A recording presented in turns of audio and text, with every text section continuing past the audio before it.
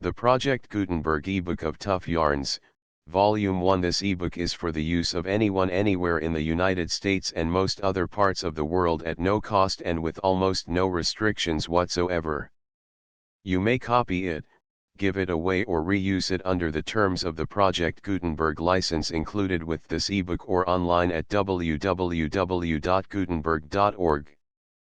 If you are not located in the United States, you will have to check the laws of the country where you are located before using this ebook. Title: Tough Yarns, Volume 1. A series of naval tales and sketches to please all hands, from the swabs on the shoulders down to the swabs in the head. Author: M. H. Barker. Release date: February 20, 2024. Ebook number 72996. Language: English. Original publication: Philadelphia, E. L. Carey and A. Hart, 1835 credits, Hikula 03, Terry Jeffress and the online distributed proofreading team at https://www.pgdp.net. This book was produced from images made available by the HathiTrust Digital Library. Start of the Project Gutenberg ebook. Tough Yarns, Vol. 1. Tough Yarns, a series of naval tales and sketches to please all hands, from the swabs on the shoulders down to the swabs in the head. By the Old Sailor, author of Greenwich Hospital, etc. in 2 volumes. Volume I. Philadelphia, E. L. Carey and A. Hart. Baltimore, Carey, Hart & Co. Boston, William D. Ticknor. 1835 E. G. Dorsey, Printer, 12, Library Street. To Captain Marryat, R.N. Author of The King's Own, Newton Foster, Peter Simple, etc., etc. These pages are dedicated by the Old Sailor. Contents of Vol. I. Page: Greenwich Hospital 9. Tom Brooks 145. Daddy Davy, The Negro 159. Preface. Once more I present myself before the public in a book, and whatever all hands may think of it, I can assure them it is no joke to keep one's brains like a winch, continually spinning yarns.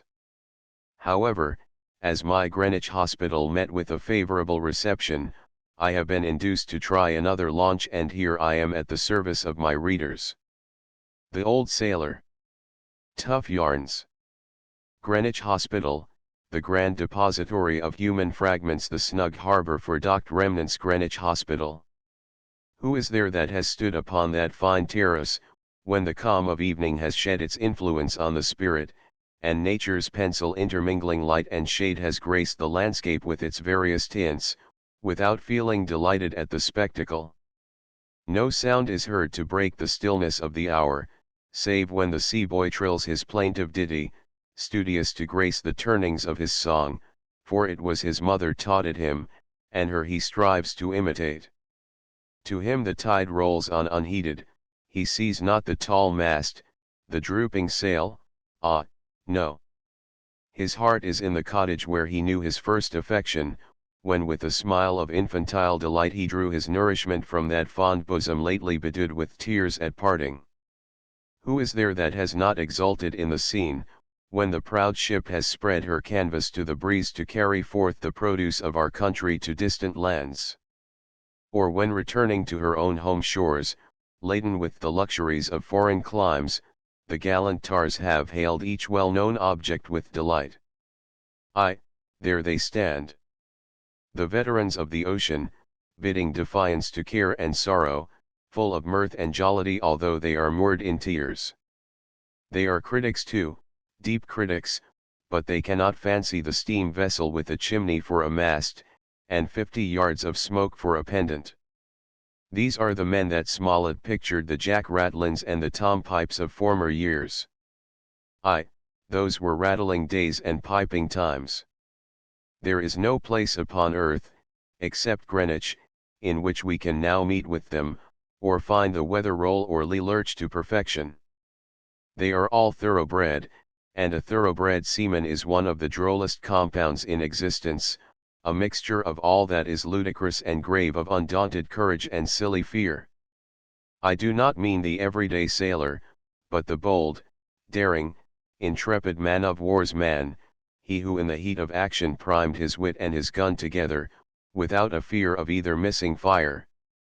The real tar has a language peculiarly his own, and his figures of speech are perfect stopper knots to the understanding of a landsman.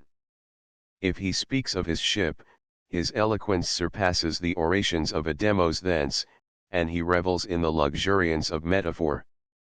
The same powers of elocution, with precisely the same terms, are applied to his wife, and it is a matter of doubt as to which engrosses the greatest portion of his affection to him. They are both ladyships.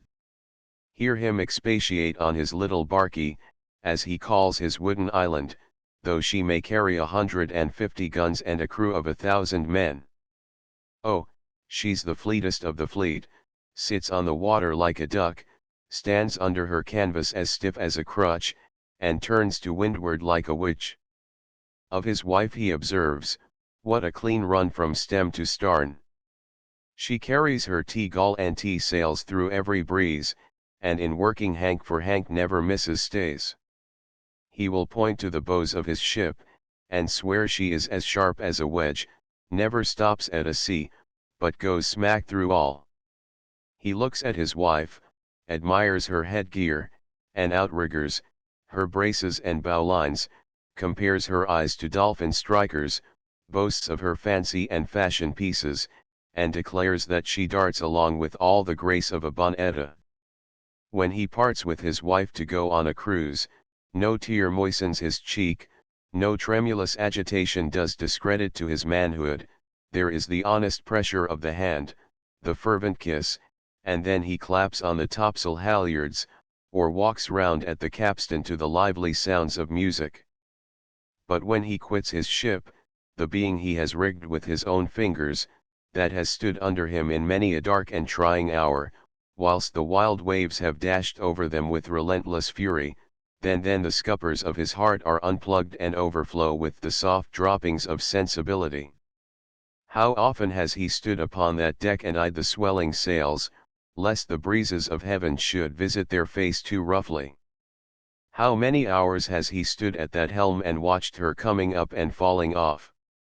And when the roaring billows have threatened to engulf her in the bubbling foam of the dark waters, he has eased her to the sea with all the tender anxiety that a mother feels for her firstborn child. With what pride has he beheld her top the mountain wave and climb the rolling swell, while every groan of labor that she gave carried a taut strain upon his own heartstrings. Place confidence in what he says, and he will use no deception, doubt his word, and he will indulge you with some of the purest rhodomantade that ingenious fancy can invent. He will swear that he had a messmate who knew the man in the moon, and on one occasion went hand over hand up a rainbow to pay him a visit. He himself was once powder monkey in the volcano bomb, and he will tell you a story of his falling asleep in the mortar at the bombardment of Toulon, and his body being discharged from its mouth instead of a carcass. With all the precision of an engineer, he will describe his evolutions in the air when they fired him off, and the manner in which he was saved from being dashed to pieces in his fall. All this he repeats without a smile upon his countenance, and he expects you to believe it, but you may soon balance the account, for tell him what absurdity you will, he receives it with the utmost credulity and is convinced of its truth. His courage is undoubted, for he will stand on the decundies made amidst the blood and slaughter of battle, yet on shore, he is seized with indescribable apprehensions at the sight of a coffin.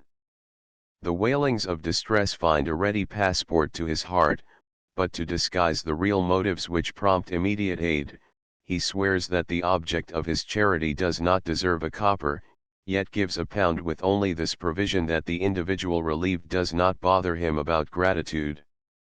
You may know him from 1,000, for though in his dress conspicuously neat, and his standing and running rigging in exact order, yet they are arranged with a certain careless ease, as if he had but just come down from reefing topsails.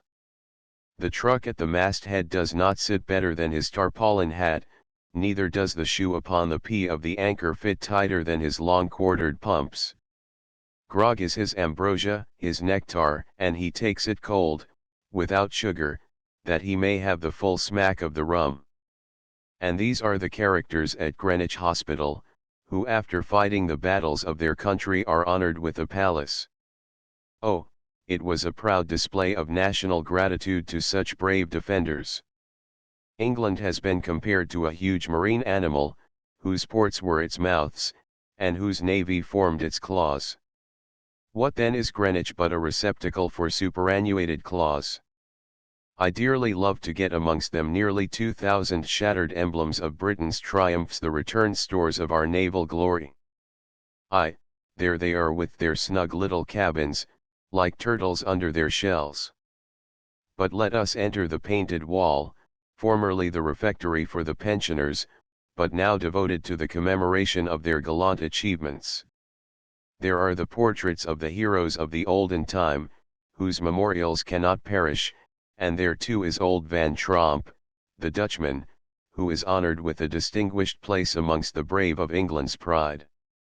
Here the old blades are a cut above the common, the small iron-bound officers who attend on visitors and point out the well-remembered features of commanders long since numbered with the dead. That air, sir, on your right, is the Battle of Trafalgar, said a short thick-set man, apparently between 60 and 70 years of age. His countenance was one of mild benevolence, and yet there was a daring in his look that told at once a tale of unsubdued and noble intrepidity, whilst the deep bronze upon his skin was finely contrasted with the silky white locks that hung straggling on his brow. That air, sir, is the Battle of Trafalgar, in which I had the honor to be one. Were you with Nelson? Inquired I. I was, your honor, he replied, and those were the proudest days of my life. I was with him when he bore up out of the line off Cape St. Vincent, and saved old Jarvis from disgrace. I was one of the boarders, too, when we took the St. Joseph. There's the picture, there in the middle of the hall, and I was with him in that ship there, the Victory, though it aren't a bit like her, and stationed on the quarter-deck at Trafalgar. This was spoken with such an air of triumph, that the old man's features were lighted up with animation. It called to his remembrance scenes in which he had shared the glory of the day and saved his country.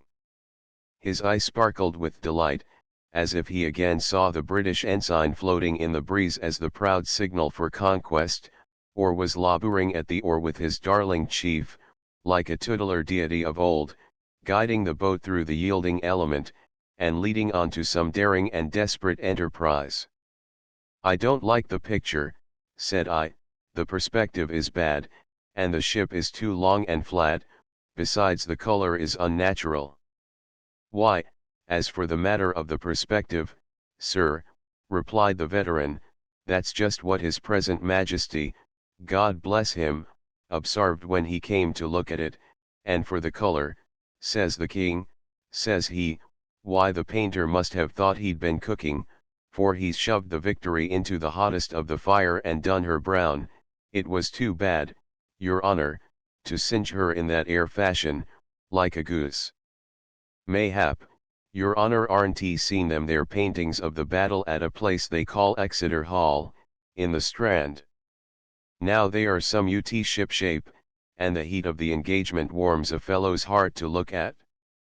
An old tar of the name of Huggins painted 'em, and I'm sure it's right enough, for he's made the Victory hugging the enemy just as a bear would a baby. I could stand and look at them pictures for hours, till I fancied myself once more in the midst of it, measuring out fathoms of smoke and giving 'em full weight of metal. The Victory has just fell aboard the French Redoutable, and the Goalie Zion, as they calls it, gives each of 'em a lust different ways that look so natural like, that I felt myself getting a heel to port in the old Victory as I looked at her. Then there's the gale o' wind arter the battle, why, blow my old wig, but you may feel the breeze and shake yourself from the spray. God bless His Majesty, for they are the king's, your honor, long may he live to view 'em, and long may Huggins hug to windward under royal favor. I went to see him, not the king, your honor, but Muster Huggins, and when he found I was the old sailor, what gave some account of the life of a man-of-war's man in Greenwich Hospital, he whips out his old quid, flings it into the fire, and we sported a fresh bit o' bacca on the strength of it. That was a welcome worthy a great man, and he could and ha done more for the king, though I aren't quite sure that his majesty does chaw his pigtail. There certainly was ample scope for the remarks of my old friend, and I could not but consider the picture a complete failure. And so you were at Trafalgar, said I, and a glorious day it was, too, for old England, replied the tar. Never shall I forget the enthusiasm which animated every breast, as we bore down to engage. It was indeed a noble sight, and so your honor would have said, if you had but have seen the winged giants of the deep as they marched majestically before the breeze, all ready to hurl their thunders at the foe. But the best scenes were at the quarters, where the bold captains of each gun stood cool and undaunted, waiting for the word. But for the matter o' that, every soul, fore and aft, seemed to be actuated by one and the same spirit. Look there, Ben, said Sam Winsail, pointing out of the porthole at the Royal Sovereign, just entering into action.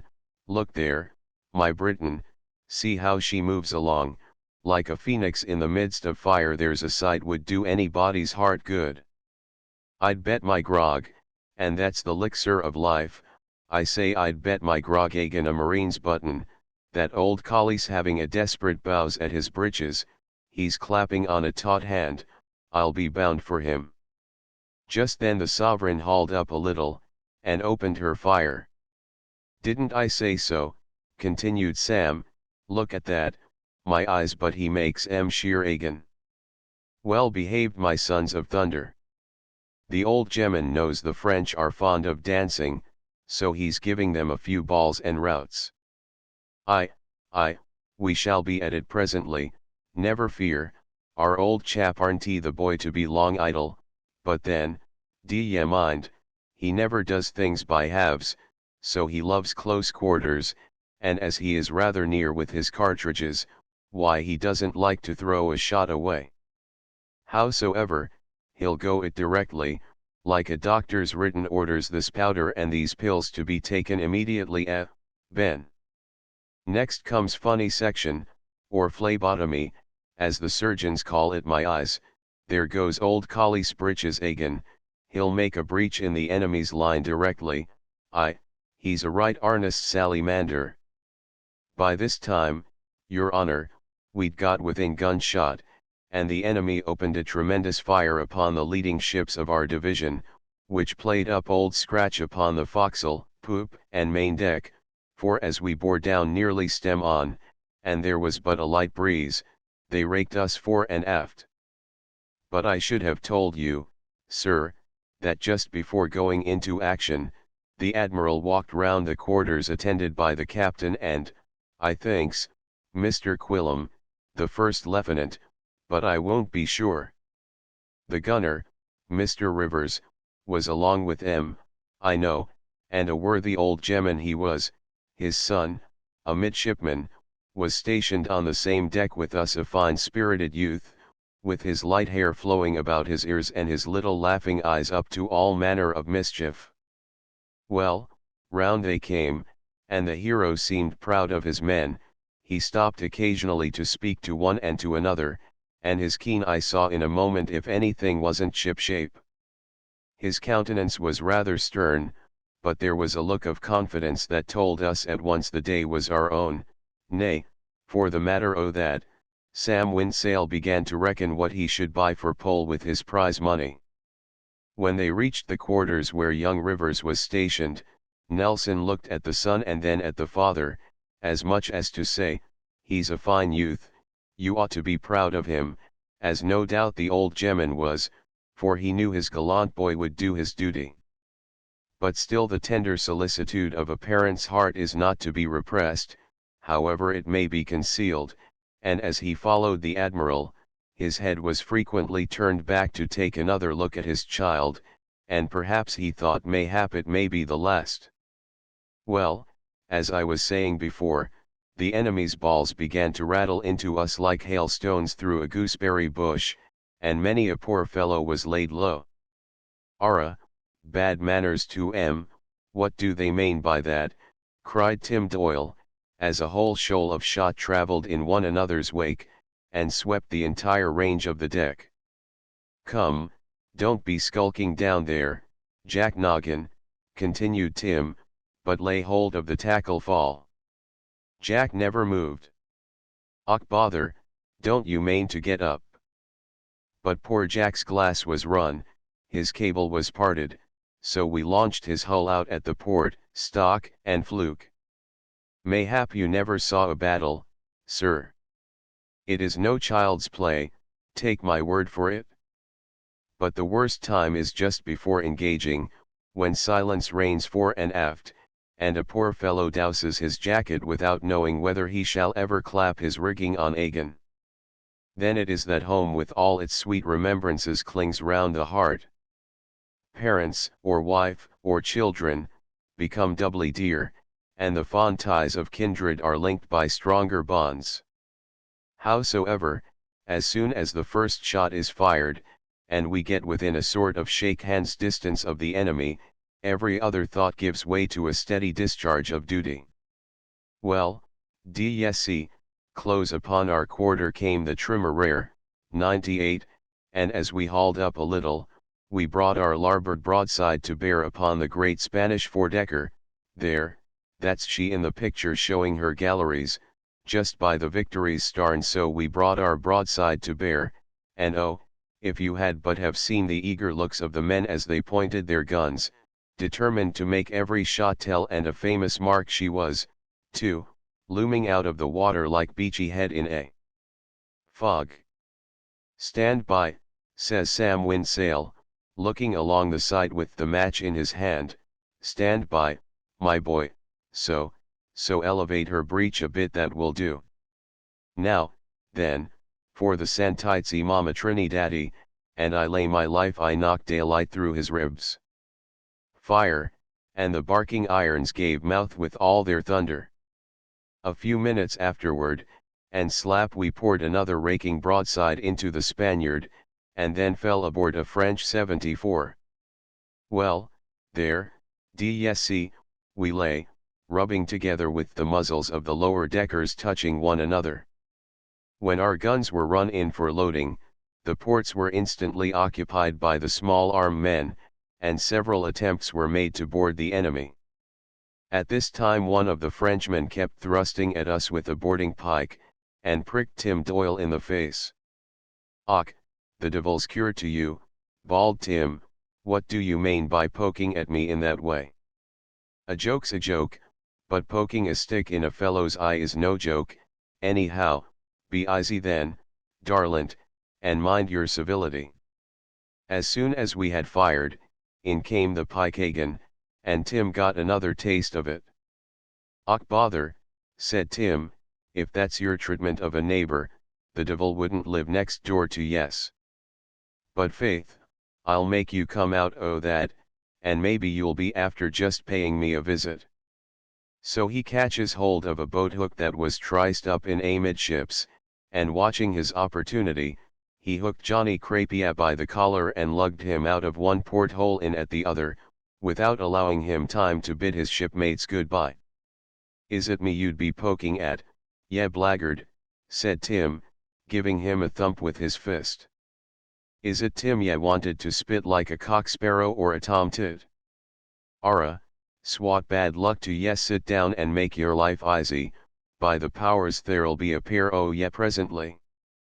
But Tim was disappointed, for they let down the lower deck ports for fear we should board them through the portholes. Soon after, both ships dropped aboard the Trimmer, and then we ploughed up the Frenchman's decks with our shot, whilst she lay grinding and groaning in betwixt us. It was just now that young Rivers was struck, and his leg knocked away, but his spirit remained unsubdued, and as they took him down to the cockpit, he cheered with all his might, and shortly after the hero himself was conveyed below.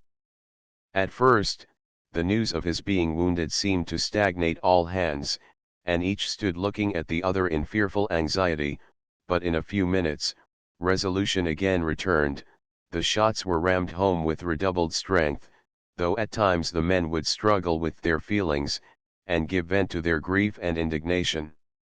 At every opportunity inquiries were made, and when the news of his death reached our quarters, "He's gone," said Sam, "his anchor's aweigh, and the blessed spirits are towing him to immortality. But who is there, your honor, that remembers Nelson now?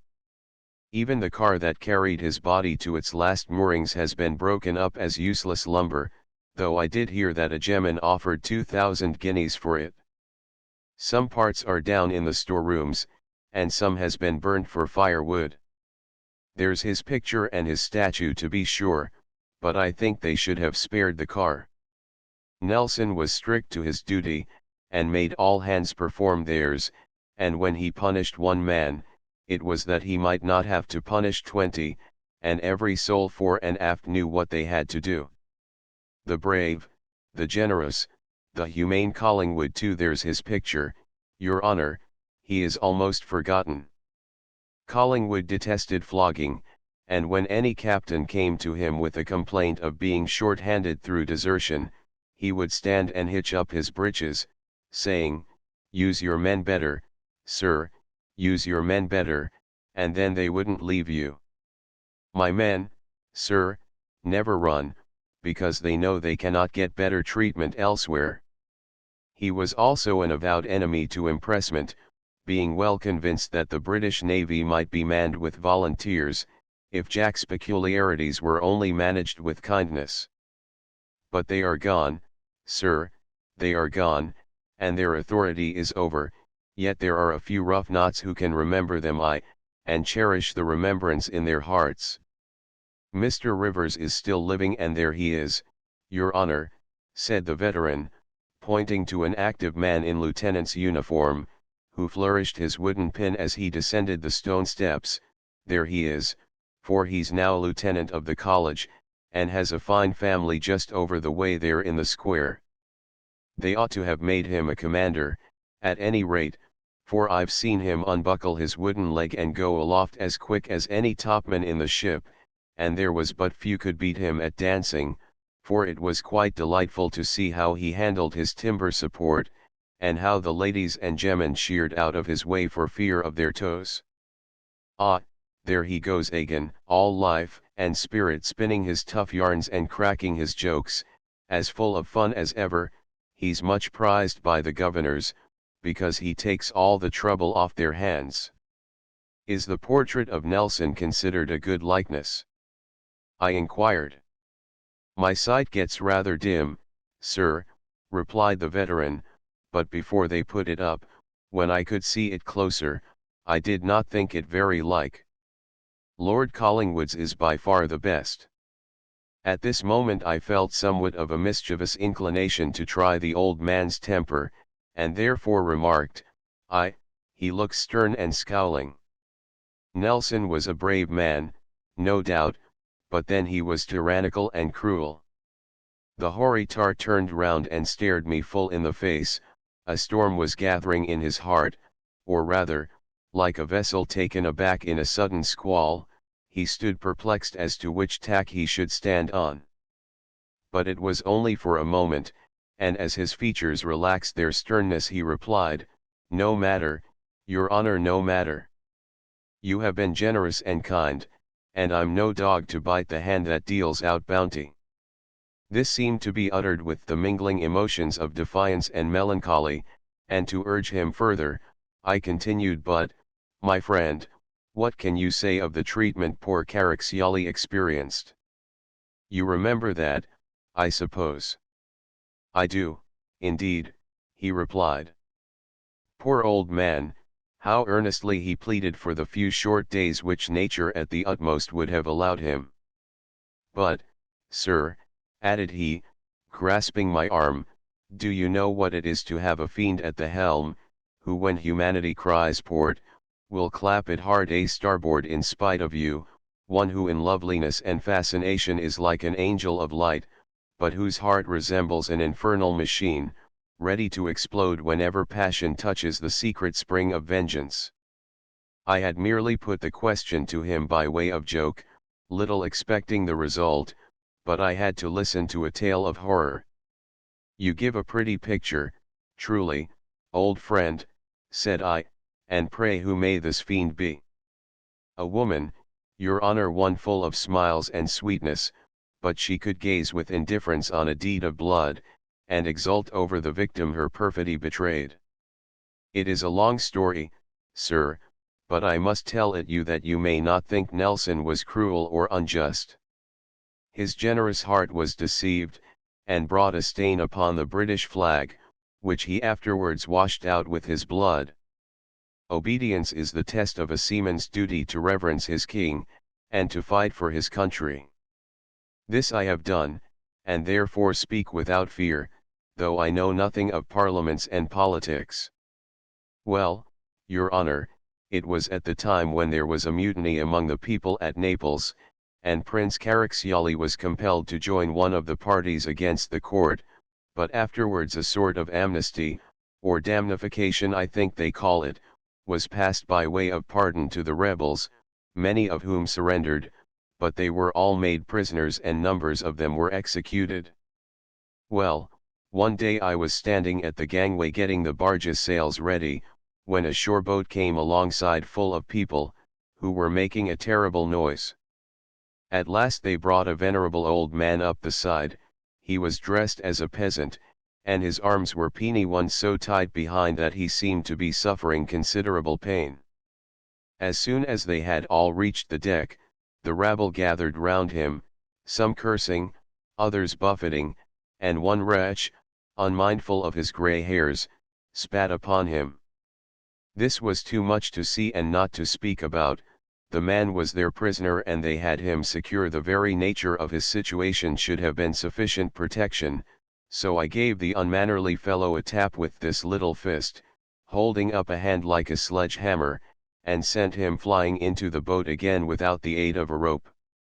"Well done, Ben," exclaimed a young midshipman, who is now a post-captain, "well done, my boy, I owe you a glass of grog for that. It was the best Somerset I ever saw in my life." "Thank you for your glass o' grog, sir," said I. "You see I've made a tumbler already, and indeed, your honor, he spun head over heels, astonishingly clever. I was brought up to the quarter-deck for it, to be sure, because they said I had used the hit armis, but I soon convinced them I had only used my fist, and the young officer who saw the transaction stood my friend, and so I got off.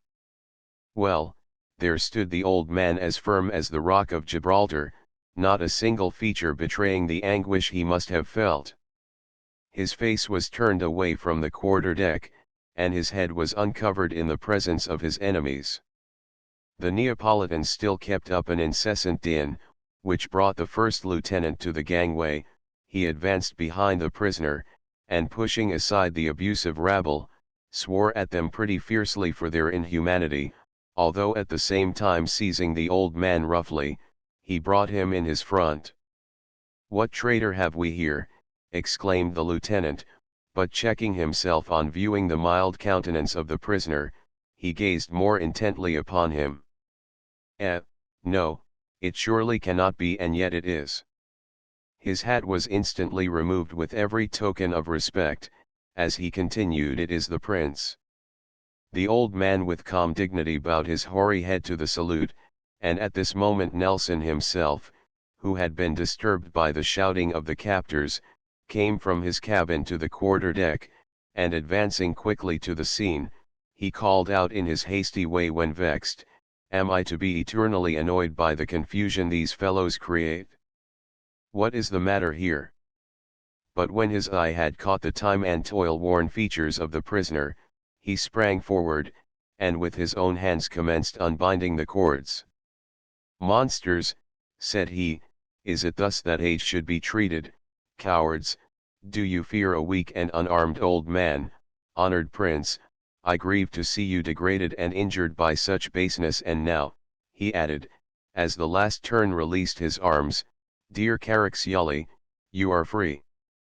I thought a tear rolled down Nelson's cheek as he cast loose the lashings, which having finished, he took the prince's hand and they both walked aft together. They say the devil knows precisely the nick of time when the most mischief is to be done, and so it happened now, for a certain lady followed Nelson from the cabin, and approached him with her usual bewitching smile.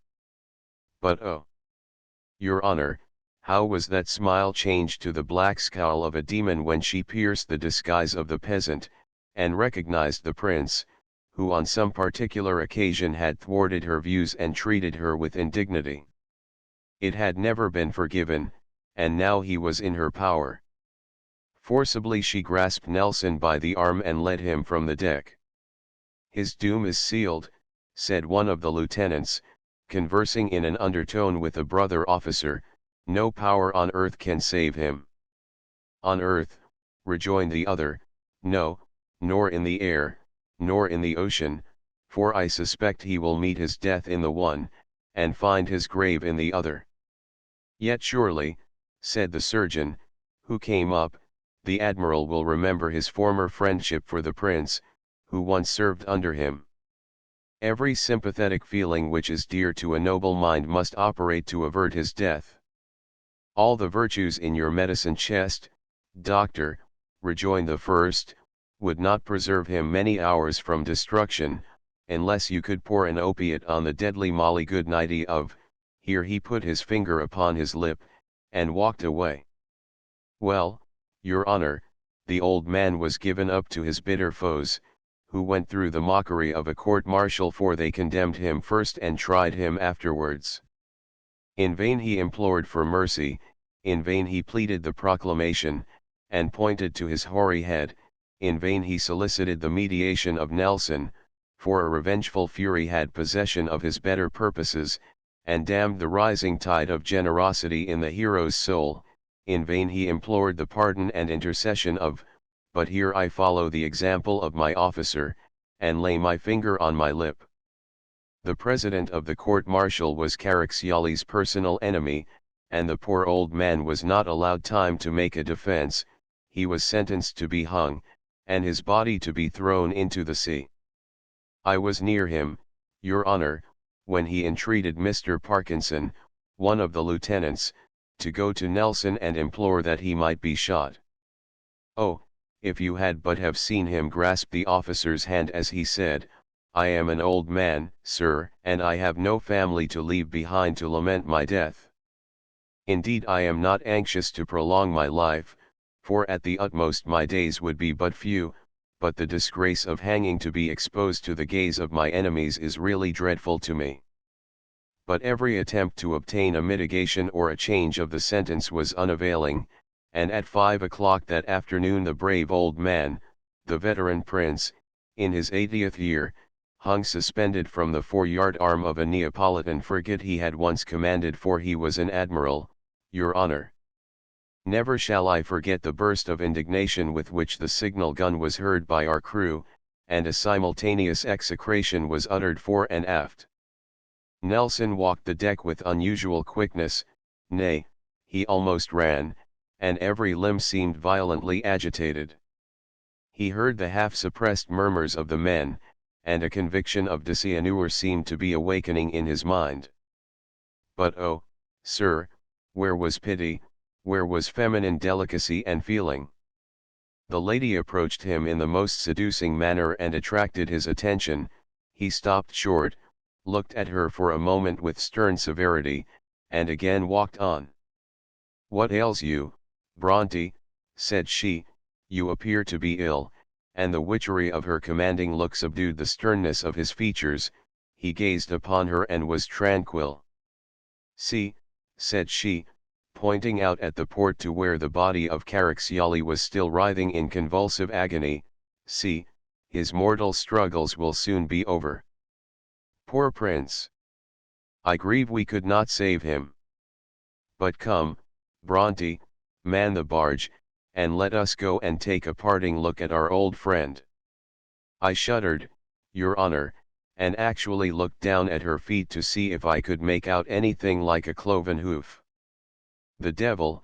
exclaimed a voice in a half-whisper behind me that made me start, for I thought the speaker had certainly made the discovery, but it was only one of the officers giving vent to his pious indignation. Well, the barge was manned, and away we pulled with Nelson and the lady round the ship where the unfortunate prince was hanging. He had no cap upon his head, nor was his face covered, but his white hair streamed in the breeze above the livid contortions which the last death pang had left upon his features. The Neapolitans were shouting and insulting his memory, but they were rank cowards, for the truly brave will never wreak their vengeance on a dead enemy. Nelson and the lady conversed in whispers, but it was plain to be seen his spirit was agonized, and his fair but frail companion was employing every art to soothe him. She affected to weep, but there was a glistening pleasure in her eyes as she looked at the corpse, which had well nigh made the boat's crew set all duty at defiance. Nelson, and no man was better acquainted with the characteristics of a sailor, saw this, and ordered to be pulled on board. She upbraided him for what she called his weakness, but his soul was stirred beyond the power of her influence to control his actions. The body of the prince was taken out to a considerable distance in the bay, where it was thrown overboard with 3 heavy double-headed shot lashed between the legs, and, as the lieutenant said, he met his death in the air, and had his grave in the ocean. About a fortnight after this, a pleasure party was made up by the royal family and nobility for an excursion on the water, and the barge, with Nelson and the lady, took the lead. It was a beautiful sight to see the gilded galleys with their silken canopies and bright pennons flashing in the sun, and reflecting their glittering beauties on the smooth surface of the clear blue waters, whilst the measured sweep of the oars kept time with the sweet sounds of music. Not a cloud veiled the sky, scarcely a breath curled the transparent crest of the gentle billow, all was gaiety, and mirth, and laughter. After pulling for several miles about the bay, we were returning towards the shore, when a curious-looking dark object, something like a ship's buoy, appeared floating ahead of the barge. The bowmen were ordered to lay in their oars, and see what it was, so the oars were laid in, and they stood ready with their boat hooks, the coxswain steering direct onto it. As soon as the barge was near enough, the bowmen grappled it with their boat hooks, but in an instant their hold was loosened again, and a dead body, was uttered in a suppressed tone by both. The boat held on her way, and as the corpse passed astern, the face turned towards the lady and showed the well-remembered countenance of poor Caraccioli. Yes, as the officer had said, the ocean had been his grave, but that grave had given up its dead, and the lady seldom smiled afterwards. Nelson hailed one of the cutters that were in attendance, and directed that the body should be taken on board and receive the funeral ceremonies suitable to the rank which the unfortunate prince had held whilst living. The music ceased its joyous sounds for notes of melancholy wailing, and the voice of mirth was changed to lamentation and sadness. Years passed away, and Nelson fell in the hour of victory, but the lady, her end was terrible. The murdered prince was ever present to her mind, and as she lay upon her deathbed, like a stranded wreck that would never more spread canvas to the breeze, her groans, her shrieks were still on Caraccioli. "I see him," she would cry, there, look at his white locks and his straining eyeballs. England is ungrateful, or this would have been prevented. But I follow. And then she would shriek with dismay and hide herself from sight. But she is gone, your honor, to give in her dead reckoning to the judge of all. She died in a foreign land, without one real friend to close her eyes, and she was buried in a stranger's grave, without one mourner to weep upon the turf which covered her remains. Here the veteran ceased, and folding his arms, he held down his head as if communing with his own heart and struggling to dispel the visions which his narration had conjured up. I cautiously refrained from disturbing him, till by a sudden gulp or sea sigh, like the expiring gale when at its last gasp, he gave indications of having becalmed his feelings, and we moved onwards up the steps into the body of the hall, till we stood before the fine painting of the Battle of the Nile, by G. Arnold. "There, your honor," exclaimed the veteran, whilst his eye sparkled with glowing recollections, "look there, your honor, isn't that a sight to awaken old remembrances? It's worth 100 of that yonder, which is neither ship-shape nor Bristol fashion, as I take it, for an officer in boarding to be rigged out as if he was going to a ball. Mayhap, howsoever, it may be all well enough for landsmen and marines to look at, because it's pretty, but the eye of a seaman only glances at it with contempt." The subject of his last observations was a painting of Nelson boarding the San Joseph of 112 guns in the battle off St. Vincent. "I told you before I was with him in both Deuce, but, Lord love your heart, it was another sort of a concarn than that air, for there warn't no fighting on the quarter-deck of the three-decker, all the fighting were in the San Nicolas as we boarded first. But here's a pretty picture, your honor," pointing to a small but beautiful painting of the recapture of the Hermione frigate by Sir Edward Hamilton, "and it tells a tale too. Well, thank God, I never sailed with a tyrannical captain. And there was one a lord who used to boast he had flogged every man in his ship." "I never knew that Sir Edward Hamilton was severe," said I, for I had always been given to understand that he was a smart but humane officer. "I didn't mean him, sir," replied the veteran, "it was another sort of person, but he was murdered, and in cold blood too. I have heard the tale often, for old Hughes, who died boatswain of the Laurel frigate, was an old shipmate of mine, and he was in the Hermione at the time of the mutiny. 'Twas a shocking affair," added the old man, shaking his head, "and who could think that whilst the beautiful moon was shedding her pale light, not but I'm thinking the moon has no business in that air picture, any more than it had to be up such a night as that at all, but the painters can stick a moon just where they like, though it destroys the tale they have to tell. Besides, Captain Hamilton wouldn't be likely to want even so much as the blink of a purser's lantern to show the Spaniards he was coming." I assented to the argument, and was struck with the truth it conveyed. The moon certainly gave a charming light to the picture, but the eye of practical experience detected the incongruity, though perhaps not till that very moment when the heart was more immediately interested in the subject. The circumstances connected with the recapture of the Hermione, and her having previously fallen into the enemy's hands, were revived in my memory, but I felt a strong desire to hear the story from my aged chaperone, and after a few observations he indulged me.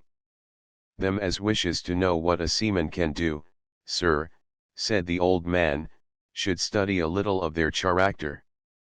Thank God, the days gone by when the cat was considered the best means of freshening a poor devil's way, or keeping a good man to his duty.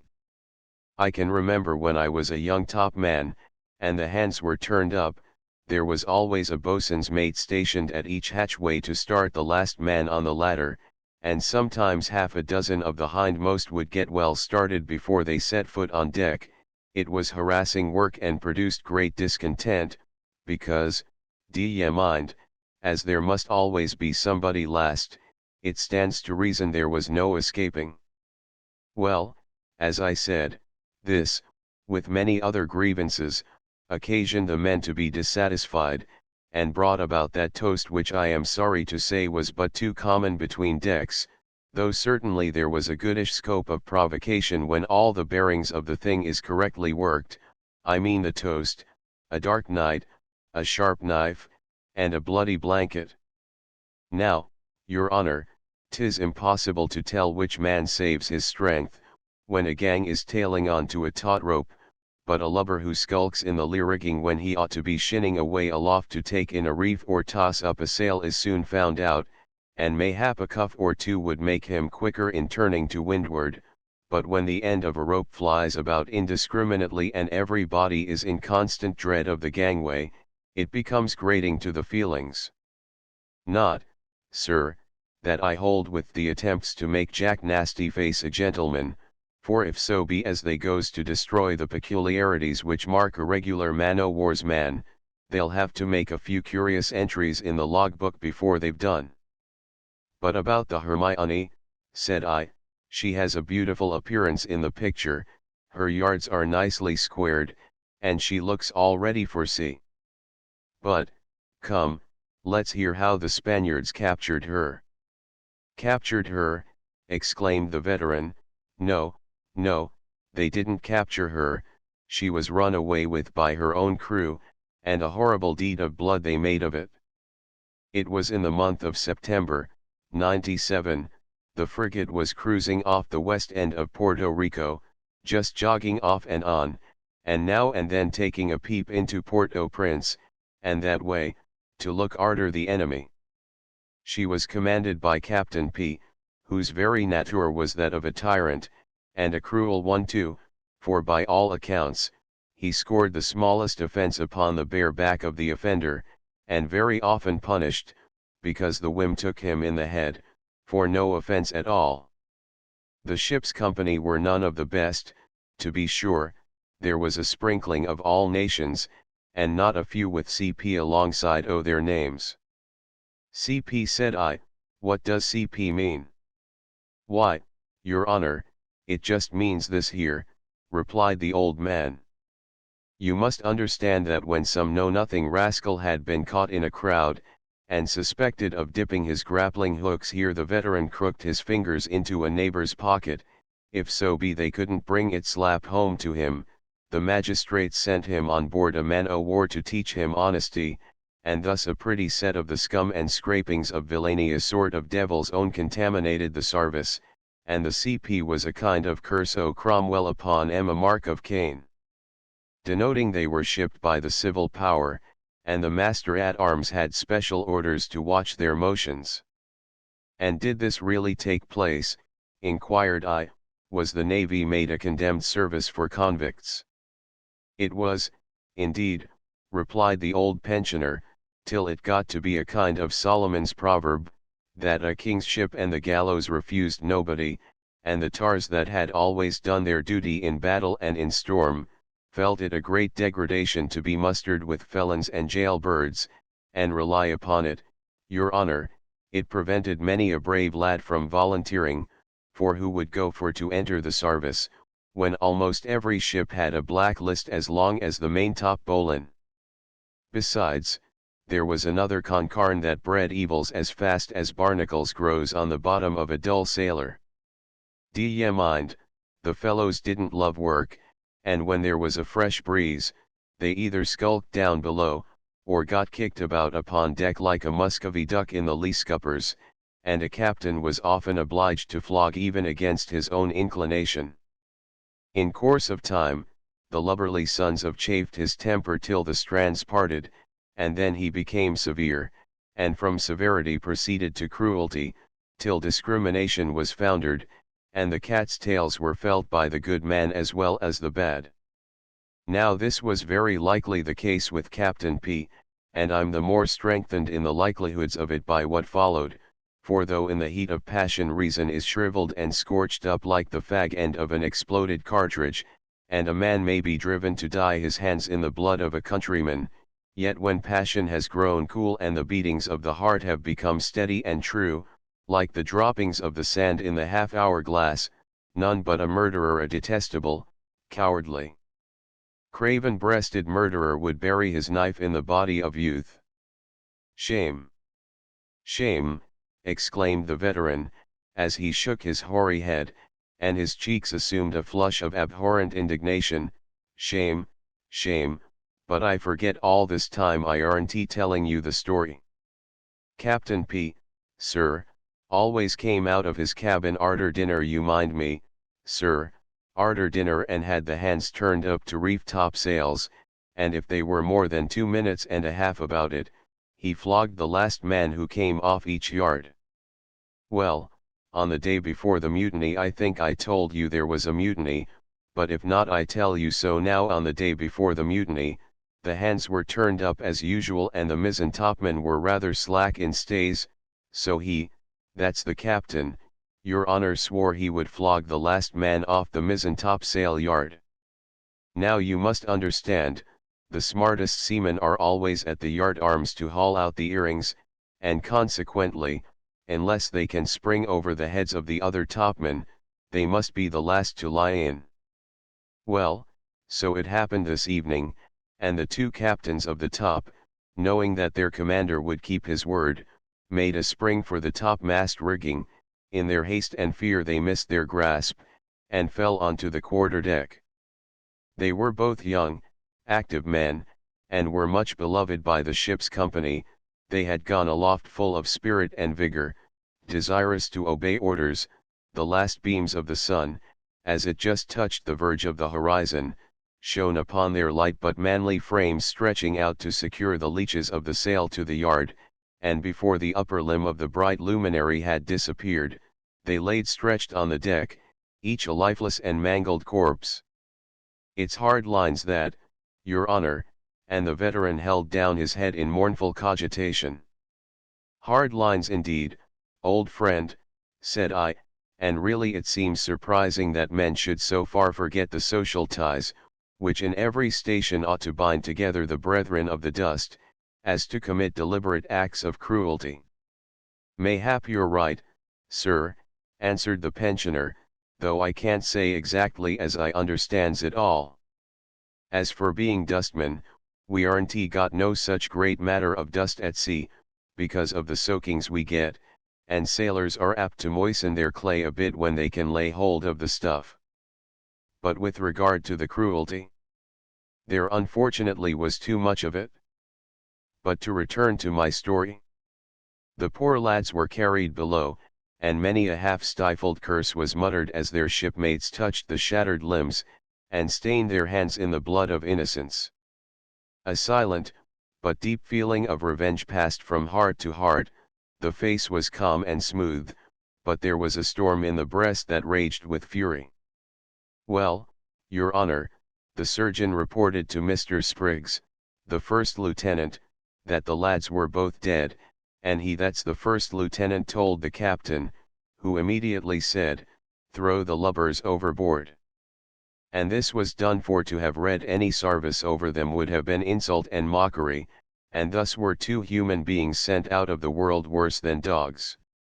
Not that I think a cast of the parson's office is of any great consequence to a dead man, but nevertheless, the living like to see things o' that kind done somewhat ship-shape, and besides there's many a warm glow of friendship lighted up among messmates, when nature stirs within 'em over an ocean grave. The words, "we commit his body to the deep," that deep whose surface is as familiar to a seaman, as the face of the mother is to the infant, and under the sure and certain hope of a joyful resurrection.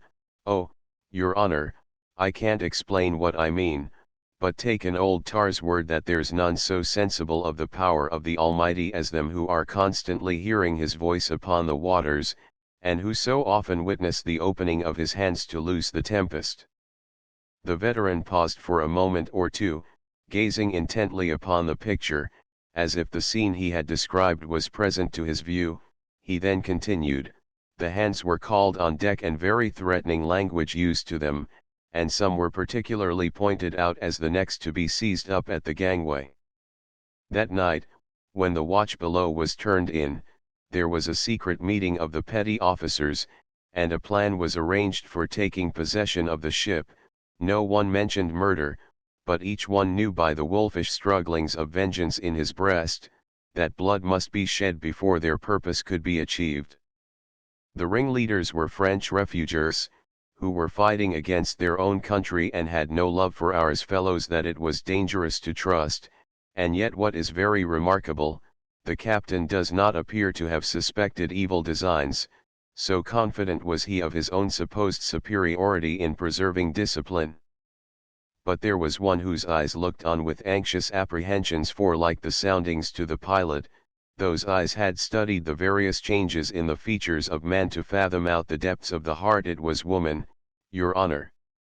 Fanny Martin was the boatswain's wife, and though without larning and that sort of edification, she loved her husband and trembled for his safety, for he had had some words with one of the master's mates of the name of Farmer, and she strongly suspected Farmer was bent upon mischief, particularly as she saw him during the next day holding mysterious communications with the people, and having the keys of the spirit room to get up the grog, he had distributed extra allowance amongst the disaffected. Well, your honor, during the day she kept her secret, and watchfully observed what was going on. In the evening she sat upon the forecastle with her husband, who was a hasty, passionate man, and as they watched the declining sun bathing his golden beams in the blue waters, she gave such intimations as partially aroused the boatswain to something like a sense of the truth. She talked to him of the village which had been the home of their childhood. She recalled to his recollection their early love for women. Enter all these things in the logbook of memory, with a sort of natural instinct, and when she had awakened a feeling of tenderness, she pointed out to him the horrible suspicions which tortured her. But though distrust was stirred up, yet the haughty and rough seaman disdained to acknowledge its effects, or take any steps to prevent the mischief that was brewing, like a white squall in a clear sky.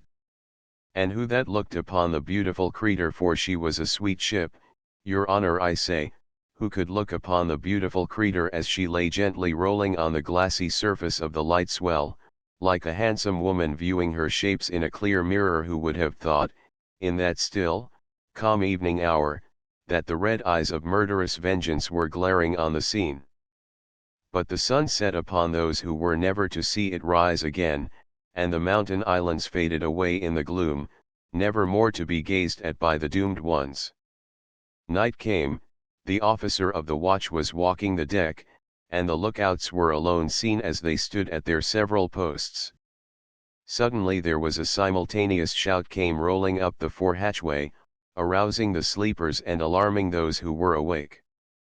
The lieutenant of the watch, Mr. Douglas, ran forward on the main deck, but was immediately driven back by the shot which the seamen were throwing about.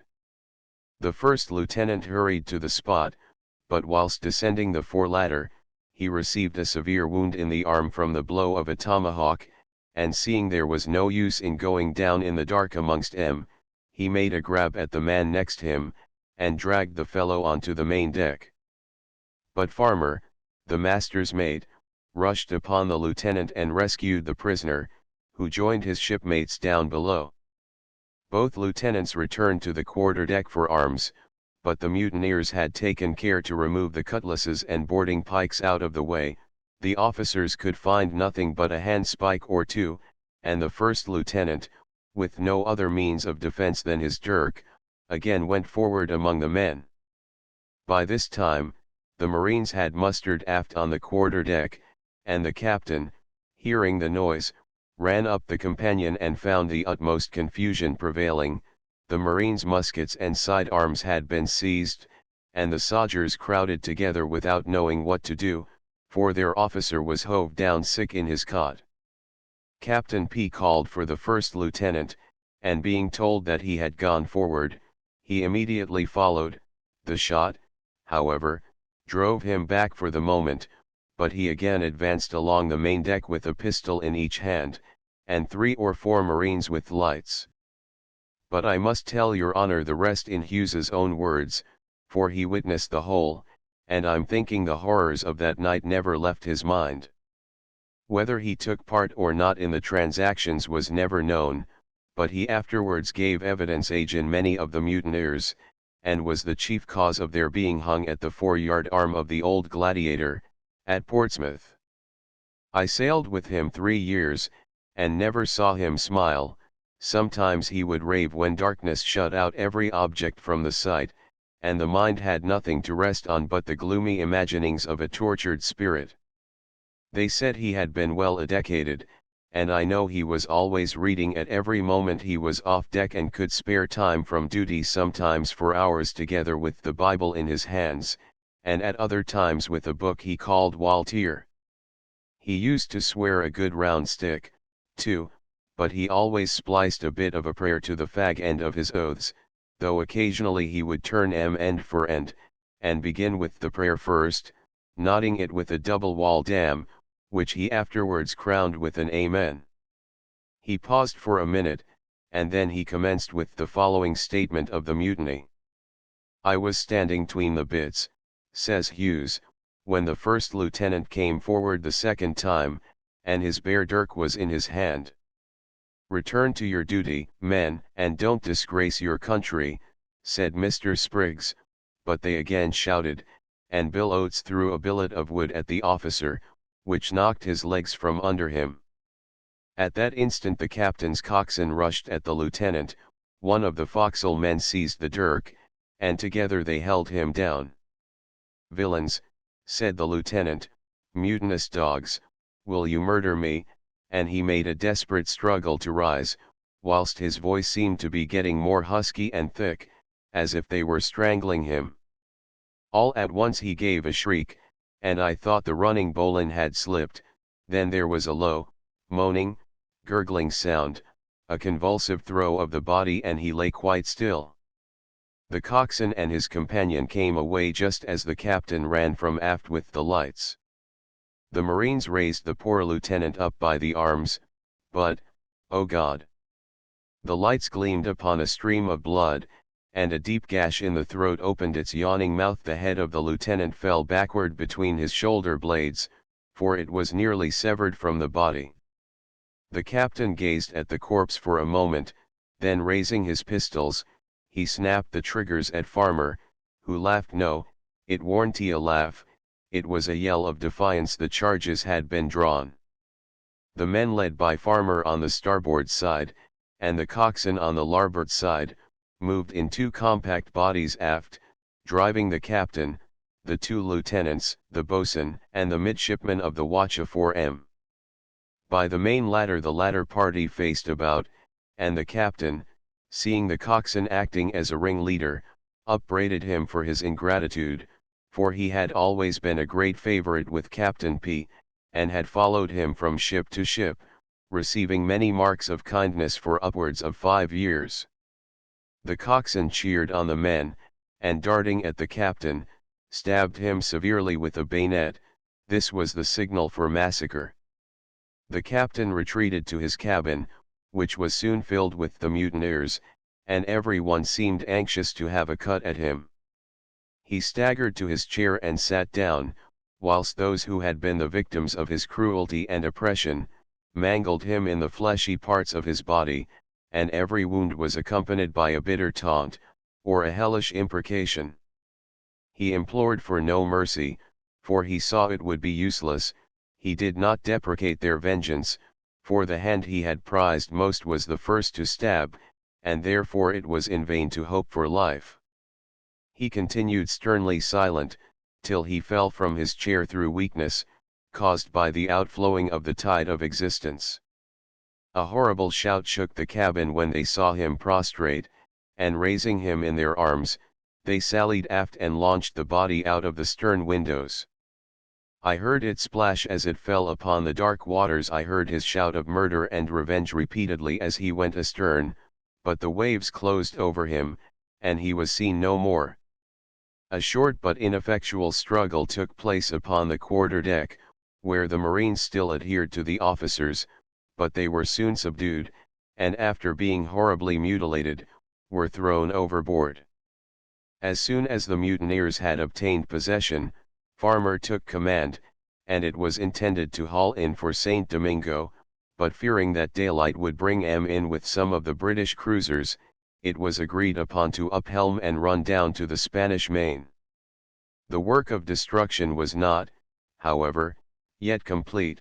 The boatswain had been discovered in his storeroom, where he had concealed himself at the earnest entreaties of his wife, and dragged upon deck. Poor Fanny Martin implored Farmer to spare his life, but the boatswain set the mutineers at defiance, and swore they would one day or other be frying in hell for their wickedness. "Fore-yard arm, there," cried out Farmer, have you got a good seizing for that block?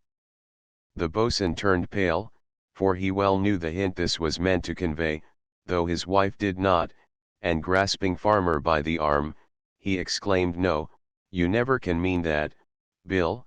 We've sailed together and fought together. Did you ever know me shrink from the gale, or tremble at my gun?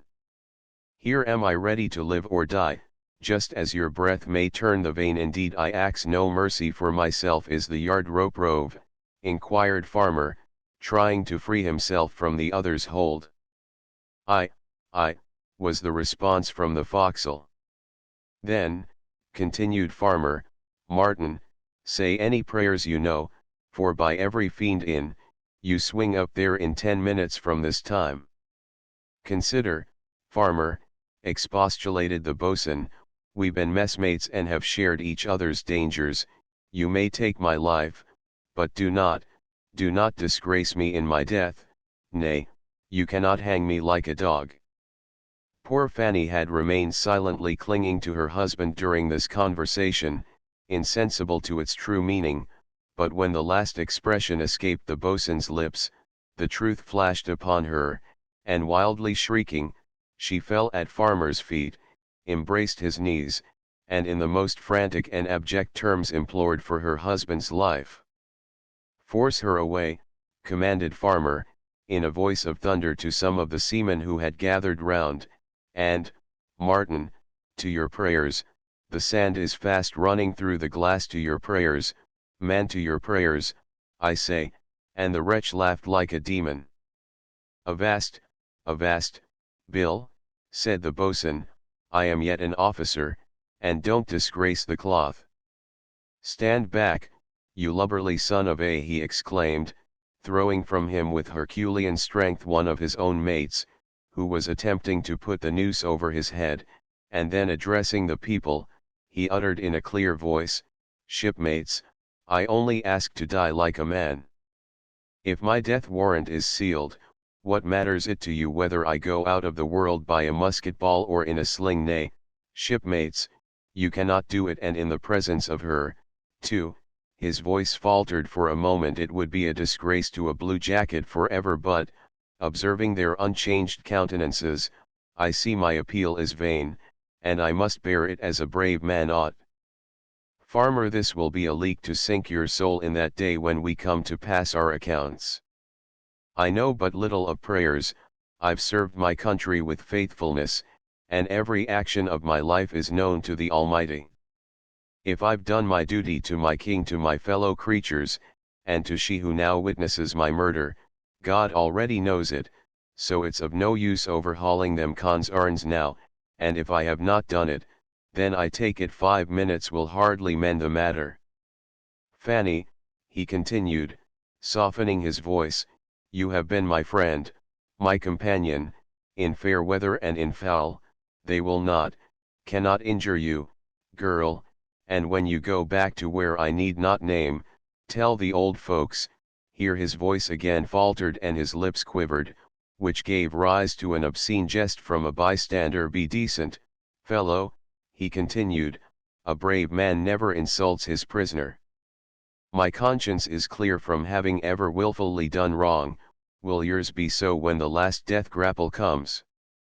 "Cease this folly," exclaimed Farmer, "your time is nearly up, and by heaven swear." "Not by heaven, Bill," said the boatswain solemnly, "you have done with it, and it has done with you.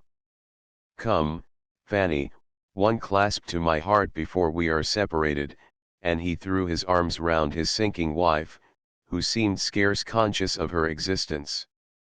"Waist there, is the yard rope manned?" exclaimed Farmer. I, all ready," was the response. "Will you not take her below?" said the boatswain beseechingly. No, vociferated some of the topmen, "she has often seen us dance aloft, and now she shall see you." "Farmer, will you suffer this?" said the boatswain. "They will have it so," returned the master's mate, doggedly. "Then, by that heaven which you have abjured, they shall be disappointed. I will not perish like a dog." He sprang forward, and with his heavy blows felled several to the deck. At first, old remembrances of his prowess made the mutineers give way before his impetuous attack, but it was only momentary. A dozen cutlasses gleamed in the air, there was a whizzing noise of flourishing tomahawks, and the boatswain fell dead beneath the blows, covered with wounds. Happily his wife had fainted, she had seen her husband struck, but she was spared the pang of witnessing his bloody corpse being thrown overboard, which was done immediately. "Oh, God, where is thine eye of retribution?" Hughes would cry out, "lay bare thine arm. But thou hast poured out the phials of thy wrath, and justice has received her due." Well, messmate, whilst this was passing at the starboard gangway, the coxswain and his gang were making quick work of the other officers. They had secured the 2 lieutenants, the purser, the doctor, the captain's clerk, and a little lad a midshipman, who with the gallantry of riper years stood undauntedly among the rest, and there were also 4 or 5 seamen who had made themselves obnoxious to the mutineers. They were all butchered, mangled, cut to pieces, and committed to the deep. The little midshipman was stabbed through the heart. I saw it myself. The boy fell shouting, and with that shout expired. But there was yet another victim. I told you the marine officer was sick in his hammock, and being weak from long illness could offer no resistance. Indeed, he scarcely knew what was doing. Now, messmate, may perdition alight upon their bloody heads for that horrid cruelty. They brought the young officer on deck, his ghastly features, pale and wasted from disease, excited no pity, and with the balance trembling between life and death he was thrown over the taffrail, and left to struggle for a few useless moments, when he sunk beneath the waves, and his murder was added to the black catalogue of hellish guilt. Day dawned, and dawned in splendour.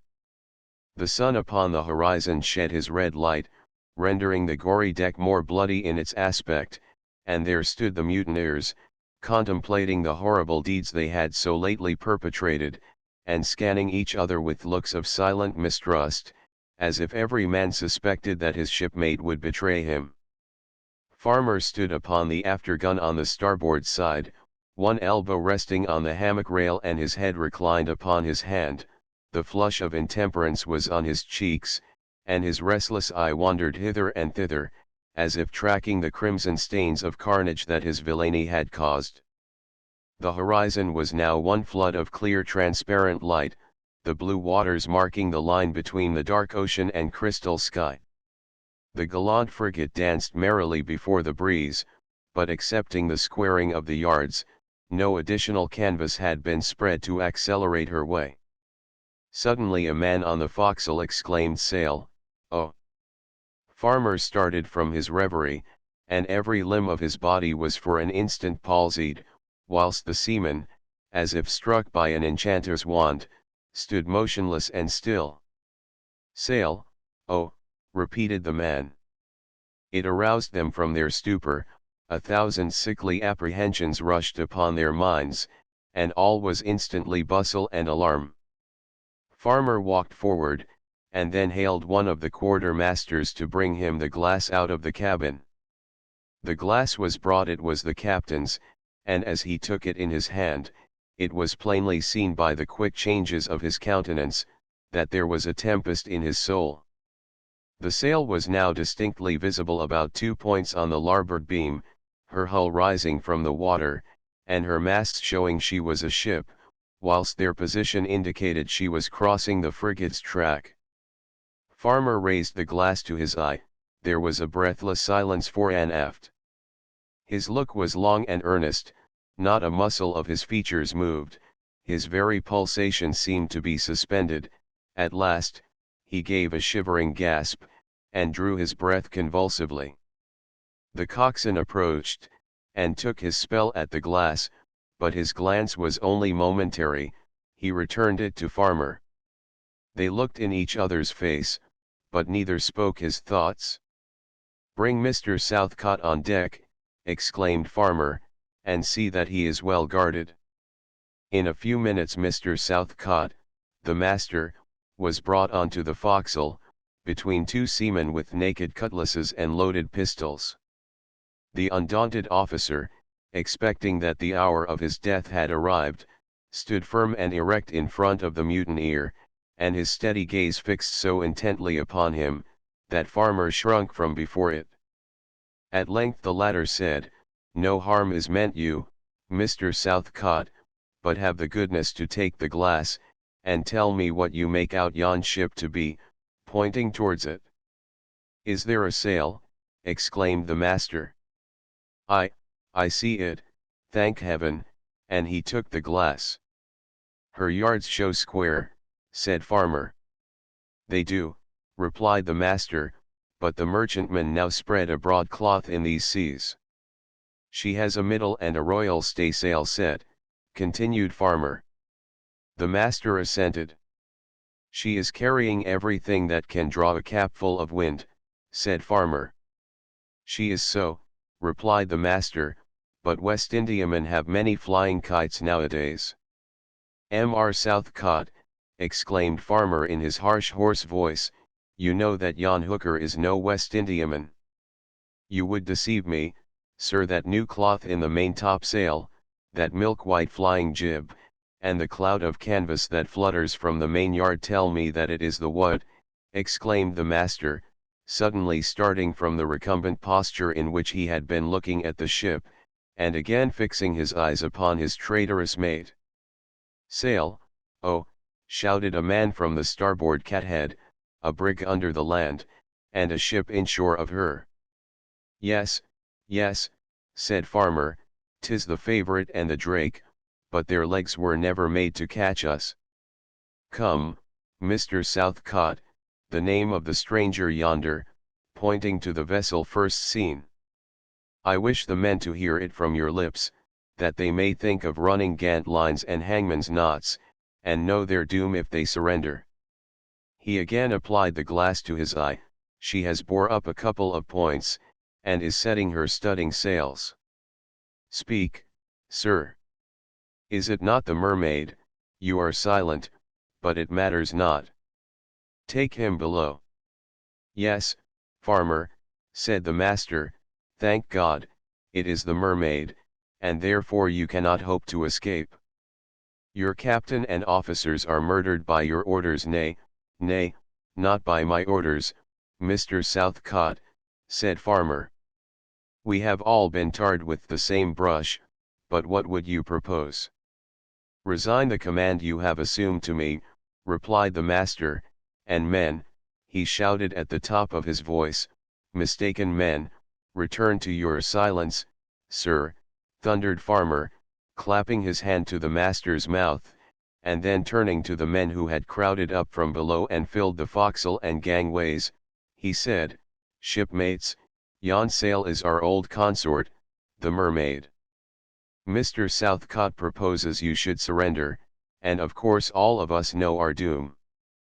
But though, mayhap, some may be spared by royal mercy, such mercy as you have already had, which of you can point out the men?" "No, my lads, we've gone too far to retract, and for my part, I would rather flash a pistol in the magazine than again serve under British bunting, even if my life were sure. What do you say, men?" The seamen crowded together, irresolute. The petty officers gathered round Farmer, whilst those who had been least active in the mutiny seemed half inclined to follow the counsel of the master.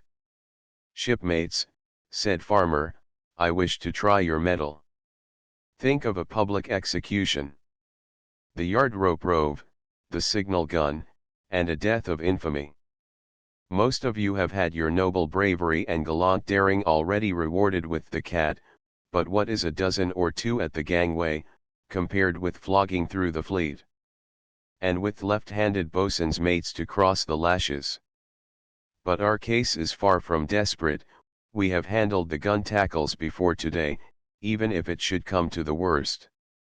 "You will not dare to fight," said the master, "or if you do, where are those intrepid men who directed all your movements?"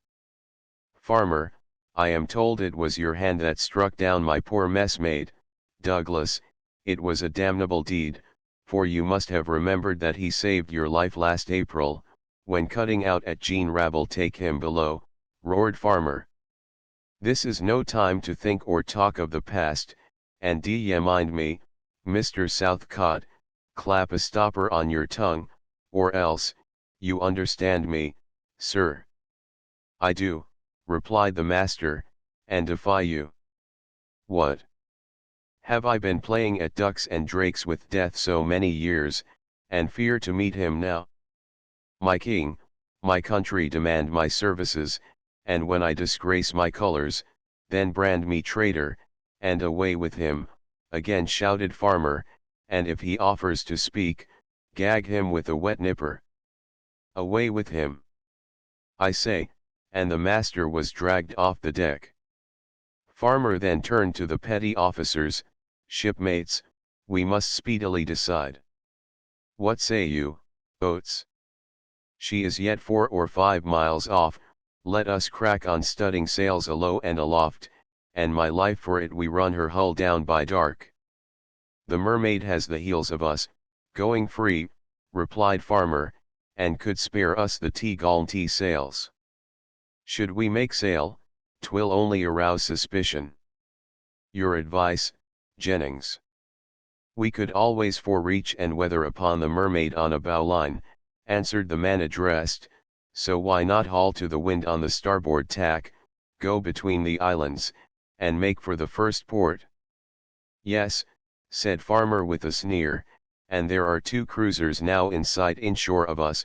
We know the Magician and the Zephyr are somewhere in the neighborhood. It certainly would be wise to run into their jaws. Speak, shipmate, turning to the coxswain, what's to be done? We might get close inshore, abandon the frigate, and take to the boats, replied the coxswain. And going without compensation in our hands, rejoined Farmer, be delivered up as mutineers, or confined in dungeons as prisoners of war.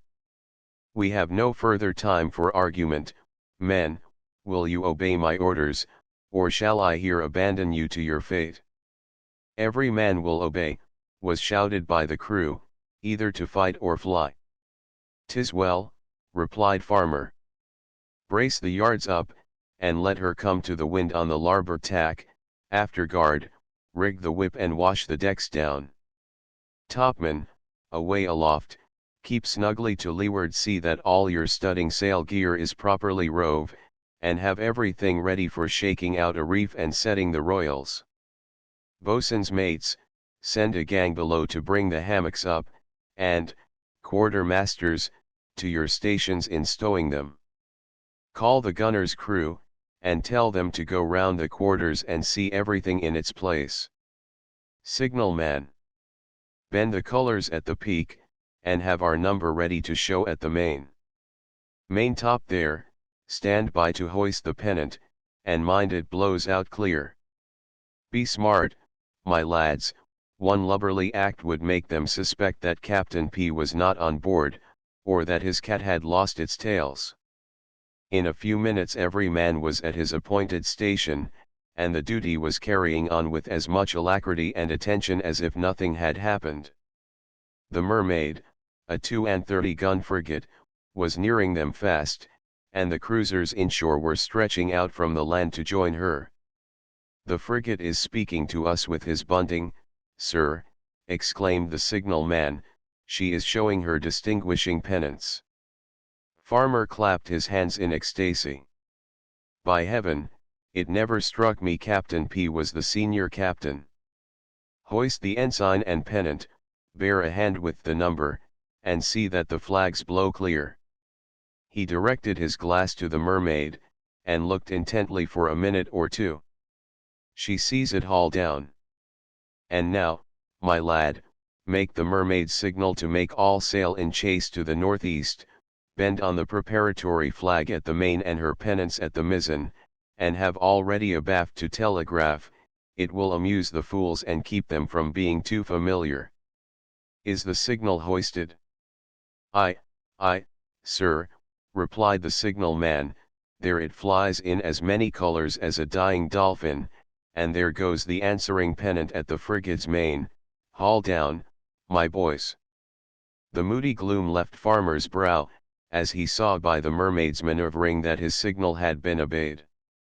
He then bore up again to the westward, telegraphed that he was going in chase, crowded his canvas on every spar that would spread a cloth, and soon had a clear horizon all around him. But though Farmer had determined to run for the Spanish Main, yet he was not sufficiently acquainted with the coast to know the appearance of the land.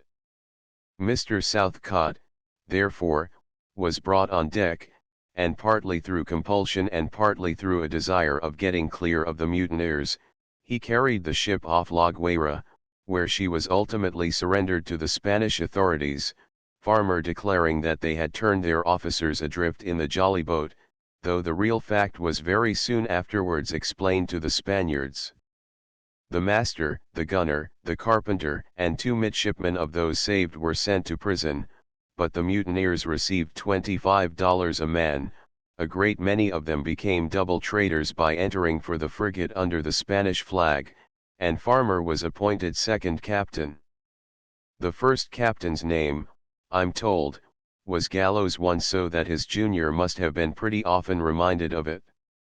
Admiral Harvey, on hearing of all the circumstances, sent a flag of truce to demand the frigate and the mutineers, but though the Spaniards were made acquainted with the horrible murders that had been committed when the ship was taken possession of, yet they not only refused to deliver her up, but actually put 6 more guns aboard of her, making altogether 44, and with a crew of nearly 400 men, she was fitted out and made a voyage to San Domingo, very narrowly escaping the British cruisers who were all on the alert to pick her up. And this, Your Honor, said my chaperone, is old Hughes's story, and that's the ship there it's all about. I had been deeply interested in his narrative, which he related with peculiar feeling, and some parts were almost dramatized by his singular gestures and manner. And what became of the boatswain's wife? I inquired. Fanny Martin, sir, he replied, why I think she left La Guaira in a neutral, and so got to Halifax, but I aren't quite sure. And now, then, said I, for some account of her recapture. Can you tell me how it happened, and what the picture before us is actually designed to represent?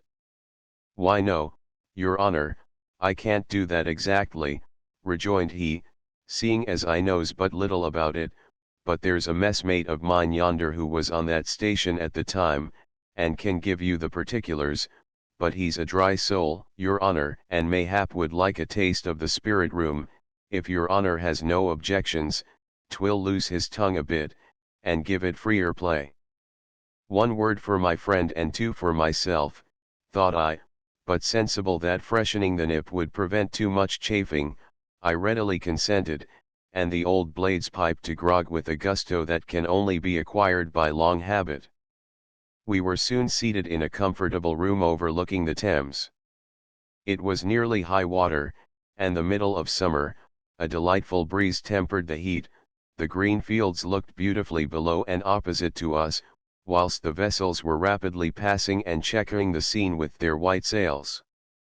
The steamers, too, were swiftly cutting through the yielding element, and the whole presented a spectacle of commercial wealth that can be witnessed on no other river in the world.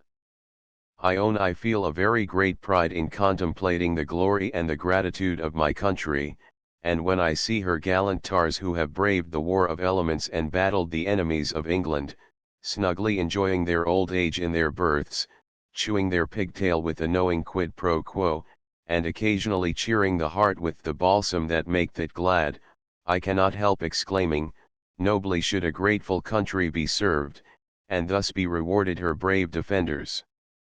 Besides, within the small compass of this beautiful place, we can meet with practical information from every part of the globe. Talk of your geographies. Here are the living pages that wait on time, men that have breakfasted on a whale with the Eskimo, dined on an elephant with the Hottentots, and supped upon a snake 60 feet long with the Red Indians, men who have bearded the lions, shook paws with the tiger, and rode races on alligators. They have seen the holy city, visited the ancient capital of the world, and have passed over the identical spot where Jonah was swallowed by the whale. Greenwich Hospital is a very storehouse for knowledge, a perfect college, in which the old tars take their degrees as natural as when running down a trade wind, have their senior wranglers, their MA for Master at Arms, their BA for Boatswain's Assistant, enjoy good fellowship over a glass of grog, and are staunch supporters of canon law. We found several of these well-filled volumes quartos already ranged in the room before our arrival, and, like our old friend Colburn, they were mighty busy in puffing off their works, as if trying to hide the authors under a cloud of smoke. I, exclaimed a crow-jack-eyed old blade, them their purser's accounts of prize money showed but a poor figure in the foremast man's log, whatever they did in the skipper's journal. They used to sift it through a hatchway grating, all that went down was for the officers, and all that stayed above came to the tarry jackets. You're right there, Jim, said a veteran boatswain's mate, whose voice was not unlike a gale of wind sighing to a kitchen fire through the hollow of a chimney pot, perfectly right, and then they make out the prize list much in the same way as the nigger accounted for his pig. Yes, his master gave him $3 to go to market and buy a pig, but the black rascal came back drunk, without his money and without his cargo. Holla, said his master, how came you drunk, sir, and where's the pig? Ah, massa, says the nigger, me never drunk, but giddy wid long chase. Where's the dollars I gave you? asked the master. Me giem to buy pig, said the black. What, $3, cried the master. 10 litly bid, massa, me telly you. First me give dollar for pig, well, that's only $1, said the master.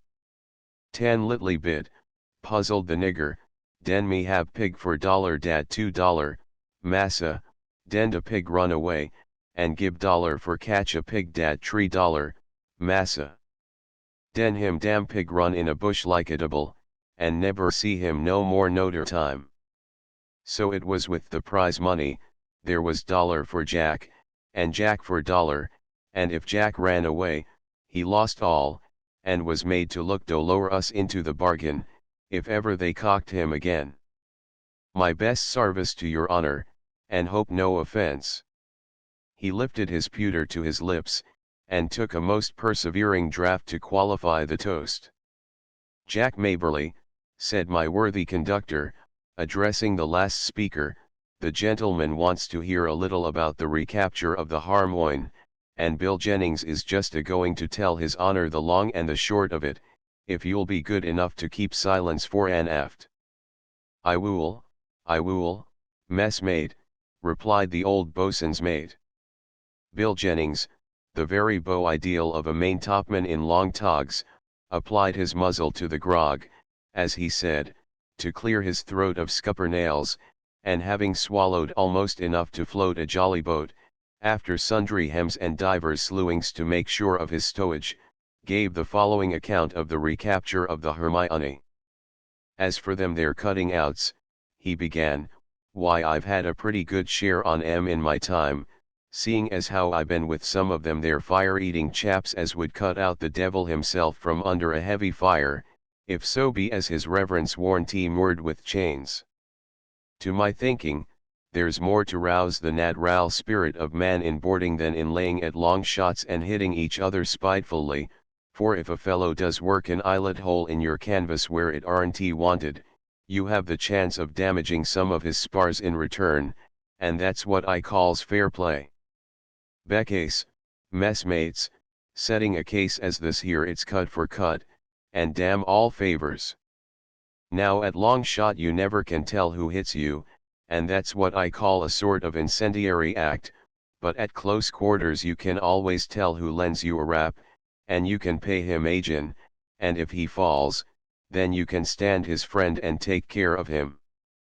But nevertheless, messmates, as many on you knows that same cutting out is sharp work for the eyes, as the monkey said when he hugged the cat, particularly where the boarding nettings are triced up and the enemy is prepared for you. But there warn't a ship on the West Indies station but would have gladly undertaken the recapture of the Harmoine, becase the whole affair had been a disgraceful concern, and had placed the character of a British tar like a Yankee schooner jammed betwixt two winds. Nobody knew which way she'd tend. Well, messmates, the job fell to the Surprise, 28, an old French 24, called the Unity, when she was taken by the Inconstant, in the beginning of the year 96. Howsoever, messmates, she kept up both names, as it were, for never was there a ship with more unity among the men, and she surprised the Spaniards by the daring impudence they displayed. The Harmoine had made a run or two from San Domingo, and in September, 99, our Admiral, old Sir Hyde Parker, received intelligence that she was going to make another trip to Havana, and the Surprise was sent to cruise off Cape St. Romar to intercept her.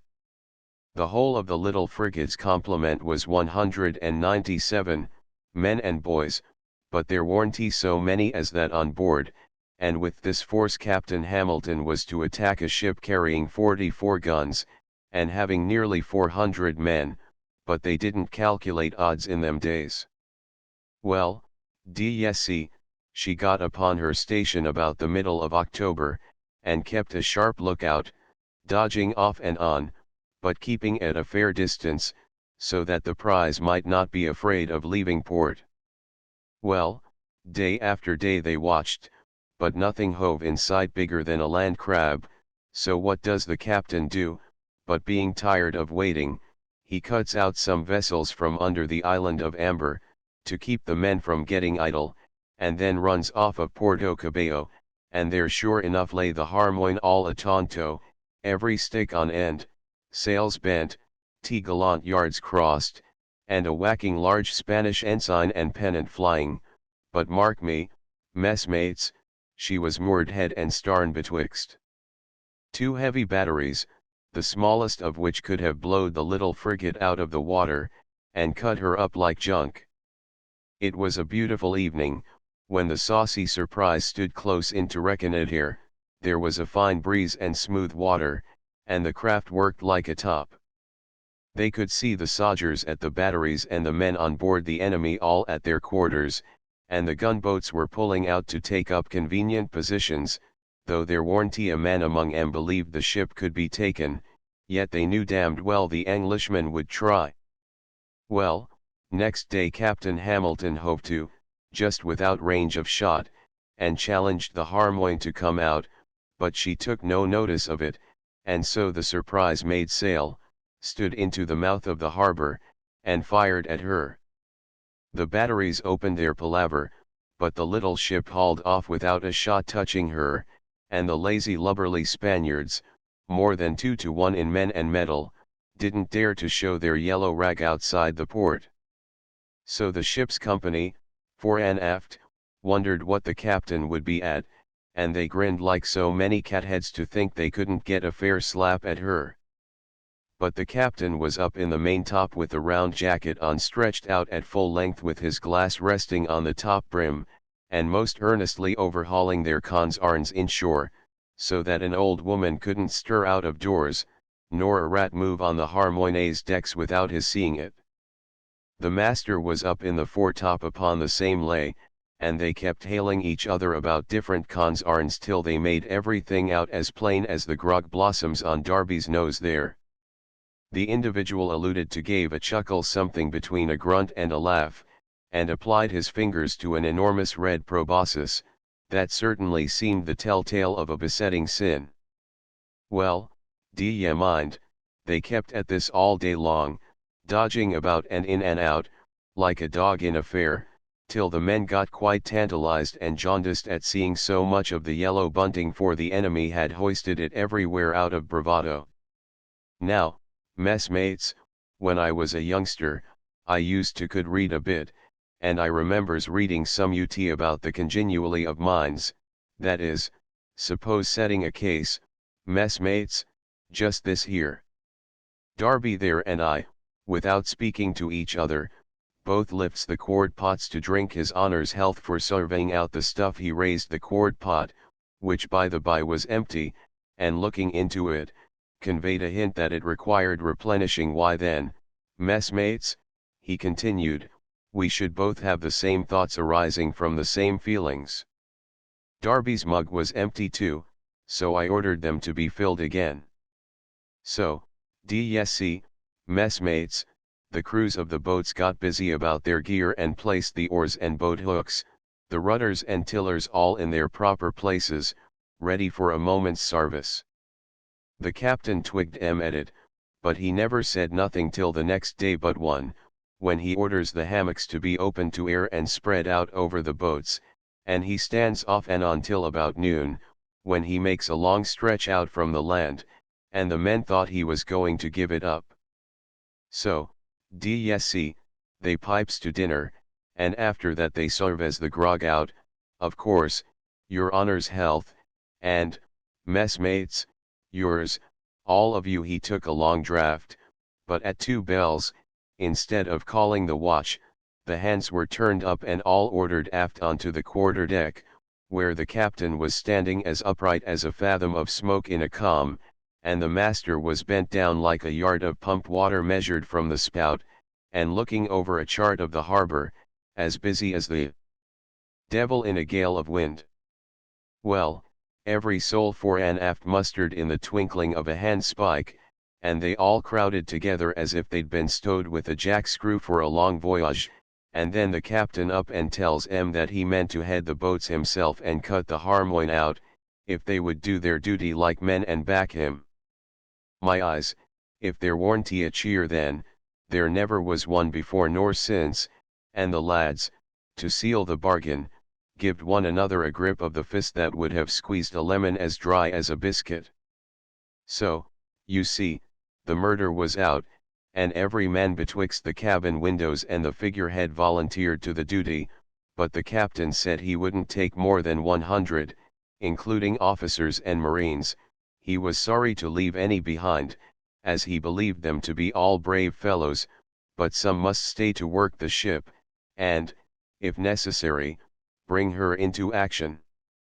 Well, the men were picked out, the muskets, pistols, tomahawks, and cutlashes got ready, and long hook ropes coiled away in the starn sheets of each boat, and clinched to the ring in the bottom. The oars and rowlocks were muffled and well greased, so that not a sound might be heard louder than the sigh of a periwinkle. The sun set soon after 6 o'clock, and as soon as twilight came on, which in them latitudes, when the sun is on the equator, and it was very near it then, comes on in a few minutes, the ship was hove in stays and stood inshore, with a pleasant breeze and a stern swell setting after her. About 8 o'clock the wind died away, the yards were laid square, and the boats hoisted out, whilst those on the quarters were lowered, and all were soon manned for the expedition and shoved off. Whilst they're pulling inshore, messmates, I'll just elucidate Captain Hamilton's plan of attack. Now, mind me, this here paper of bacca shall be one battery, and this here bacca box shall be the other battery, and this here shut knife shall be the harmoin, the lanyard surveying for one cable out of the hawse hole, and this piece of marline for the other cable out of the gun room port. He arranged the articles on the table. Now the boats were to pull in, and the boarding parties had each a different place to board at. As soon as they got upon deck, the boats with their respective crews were to cut the cables and then go ahead to tow, whilst 4 of the boarders were instantly to shin aloft to loose the foretopsail and 2 to loose the mizzen topsail, which, if possible, were to be sheeted home to catch the breeze coming off the land. The surprise was to come in close to the harbour's mouth to act as circumstances required. The boats kept close together, but didn't make any quick headway, as the captain meant to get in about midnight, when he expected the Spaniards would have their eyes buttoned up, and their ears plugged with their nightcaps, like the hawse holes in blue water. Well, DSC, it was just about 8 bells when the mastheads of the Harmoine showed above the dark mass of land, and the light rigging looked like a fine spider's web traced on the silvery sky, and there too fluttered the yellow rag, that was soon to be humbled under the saucy pennant of St. George. On pulled the boats, and except the ripple of the oars and the hissing of the foam in their wakes, silence slept deep and still, disturbed only by the moan of the sea as it broke upon the rocky shore. Suddenly there was a flash, and before the report could be heard, grape shot were jumping about the boats and splashing up the water like a shoal of flying fish at play. This firing was from a couple of guard boats, each mounting a 12-pounder, and if it did no other mischief, it aroused Jack Spaniard, who it appears was up and rigged like a sentry box, and before a cat could lick her ear, flames of fire seemed to be bursting from the dark rocks, like lightning from a black thunder cloud. It was the frigate, speaking with her main deck and forecastle guns. Finding that the enemy were prepared, the captain had less delicacy in alarming them out of their sleep, and so the boat's crews gave 3 tremendous cheers. Mayhap, your honor never heard the cheers on going into action, when the voice of man goes from heart to heart and stirs up all that is brave and noble in the human breast. It invigorates and strengthens every timber in a fellow's frame, and is to the weak or mild, what mother's milk is to the infant. Well, they gave 3 British cheers as would have stirred up the blood of an anchor stock, if it had any, and on they dashed, stretching to their oars with a good will and making the water brilliant with their track as they pulled for the devoted frigate, then about 3/4 of a mile distant, which kept sending forth the red flames from the muzzles of her guns as the boats gallantly approached. Captain Hamilton boarded on the starboard bow, and with the gunner and 8 or 10 men cleared the forecastle. The doctor boarded on the larboard bow, and with his party joined the captain, and the other boats having discharged their men, the whole of the boarders attacked the quarter deck, where the Spanish officers had collected and fought with desperation. And now mind the downright impudence of the thing, for whilst they were fighting for possession on deck, the sails were loosed aloft, the cables were cut, and the boats were towing the ship out of the harbour, and the craft, as if she knew she warn't honestly come by, was walking off from the land like 7 bells half struck. If that warn't going the rig, then blow me if I know what is. When the Spaniards saw that the ship was actually under way with sail on her, and the boarding parties cutting down all afore 'em, a great number jumped overboard and some ran below, whilst the killed and wounded lay in all directions. About this time Captain Hamilton received such a tremendous crack on the head from the butt end of a musket, as brought a general illumination into his eyes and stretched him senseless on the deck. A Spaniard, who had fallen near him, raised his dagger to stab him to the heart, but the tide of existence was ebbing like a torrent, his brain was giddy, his aim faltered, and the point descended in the captain's right thigh. Dragging away the blade with the last convulsive energy of a death struggle, he lacerated the wound. Again the reeking steel was upheld, and the Spaniard placed his left hand near the captain's heart to mark his aim more sure. Again the dizziness of dissolution spread over his sight, down came the dagger into the captain's left thigh, and the Spaniard was a corpse. The upper deck was cleared, and the boarders rushed below on the main deck to complete their conquest. Here the slaughter was dreadful, till the Spaniards called out for quarter and the carnage ceased, but no sooner was the firing on board at an end, when the sodgers at the batteries who had been wondering at the frigate moving away as if by magic, and had been calling a whole regiment of saints to help 'em let fly from nearly 200 pieces of cannon, as if they were saying their prayers and wanted the British tars to count the beads. Howsoever the wind was very light close inshore, and the smoke mantled thick and heavy on the waters, so as to mask the ship from view, but a chance 24-pounder hulled her below the water mark, and they were obliged to rig the pumps. The mainmast, too, at one time was in danger from the stay and spring stay being shot away, and the head swell tumbling in made the frigate roll heavily, but about 2 in the morning they got out of gunshot, the towing boats were called alongside, and everything made snug. Thus in an hour and 3/4 the frigate was boarded, carried, and clear from the batteries, but, to be sure, considering the little wind there was, and the head swell setting in, she did stretch her legs as if glad to be out of bad company, and the quarantine flag too, for you know, Darby, none in our sarvice likes to be yellowed. Darby gave another chuckle, and then took a good pull at his mug to drown remembrances, it looks so like a land crab. Well, messmates, sail was soon made on the Harmoine, the shot hole was plugged up, and the party mustered, when there were found to be only 12 men wounded, amongst whom were the captain and the gunner, Mr. Maxwell. There was not one man killed on the British side, but the Spaniards had 119 killed and 97 wounded, most of them dangerously, and the decks were again stained with human blood, some of which was no doubt shed by those murderers and traitors who had mutinied. At daylight next morning the Spaniards were indulged with the sight of both ships standing offshore, and the Harmoine with the British ensign and pennant over the Spanish colors. The prisoners were put on board of a schooner, that was captured during the day, and sent ashore, and the Surprise, with her prize, stood for Jamaica, where she arrived 7 days afterwards, and brought up at Port Royal. You may be sure, messmates, Captain Hamilton was well received. The Parliament men at the island gave him a beautiful sword that cost 300 guineas, he was made a knight on, and the Harmoine was called the Retaliation, and she was immediately put in commission as an English frigate, though in logging her name in the Navy list, the Lords of the Admiralty changed it to the Retribution, and I had the honor to be drafted on board her as captain of the maintop. Captain Hamilton was invalided home on account of his wounds, but the packet was taken by a French privateer, and he went to see Bonaparte, who treated him like a messmate for his bravery, and allowed him to be exchanged for 6 French middies. And now, my lads, I've told you all I know about the recapture of the Harmoine. Of course, I expressed my acknowledgments for the obligations I was under to him for his narrative, but this seemed to nettle the old tar very much.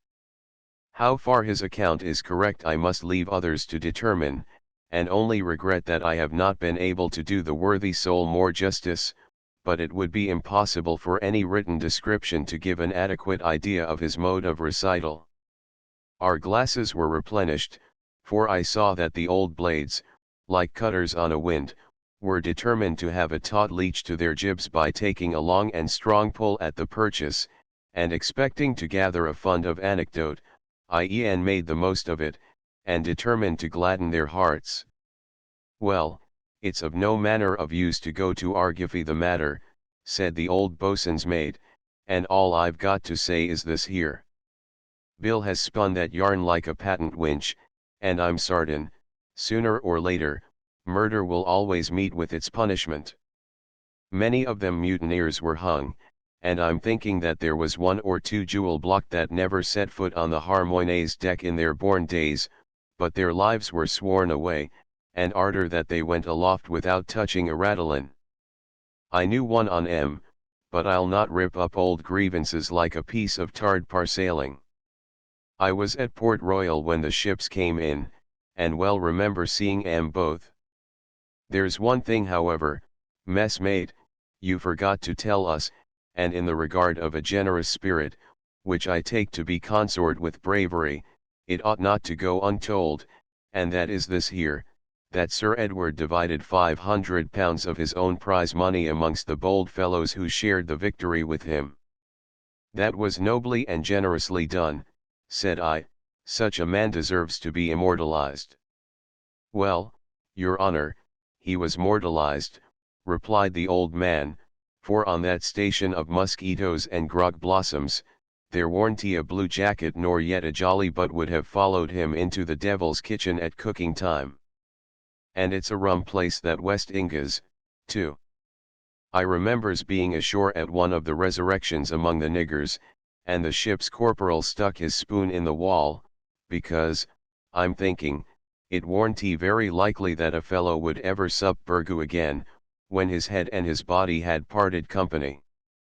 Well, we buried him in a wild kind of a spot, where there was a few gravestones with names chiseled on 'em, and some were cut with a knife, showing a foul anchor or a rammer and sponge, and the trees grew all over the ground, and the rank grass and weeds run up the tombs. It was a wilderness sort of a place, and here it was that Corporal Jack was laid up in ordinary. The party to which I belonged was commanded by Mr. Quinton, a master's mate, and our bounds lay within a short distance of this here burying ground, and so, d'ye mind, the morning after they'd lowered the corporal down the hatchway of t'other world, I was posted at the point next the corporal's berth, and a shipmate was with me by way of companion. Like not that I was afeard of anything living or dead, but I had always a sort of nat'ral antipathy to being left alone on shore, particularly in the dark. There was also a nigger belonging to the plantation, who we allowed to join us just by way of being civil to him, as he was a kind of steward's mate in the house, and used to splice the main brace for us occasionally. Well, messmates, we got knotting our yarns to keep us from getting drowsy, and to cheer our spirits, we overhauled a goodish deal about ghosts, and atomies, and hobgoblins, and all such like justices of the peace, till the nigger, they called him Hannibal, arter the line of battle ship, I suppose, I say, till the nigger declared that every hair on his head stood as stiff as a crowbar. "Avast there," exclaimed Bill Jennings, "tell that to the Marines and you will. Why, the black fellow's head was woolly and curled like a Flemish fake, and yet you say it was as stiff as a crowbar." "And so it was, the more the wonder, and be d to you," growled the boatswain's mate. "Would you have his honor there think I keep a false reckoning?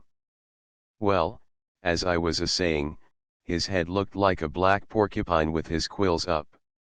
All at once we heard a tremendous rattling amongst the dry leaves of a planting ground, but the trees were too thick to see what it was even if there had been light enough, which there warn't, as the sun hadn't brought his hammock up, but was only just turning out. "Dear him double come agin," cried the nigger, and away he started, as if a nor'wester had kicked him endways. "What the black rascal arter," said my messmate.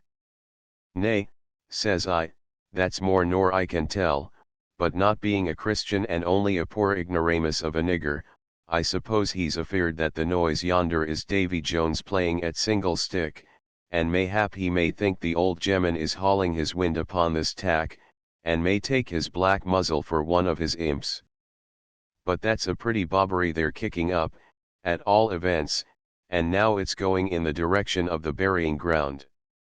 I tell you what it is, Jack," says my messmate, who looked very cautiously round him, as if he was rowing guard in an enemy's port, "I tell you what it is, I never thinks they give the devil his due, for between you and me I don't know as he's half so bad as many people makes him out.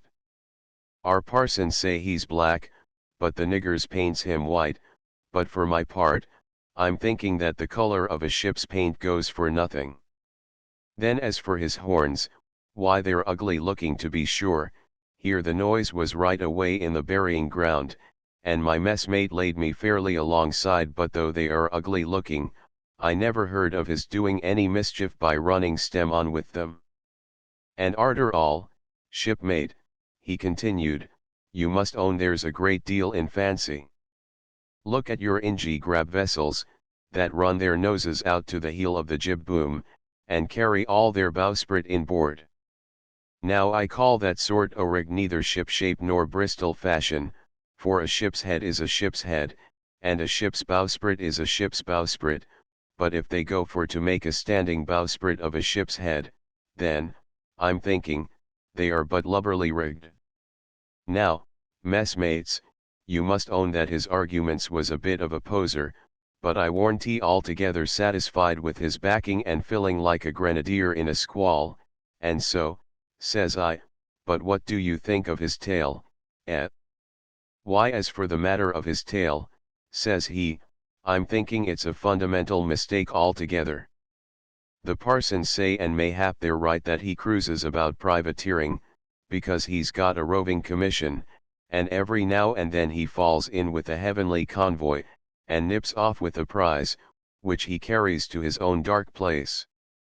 Now as some of the craft are, no doubt, dull sailors, why, I suppose, he carries a hawser over his quarter to drag 'em out of the body of the fleet, and I'm thinking that in some dismal hour he has been seen with the fag end towing astarn, and the fear of the beholder has converted it into a tale. Well, messmates, I own I was a bit staggered at the likelihoods of the thing, because, d'ye mind, I never could make out the use of the tail, but the tow rope spoke for itself, so says I tell you what it is, shipmate, you've just hove my thoughts slap aback and got my ideas in irons, but holloa, there's a precious row. Precious row, indeed, says my companion. Why Jack, why I'm blessed, look there, if that aren't the skeleton of Corporal Jack walking off with his own head under his arm, then but here comes Mr. Quinton and the nigger. I did look, messmates, towards the burying ground, and there I saw a sort of long-legged skeleton straddling over the graves like an albatross topping a ground swell, and, sure enough, the corporal's head was under his long spider-like arms. Dear, Massa Quinchem, said the black fellow, now he see em for heself. By Jove, and so it is, boy, cried the officer. Aye, sir, says my messmate, it's the corporal, there's no mistaking his cutwater, but he must have fallen away mightily during the night, to be so scantily provided with flesh this morning. Howsoever, mayhap the climate has melted him down. He no melt em, cried the nigger, he eat em for true. What, eat his own head, says I, he must be in dreadful want of a meal. Come, old chap, that's too heavy to be hoisted in. Well, all this while the skeleton was walking off with his head in his arms, just as a nurse would carry a baby, but the officer raises his rifle to his shoulder, and it made me laugh to think he was going to shoot a skeleton without a head, and that was as dead as Adam's grandmother. For God's sake, sir, says my messmate, don't go for to fire, for it would be downright blasphemy to kill a dead body, and what makes the fellow turn out of his hammock after being lashed up for a full due, I can't tell. Bang went the rifle, and down dropped the corporal's atomy, but up it got again almost directly and made sail for the bush, leaving his head behind to lighten ship. Off starts the black fellow after him, and away went the officer close to his heels. My eyes, shipmate, says I, there must be some sport in chasing a skeleton, so let's keep in their wakes and see it out. So off we set, and presently bang went the rifle again, and away flew the corporal's splinters, so the skeleton gathers himself up, and then laid down on the ground, kicking and sprawling like a bull whale in his flurry. Well, we ran up and there we found, now what do you think, messmates? Why, it was nothing more nor less than a large land crab, that was walking away with the corporal's head as easy as I'd carry a cocoa nut.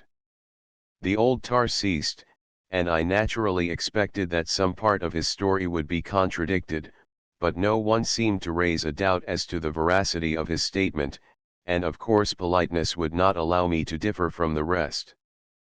Them land crabs have a power of strength, said old Darby. I recollects one night being beached high and dry in the small cutter, and I boat keeper, so I catches one of these beasts, and claps him under the bows of the boat, whilst I made fast the painter to his hind leg, and then away he stretched out for the water, dragging the cutter with him as if it had been no more than a mouldy biscuit, and if I hadn't cut the painter pretty smartly, he'd have towed us out to sea in no time. The legs of these crabs must be very long, said I, are their bodies in proportion? Why no, your honor, replied the boatswain's mate, their bodies are but small, seeing that they are all ribs and trucks, but their claws are tremendous. What do ye think of their reaching up to the top of a gibbet, and having unhooked a pirate that was hung in chains, walked off with him, hoops and all, so that he never was found again? If it really happened, I replied, it is truly astonishing. Really happened, cried the veteran somewhat scornfully. Ax them as was watching down at Cabrita Point that night, and see if they won't swear to it.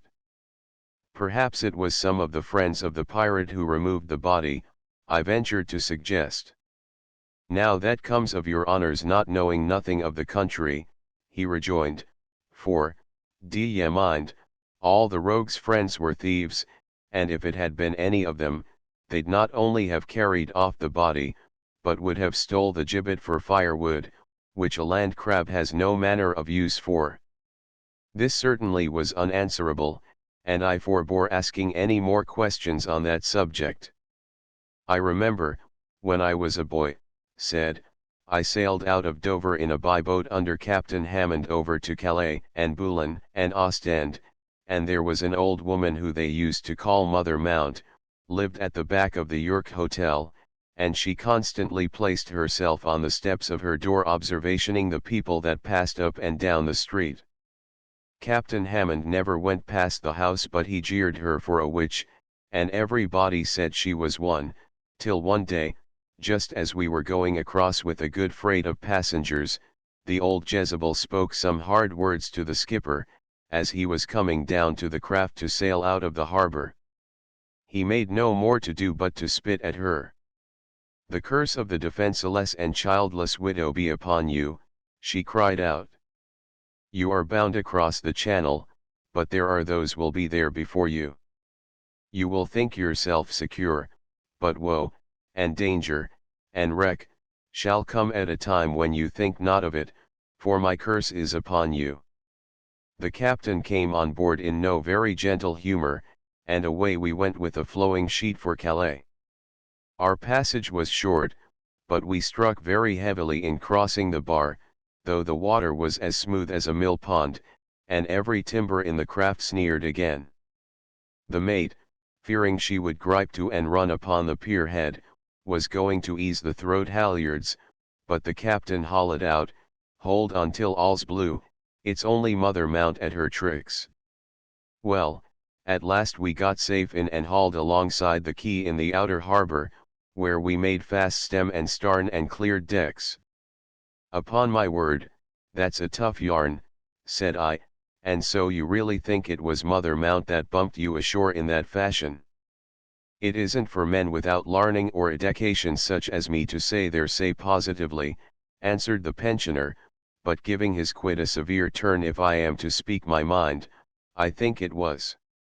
Well, sir, the captain went ashore to dine with a French gentleman, and when he came aboard again he was rather too much by the head on account of the wine he had hoisted in, and somehow or other it had got stowed away in his forepeak, so he yawed about like a Dutch skewit on the Dogger Bank, and almost his last words at turning in were "D Mother Mount."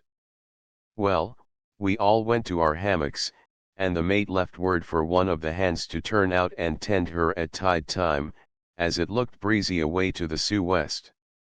The vessel floated about 2 o'clock in the morning, and soon afterwards we heard the most tremendous hullabullo upon deck, and the captain swearing in a mixture of High Dutch, Low Dutch, German, and French, with not a small sprinkling of English dams. Up the ladder we ran, and there he was with a handspike in his hand thrashing about and stamping fore and aft, like a wild pig in a squall. We got him appeased at last, and then he pointed to the mooring ropes, and, sure enough, the headfast was cast off and partly hauled inboard, and the starnfast had only a single turn, just ready for letting go when she had winded, the foresail was partly up, and the jib hooked all ready for hauling out. We made all fast and snug again, but the skipper kept raving till daylight in his cabin about Mother Mount and her imps. But what about the imps, my old boy, exclaimed I, you've said nothing yet about imps.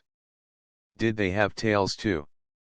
Indeed, and by all accounts they had, sir, replied the old man, for though the skipper was a long time silent about it, yet it came out at last, and he solemnly attested it in his last moments on his deathbed to a clergyman.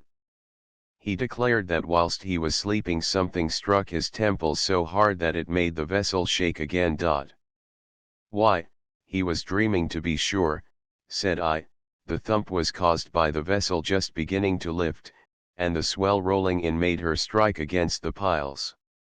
Pray, had the man who was ordered to tend her at tide time got up upon the lookout when the master went on deck? I can't say as he was, sir, answered the veteran, though I rather think not.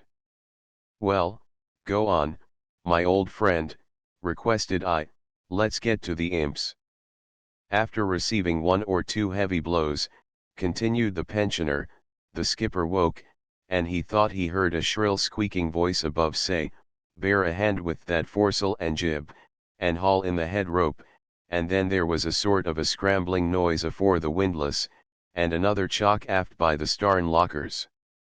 So he slips on his pea-jacket and creeps up the companion, and there he saw 5 or 6 monstrous rats forward, 2 were hoisting the foresail, 2 were hooking on the jib, 1 was hauling in the head rope, and another was shoving her bows off.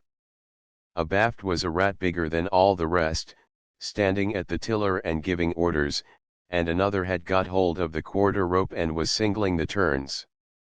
You may well guess the old chap was in a terrible taking at first.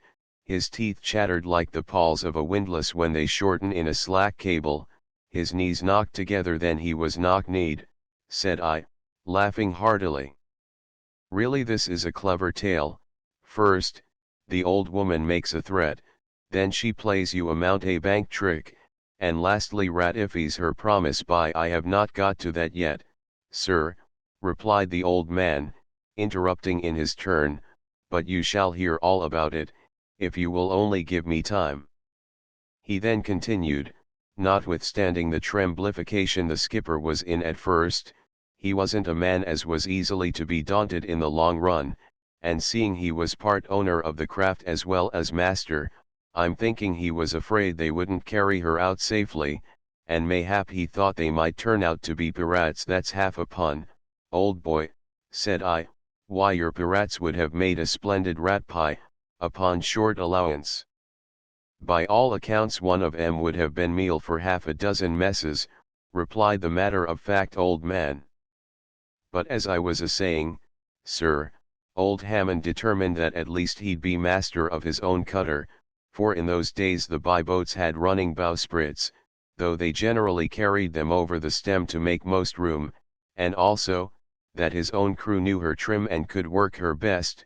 He jumps up upon deck and catches hold of a rattan, or a piece of rat-line stuff, said I, interrupting him.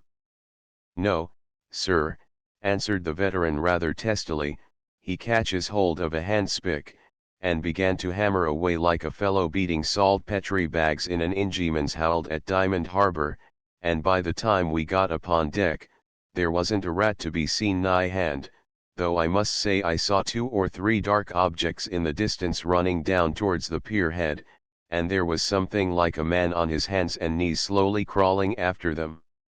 Howsoever, as I said before, the decks were cleared of the warmen, and we made all fast again. And did you never hear any other explanation of the affair, inquired I. Why, replied the pensioner, there was a report that some English and French smugglers broke out of prison that night, and they tried to make the skipper believe that he was deceived as to the rats, but the thing was impossible, for how could the smuggler get through the great gates and pass the sentries? Besides, they wouldn't have turned tail that fashion for one old man. But the alarm, old boy, exclaimed I, the skipper gave an alarm, and the rats were afraid of being trapped again. Why, for the matter o' that, sir, assented the veteran, he did kick up a bit of a bobbery, I own, and the do-oneers came running down from the watch-house, but nobody was taken. That's curious, too, said I, but had they no other means of escape? Why, they did say, replied the old tar, that a fishing boat was missing from somewhere about the mouth of the harbor, but the captain swore to the rats, and ever afterwards used to give the old woman a trifle of money or so, and speak kindly to her. And yes see, sir, I'm thinking that Captain Hammond couldn't be mistaken as to the rats, because why, a rat hasn't a head like a Christian, and then his tail no Christian has a tail like a spanker boom over his starn, and so I'll stick to the rats, for I verily believe they were nothing else. No doubt, said I, addressing the boatswain's mate, you have seen a great deal of hard service. Have you been in many battles? Why yes, your honor, he replied, I've had my share of it, but notwithstanding the many chafes I got, if another war was to break out, and I was 50 years younger, provided I could get a good captain and a sweet ship, worthy messmates, and a full allowance of grog, I'd sooner serve in a man of war than in any other craft whatsoever. But mark my words, we shan't never have another such a navy as the last. Aren't they arming the ships on purpose for them to make use of their legs, and run away?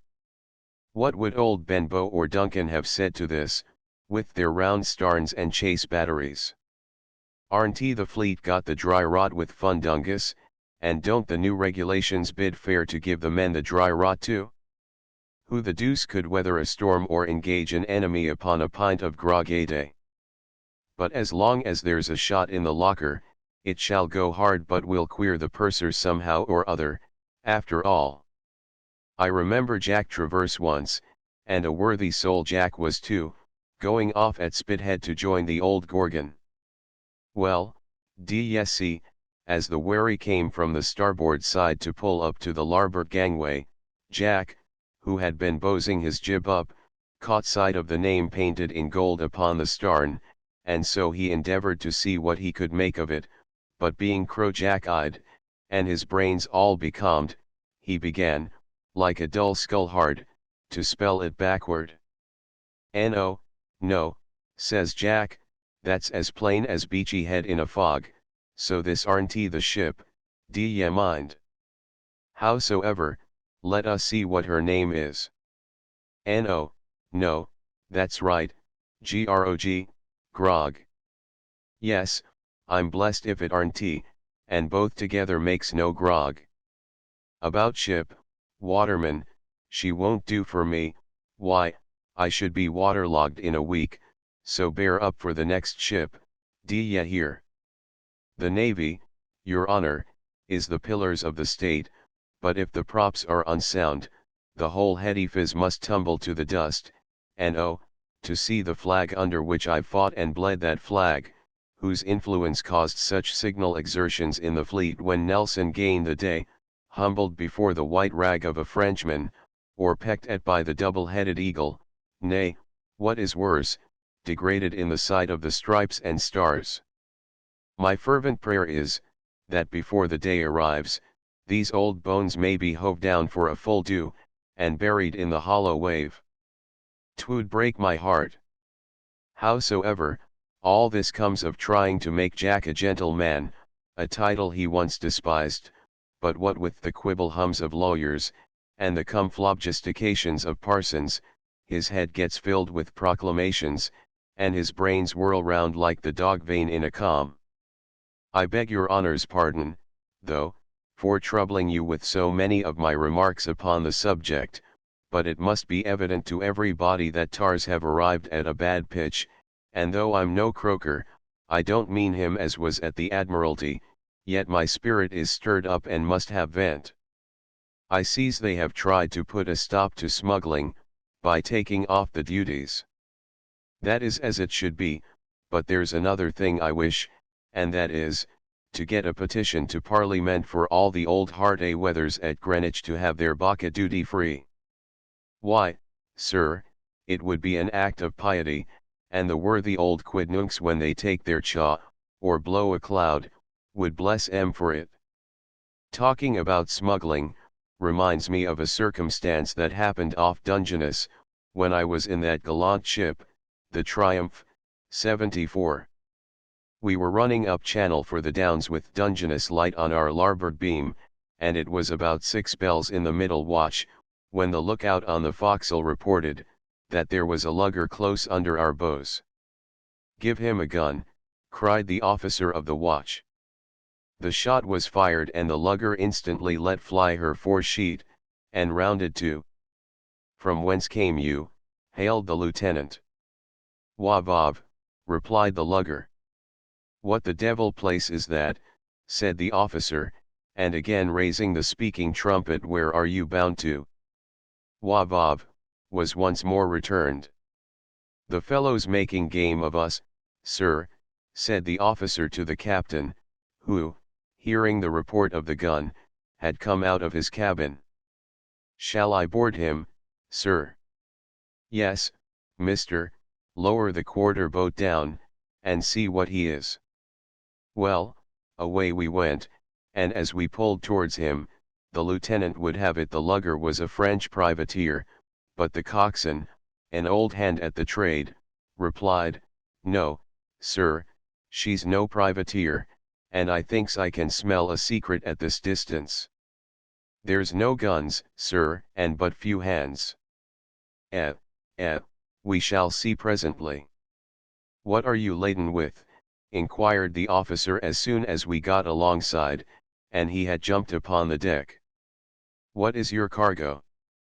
"Bacon and eggs," replied a veteran, whose grey locks peeped from underneath a slouched hat, and partly concealed a weather-beaten countenance, where the breakers and time had made deep furrows. "Bacon and eggs, sir." "It's of no use axing that man, sir," said the coxswain. "I can tell him in a minute, he's brought his hogs to a fine market, and as for eggs, why, he's chock full of tubs, your honor," lifting up the grating. "Aye, there they are, indeed, like eggs in a gull's nest. There they are, sir, it makes a fellow's mouth water to look at them. Mayn't we have a toothful, your honor? It's hard to starve in a land of plenty. I'd only knock one small hole in this head here," giving it a thump with the tiller that was nearly accomplishing the purpose. Avast, sir," cried the lieutenant, "this is smuggled, and now we must seize it for His Majesty." "For His Majesty, all that for His Majesty," cries the coxswain.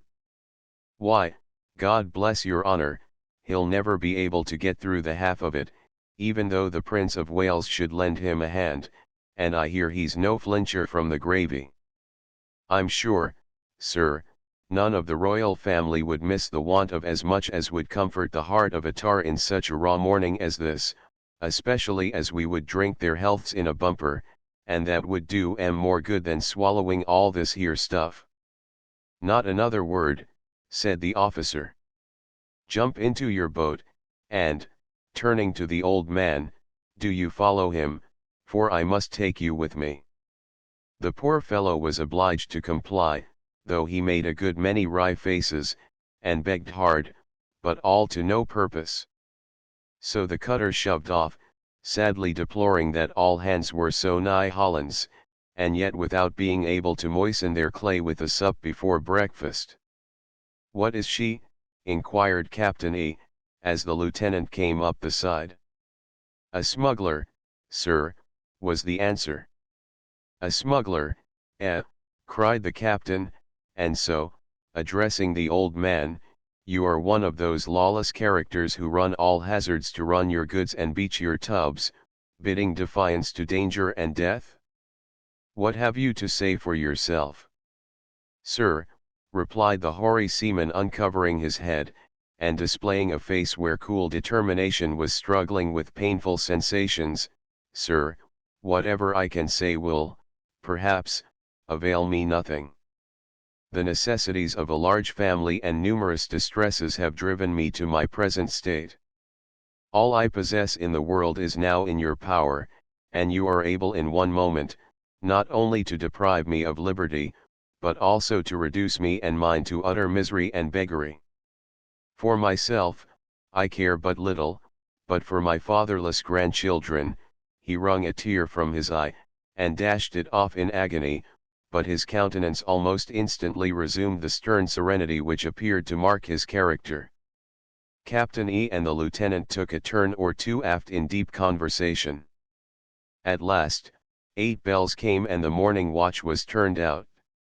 "Send all hands on deck," said the captain to the boatswain's mate, "and bear a hand about it."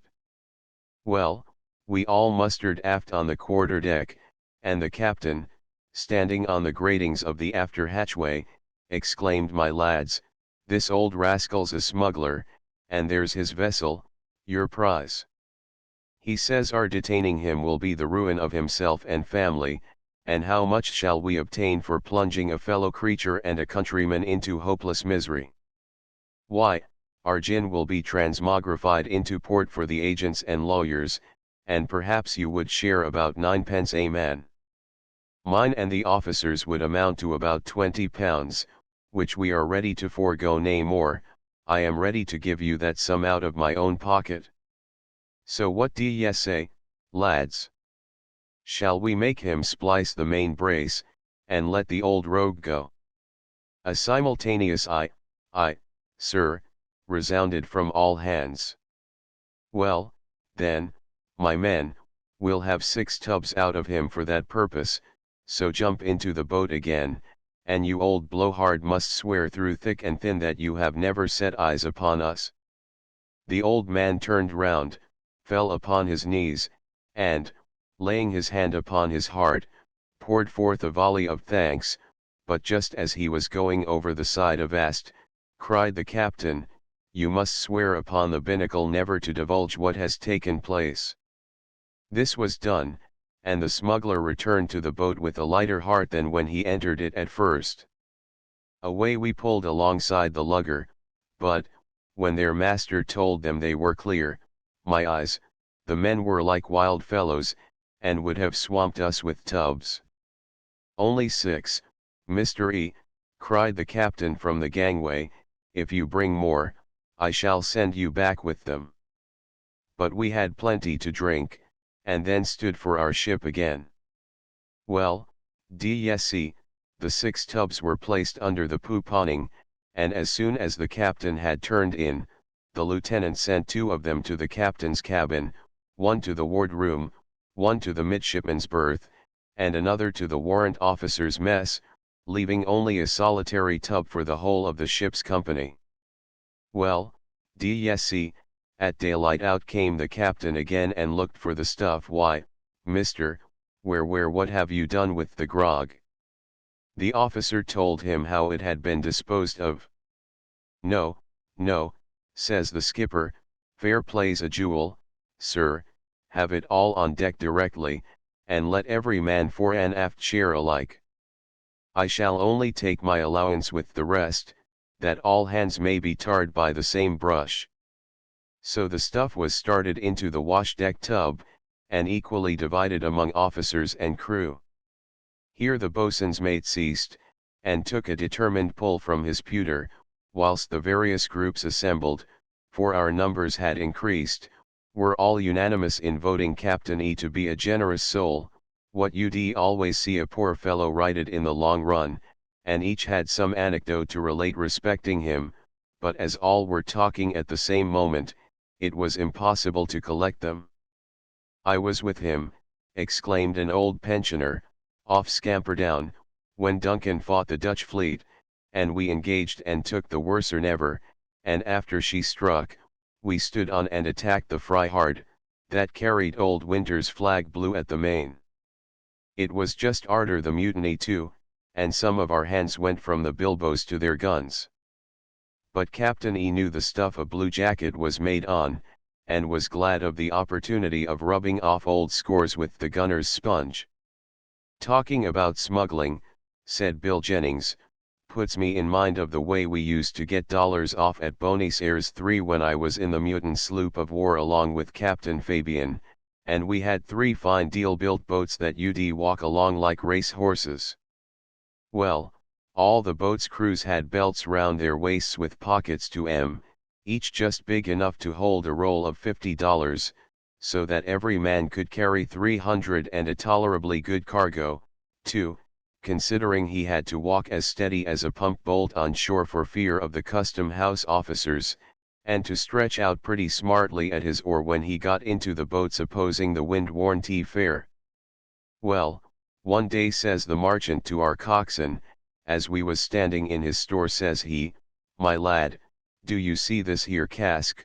which was rather a foolish question to be sure, seeing it was a half hogshead, such as the small craft had their rum in, and he might have been sartain that Tom Crampton had twigged it.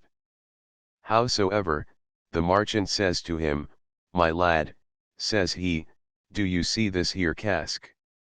Now it puzzled Tom to think what tack he was standing on, for the liquor bottles were all filled chock-a-block on the sideboard, and mayhap, says Tom to himself whilst he scratched his head, mayhap, his honour's not never a-going to gie me at all. Howsoever, says the marchant, says he, "My lad, do you see this here cask?" Tom looked at the half hogshead and then at the marchant, and then at the rum bottle, as much as to say he was working a traverse to find the latitude and the longitude of the thing, and then he scratched his head, and took a severe turn with his quid, and "My lad, do you see this here cask?" axed the marchant. "I do, your honour," says Tom, "and I'll take my oath on it, if your honour wishes." "No, no," says the marchant, "your word's enough. So bring up your boat's crew, and get 'em aboard as quick as you can." Now Tom thought that the men were to come up for the stuff and then to go on board the sloop, so as to get there before dark, as she lay in the outer roads, about 7 miles from the town. So says Tom, says he, "God bless your honour. I'll have 'em up in the wink of a blind eye, and I'm sure they'll thank your honour for your goodness." "Is it rum or brandy?" "What do you mean?" axed the marchant. "The cask, your honour," says Tom, "is it Jamaica, or Coney hack?" "Neither the one nor the other," says the marchant, "them there are all dollars." "Whew," whistles Tom, "now I understands your honour, but couldn't we contrive to get 'em down in the cask just as they are, so that instead of making 4 or 5 trips, we may carry off the whole in the turning of a log glass?" "I fear that you'd be too great a risk," says the marchant, "or else I wish it could be done." "Why, for the matter o' the risk," says Tom, "there's only one old chap as I cares about, but he's always boxing the compass of everything that he catches sight on, living or dead. But I think I could get to windward of him, arter all's said and done, and there's no risk with the men, you know." So Tom was allowed to make trial of his skill, and away he goes and gets a purser's bread bag, and then walks off to the market and buys a couple o' sheep's heads, which he stows away in the bag along with a little 100 of cabbages and onions, till it was chock full. Well, the cask of dollars was got into a cart, which drove off, Tom keeping a good cable's length ahead with his bread bag over his shoulder and a piece of wood shaped like a sugar loaf done up in a blue paper under his arm, for I should tell you, messmates, that was the way they used to smuggle off the solid silver, and the old Coast Guard had made a prize of a couple of these sugar loaves only a day or two afore. Well, on goes Tom, bending beneath his bag like a crank craft under whole topsails, and now and then taking a heavy lurch to draw attention. The jetty runs a good 200 yards into the river, and right in the teeth of the upper part on it stands the guard house, where old Jack Spaniard kept as sharp a lookout as a Jew crimp upon payday, and presently he sees Tom rolling along and looking as wise as the cook's mate in a sudden squall. So he mounts a cocked hat as big as a Guinea man's caboose with a feather in it, as you'd have surveyed the whole Chatham division of jollies, and curling his mouth starshers he marches up to Tom and bids him back his main yard, but Tom took no notice for the moment, till the old senior cries out, "Blood and ounds," in Spanish, and then he pretends to catch sight of him for the first time. Away starts Tom as if he was afraid of being boarded, and the Spaniard whips out his rapper, as they calls a sword in that country, and runs him right through the heart. God bless me, exclaimed I, interrupting old Jennings. What, did the poor fellow get murdered for his frolic? Murdered, your honor, reiterated Bill Jennings. Tom murdered. No, no, the shove gave him better headway. Why did not you declare, but this minute, said I, that the Spaniard run him through the heart? Through Tom's heart? Lord love you, no, he replied, it warn't Tom's heart, but through the heart of a cabbage. I was going to say, only your honor interrupted me, a cabbage that was in the bag. Well, there was a pretty chase all along shore, till the Spaniard fires a pistol that hit him right in the head. Well, then, he's dead enough now, I suppose, exclaimed I, if shooting through the head will kill a man. It warn't Tom's head, he replied, laughing, it was the sheep's head, for Tom kept the old chap dodging about till he saw the cask of dollars was in the boat, and she with her 3 lugs wrapped full standing offshore with a spanking breeze, and then he pretends to trip up over a piece of rock and lays him all along, hove down on his beam ends. Up comes the senior hand over hand, because why? Poor Tom had made every nail an anchor, and clung to the earth as if it had been his own natural mother. So, up comes the senior and grabs hold of the bag, which Tom held on, like grim death against the doctor, but after some tussling, Tom lets go the bag and runs for it, leaving Jack Spaniard with his prize.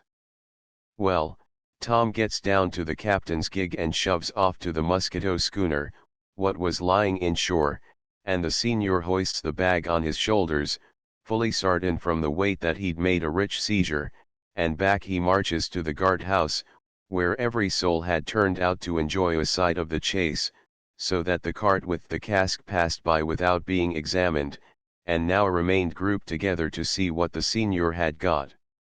There was Spanish sodgers in their cocked hats, custom house officers in their long puncos, and Coast o' Guinea niggers, men and women, cracking their jokes at the expense of poor Tom, and highly delighted that his cargo was captured, nothing doubting but that it was dollars, or mayhap ounce bits that's double loons. Messmates and all were eager to see it opened, little suspecting it was a mere bag o' moonshine. Well, the senior comes right slap into the middle of 'em, puffing and blowing like a sparmacety, and throws down his treasure. One of the black fellows outs knife and cuts the seizing at the mouth of the bread bag, and away rolls sheep's heads and cabbages with a good sprinkling of garlic, and, my eyes, the sodgers began to roar with laughing, the custom house officers turned to and swore at every saint in the calendar, the niggers went dancing mad with delight at the fun, whilst the old senior twirled his mouth starchers and cursed everything an inch high. But the dollars were safe, and Tom got a handsome present for his trouble, whilst Jack Spaniard was in a precious stew of sheep's heads and impertinences to think he'd been done so completely. I dearly loves them there sort o' things, said a weather-beaten old blade, there's a some ut sentimental about 'em that excites sympathy, and brings to the memory many an old scene of former times. You're right, boy Ben, rejoined my first conductor, who had told me of the mutiny of the Hermione, and so they do. Some people calls 'em romantic, but I can't for the life of me tell why, as they seldom gives us credit for much spirits, but if his honor there has no objection, I'll just give him a yarn that's twirling in my brain, and mayhap it may please him. I readily assented to the proposal, and he accordingly began. I remember once, when under the command of the gallant Sir Sidney Smith, up the Mediterranean, we were scouring the coast, and brushing away the French troops, the captain ordered a party in the barge and launch to rig for going ashore, as he intended to pay a visit to a nobleman, who resided about 2 miles inland, on an elegant estate. Now, the old master was an immense stout man, as big as a grampus. He always gave the vessel a heel to the side he was walking, and as he hadn't been on dry ground for many months, he was invited to join the captain and some of the other officers in their cruise. But, Lord love you, he thought the ship wouldn't be safe without him, and, as for fighting like the sodgers, with their marching and their counter-marching, why, he didn't understand their hevolutions, and wasn't going to be made a light infantry of. However, they persuaded the old Gemmen at last, all hands got into the boats, and we shoved off. It was a lovely morning, and as we pulled along shore, the scenery was beautiful, but more so when we landed and took our course to the nobleman's house. A wild and romantic spot it was, rocks piled on rocks, yet crowned with verdure the dark forest and the green fields, while the calm ocean reflected with dazzling brightness the golden beams of the sun. Well, DSC, the nobleman was glad to see us all, for the French had retreated 3 weeks before, and he said there wasn't a trooper within 100 miles. The wine was set abroach, and all hands began to make merry, particularly Sir Sidney and the officers. "Well, master," said the captain, "how have you enjoyed your walk?" "Very much, indeed, sir, but, looking to seaward, I'm afraid they're getting the ship too close in. How sweetly she sits, like a duck upon the water. Gad, I'm sorry I left her." And then he bellowed, "Why don't you wear round upon t'other tack?" But they can't hear me, so I may just as well whistle jigs to a mermaid. "Never mind," returned the skipper, "they'll keep her afloat, so drink your wine, and make yourself happy." Happy, what, out of his ship? That was impossible, so the old man kept growling, like a distant thunderstorm. The castle we were in was situated upon a rising ground, that commanded an extensive view of the country, but we were on that side which was next the sea, and after a good blow-out, that is, when we had regaled ourselves, and the captain had gained what information he wanted, just as we were coming away, in rushed a tall meagre-looking figure, with a face as long as a purser's account, and as pale as a corpse, while his teeth chattered like a watchman's rattle. "What's the matter, what's the matter?" inquired Sir Sidney, but the man was breathless with running, and couldn't answer. He wrung his hands, and pointed inland. The officers made the best of their way aloft to the top of the castle, and there, with their glasses, discovered a troop of French cavalry, about 200, carrying on under a heavy press. My eyes, there was a job. To defend the ship, the castle, I mean, was out of the question, for there weren't above 20 of us up from the boats. Besides, it would have been the ruin of the nobleman, in case of defeat. So orders were given to make the best of our way down, and every man to look out for himself. But what was to become of the master? He could hardly walk, and for running, that was impossible, for his legs were so short, he could make no hand at it. The officers proposed to conceal him, but he swore he wouldn't be stowed away like a bale of damaged slops returned unserviceable, and perhaps be cotched and get fricasseed and carbonaded, like a young frog. "No," said he, "crack on, my boys, and the devil take the starnmast." Off we set, but poor old Soundings couldn't hold it out.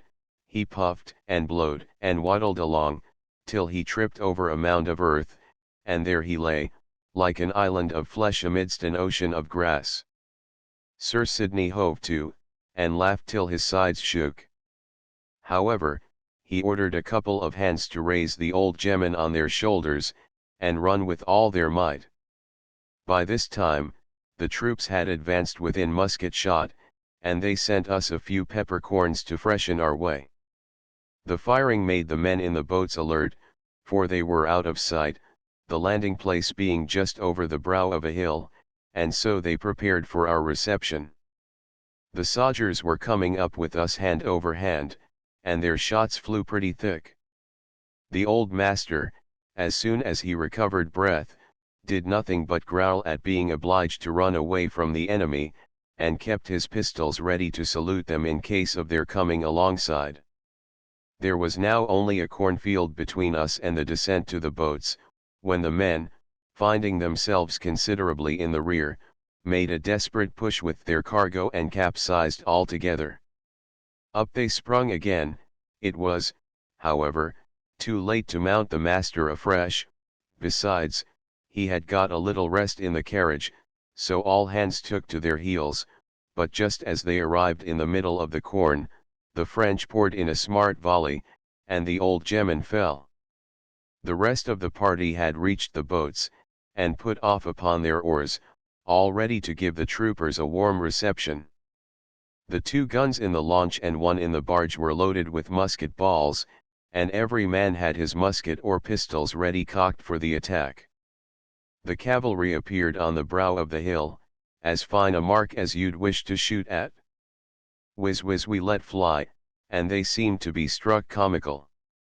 They thought to capture us at once without difficulty, but, at the second fire, our arms had done so much execution, that they turned tail and scampered off as hard as they could drive. The frigate had witnessed the transaction, and when they could bring the guns to bear without injuring our own people, a broadside of round and grape completed their confusion. As soon as the action was over, we found 2 or 3 of our men slightly wounded, while many of the enemy lay dead upon the hill, others we could perceive moving about, and some, who had been dismounted, were endeavoring to escape. In about half an hour's time we again pulled in, but not so cheerful as we did at first. The master had always been a great favorite with the captain, and, indeed, for the matter of that, every soul fore and aft looked upon him as a friend. He had come in at the hawse holes, knew the duty of a tar, and was lenient to a seaman's failings. No man could ever complain that Mr. Soundings had laid a finger upon him, or been the means of bringing him to the gangway, and, above all, stopping his grog. He was strict with the purser's steward, and kept the cook to his tethers. But now to be cut off, as it were, without being able to give the enemy battle, and to be hove down upon his beam ends by the lubberly French sodgers, it made all hands melancholy to think of it. If he had died upon the quarter-deck in the heat of an engagement, it would have been another guess thing, because that would have been in the way of his profession, and he would have dropped his peak and wore round for t'other world with the same calmness and composure that he conned his ship into action, under a firm conviction of going aloft, because he had done his duty. But, to be popped at in a cornfield, like a cock-lark or a partridge-o, 'twas a most unnatural death. "Whereabouts did you leave the master?" said the captain to the man who was with him last. "In the cornfield, sir," replied the man. "We carried him as long as we could stand under canvas, but both of us were so heavily laden, that I expected to founder every minute, and having too much top hamper, we did upset at last. But Mr. Soundings got up directly and run with us ever so far, till the Crappos gave us another broadside, and down he dropped in an instant. I heard him give one loud holloa, and then all was silent, so concluding death had grappled with him, I made all sail for the boats." "Did you see him?" inquired the captain, "after he fell?" "No, sir, he was buried among the corn, for there was a deep hollow ridge run along the place, and I suppose he rolled into it." "Poor fellow," rejoined Sir Sidney, his eye moistening as he spoke, "poor fellow, he's gone, no doubt. However, he shall have a seaman's grave, so follow me ashore, Mr. E., addressing the lieutenant, and take half the men with you. The rest, under Mr. L., must stay by the boats, and be prepared in case the troops should charge again." The party drew up upon the beach, all eager to search for the body, and gratified to think that it would not be left as a prey for the gulls, but be hove overboard, sewed up in a hammock and all ship-shape. Sir Sidney Smith walked ahead in advance of the men, full of grief for the loss of his old shipmate, when all at once we heard a voice roaring most piteously, and the next moment a loud shout. We pushed forward, and in another minute a trio of Frenchmen showed themselves at the brow of the hill. Several muskets were presented at them, the soldiers dropped on their knees, when another figure, close behind them, was brought into view, holding a pistol in each hand. And who do you think it was? Why, old Soundings himself, with a face full of choler like a heated furnace, his corporation heaving and setting like a mountain billow, and puffing and blowing like a grampus in a storm. Sir Sidney sprung forward and caught the master's hand, while the rest gathered round and gave 3 hearty cheers for joy. I, said the old gemman, laughing, you're a pack of cowards, to leave a ship in distress. Safety lays in the length of the legs nowadays. Run, fine clean going craft like you, run.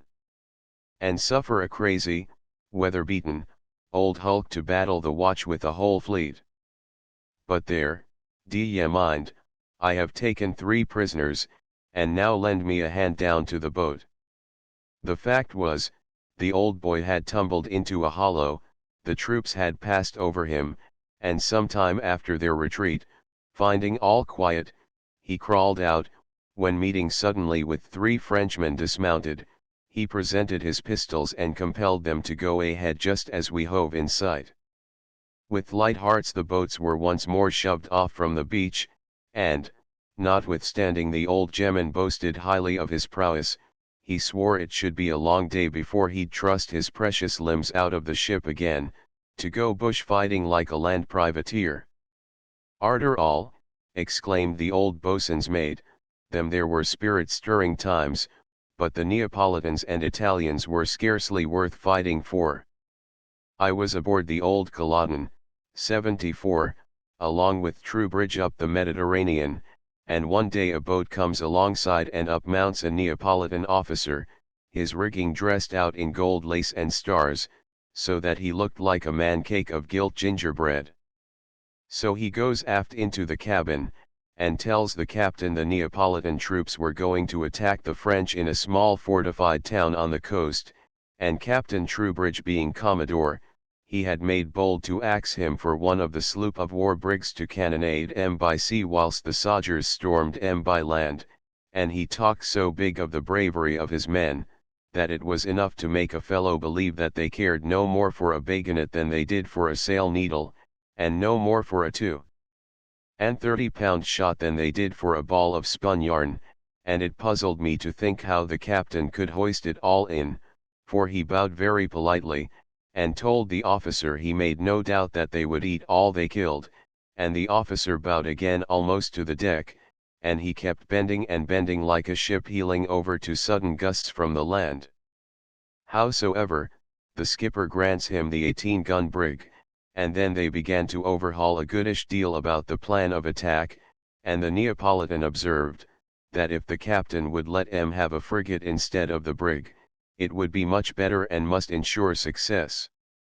So the captain, very good-humouredly, countermands the order for the brig, and makes the signal for the captain of one of the frigates, and then they conversed together again, and the count they called him a count, but Lord love you, he wouldn't count for nothing among British sodgers I say.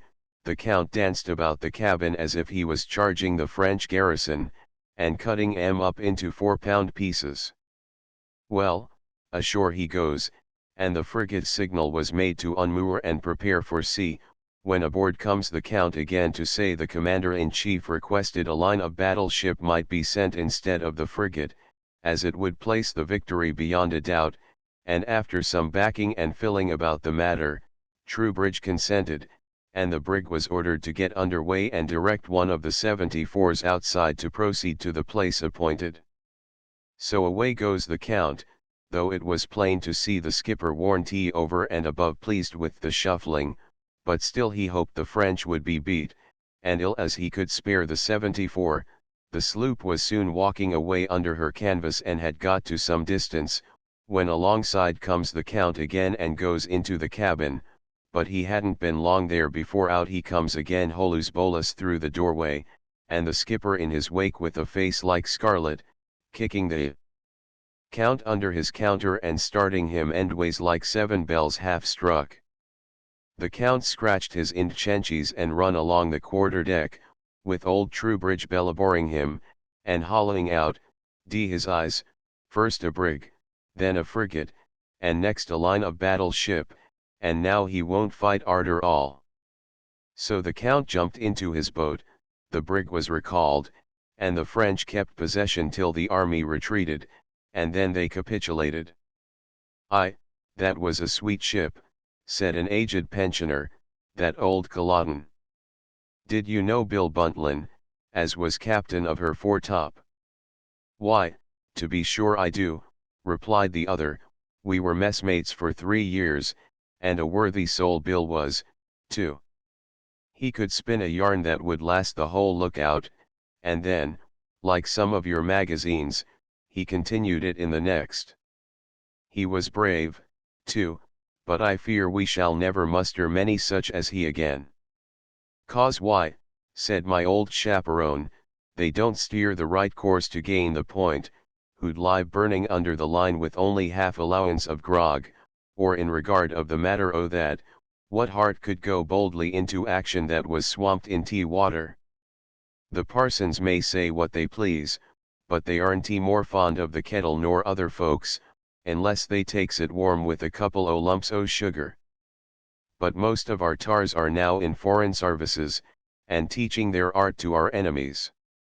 "Aye, it is so, old shipmate," rejoined the pensioner, "I reads of 'em sometimes when they used to be with Cochrane in South America, and I glories in the whacking the Portuguese fleet have just napped from Napier.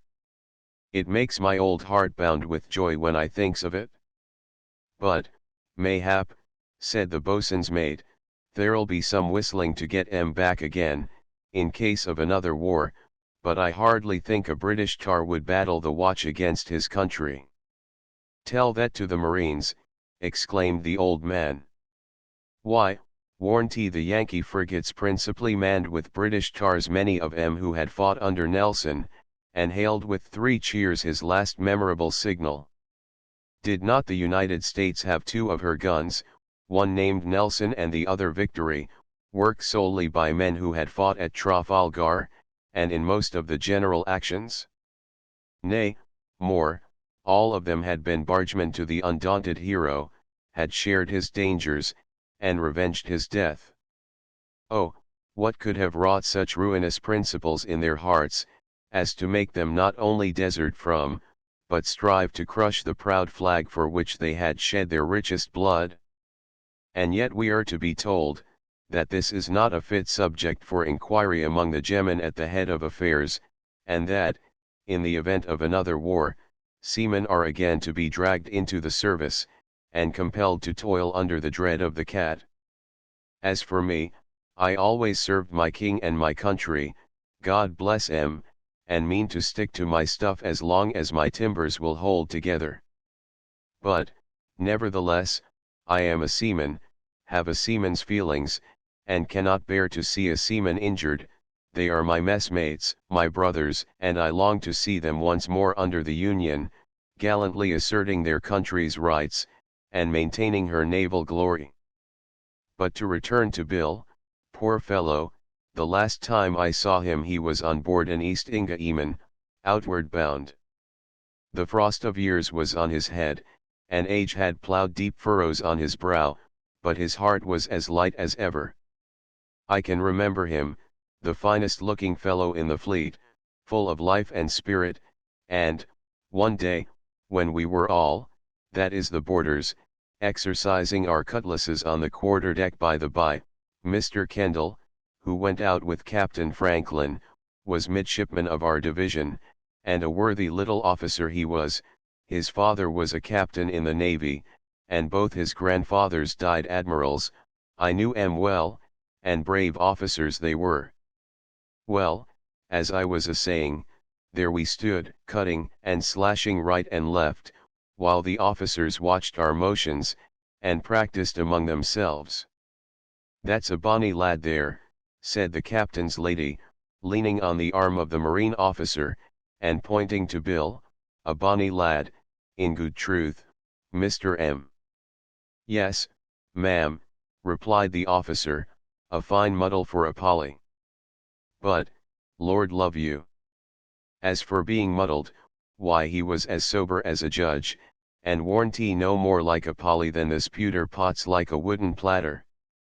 Well, d'ye there the boarders continued exercising, for we had a West Country sergeant who had received instruction in the Horse Guards, but he turned foot soldier and came to sea, and so he was appointed to teach the men upon a new system.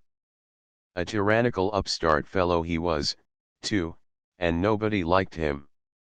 "Mind," says he, "when I say swords, thee mustn't dra, but only handle thee sword for ready, but when I say dra swords, thee must lug them out t scabbard." And so he kept on posing us, till we all wished him at Old Nick.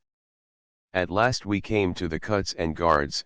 The first was all very well, but we could make nothing of the Guards, for if a sailor, in boarding, stands like a doctor to pick and choose what limb to dissect, it would soon be all dicky with him. Straightforward work's the best, and soonest over.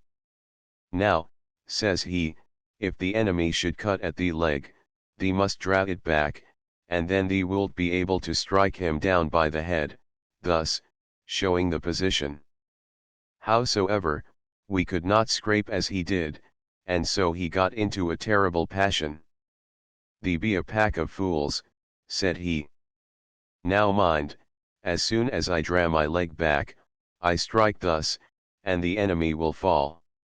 So saying, with the roll of the ship, he made a step back, when unfortunately the scuttle was open behind him. Down he went and disappeared in an instant. "And the enemy will fall," cried Bill, imitating him, while all hands, officers, ladies, and all, burst into a roar of laughter. "Yo hoy, Sergeant," bellowed Bill, "down the scuttle, where are you, my hearty? A'n't you coming up again? Here we are all waiting to put the enemy to flight." But Mr. Sergeant had had enough of it for that day, and slunk quietly to his berth. I remembers another time, in a 6&30, when we engaged a Spanish frigate, and a heavy one she was too. They had men in their tops with rifles, who seemed only intent to pick out our officers. Well, d'ye the two ships swung alongside, and the main yards locked, with the Spaniards just abaft ours. Bill happened to be in the maintop with two others stoppering the shrouds, and every now and then he caught a glimpse of these fellows, laying down to load and firing over the top brim. "My eyes, shipmates, look there," says he, "the cowardly lubbers are bush fighting. And the rigging, let's go and clap a stopper over all upon them. But, avast, avast, do you two get upon their topsail yard, and when you see me in the top, then come down hand over hand amongst us." Away went Bill with his brace of pistols in his belt, and cartridge box and cutlash by his side, along the main yard, entirely concealed by the folds of the enemy's mainsail, and got unobserved, except by those on deck, close in by the slings. The first man that rose pop he had him, to the great astonishment of the rest, who could not conceive where the shot came from, while those on deck were afraid of firing up, lest they should injure their own people, and the roar of the guns wouldn't allow of a hail being heard. Bill squatted down as unconcerned as possible, reloaded his pistol, and presently down went another. By this time the other two had gained the enemy's masthead, and finding they could douse a few of 'em without injuring Bill, they let fly, to the great terror of the Spaniards, who thinking themselves bewitched, bundled out of the top down the foothook shrouds, where they caught sight of Bill, when a desperate conflict ensued. He was, however, joined by his two shipmates, while others, from both ships, crowded up the riggings to the assistance of their several comrades. For a few minutes the fight seemed to be transferred aloft, when a shot from one of our main deck guns brought down the enemy's main mast, and away the combatants came flying down upon deck, where, though severely shaken and bruised in the fall, all that were able still continued the fight. The confusion occasioned by the falling mast was instantly taken advantage of by our captain, who, heading the boarders, dashed fearlessly onto the enemy's quarterdeck. Here he found Bill and his party at close quarters, hammering away like anchor-smiths, but the numbers were too many to cope with, and we were compelled to retreat. Just, however, as we had reached the sides of our own frigate, "Where's the captain? Where's the captain?" resounded on all sides. The Spaniards had grappled him, when Bill and his comrades again rushed back, and brought him off in safety. Well, DSC, at it we went again like sons of thunder, when shortly after, the ships parted and we played a game at long bowls. The enemy had all picked men, who fought with determined resolution, but the precision of our fire soon thinned their numbers, and orders were again given to prepare to board. "Come here, my man," said the captain to Bill, "you're a brave fellow, and deserve promotion. What shall I get for you?" "Only a glass of grog, your honor, just to drink your honor's health, and success to the day," says Bill. "Well, well," says the captain, "I see your wishes are not unbounded, so go to my steward, and tell him to give you a bottle of rum."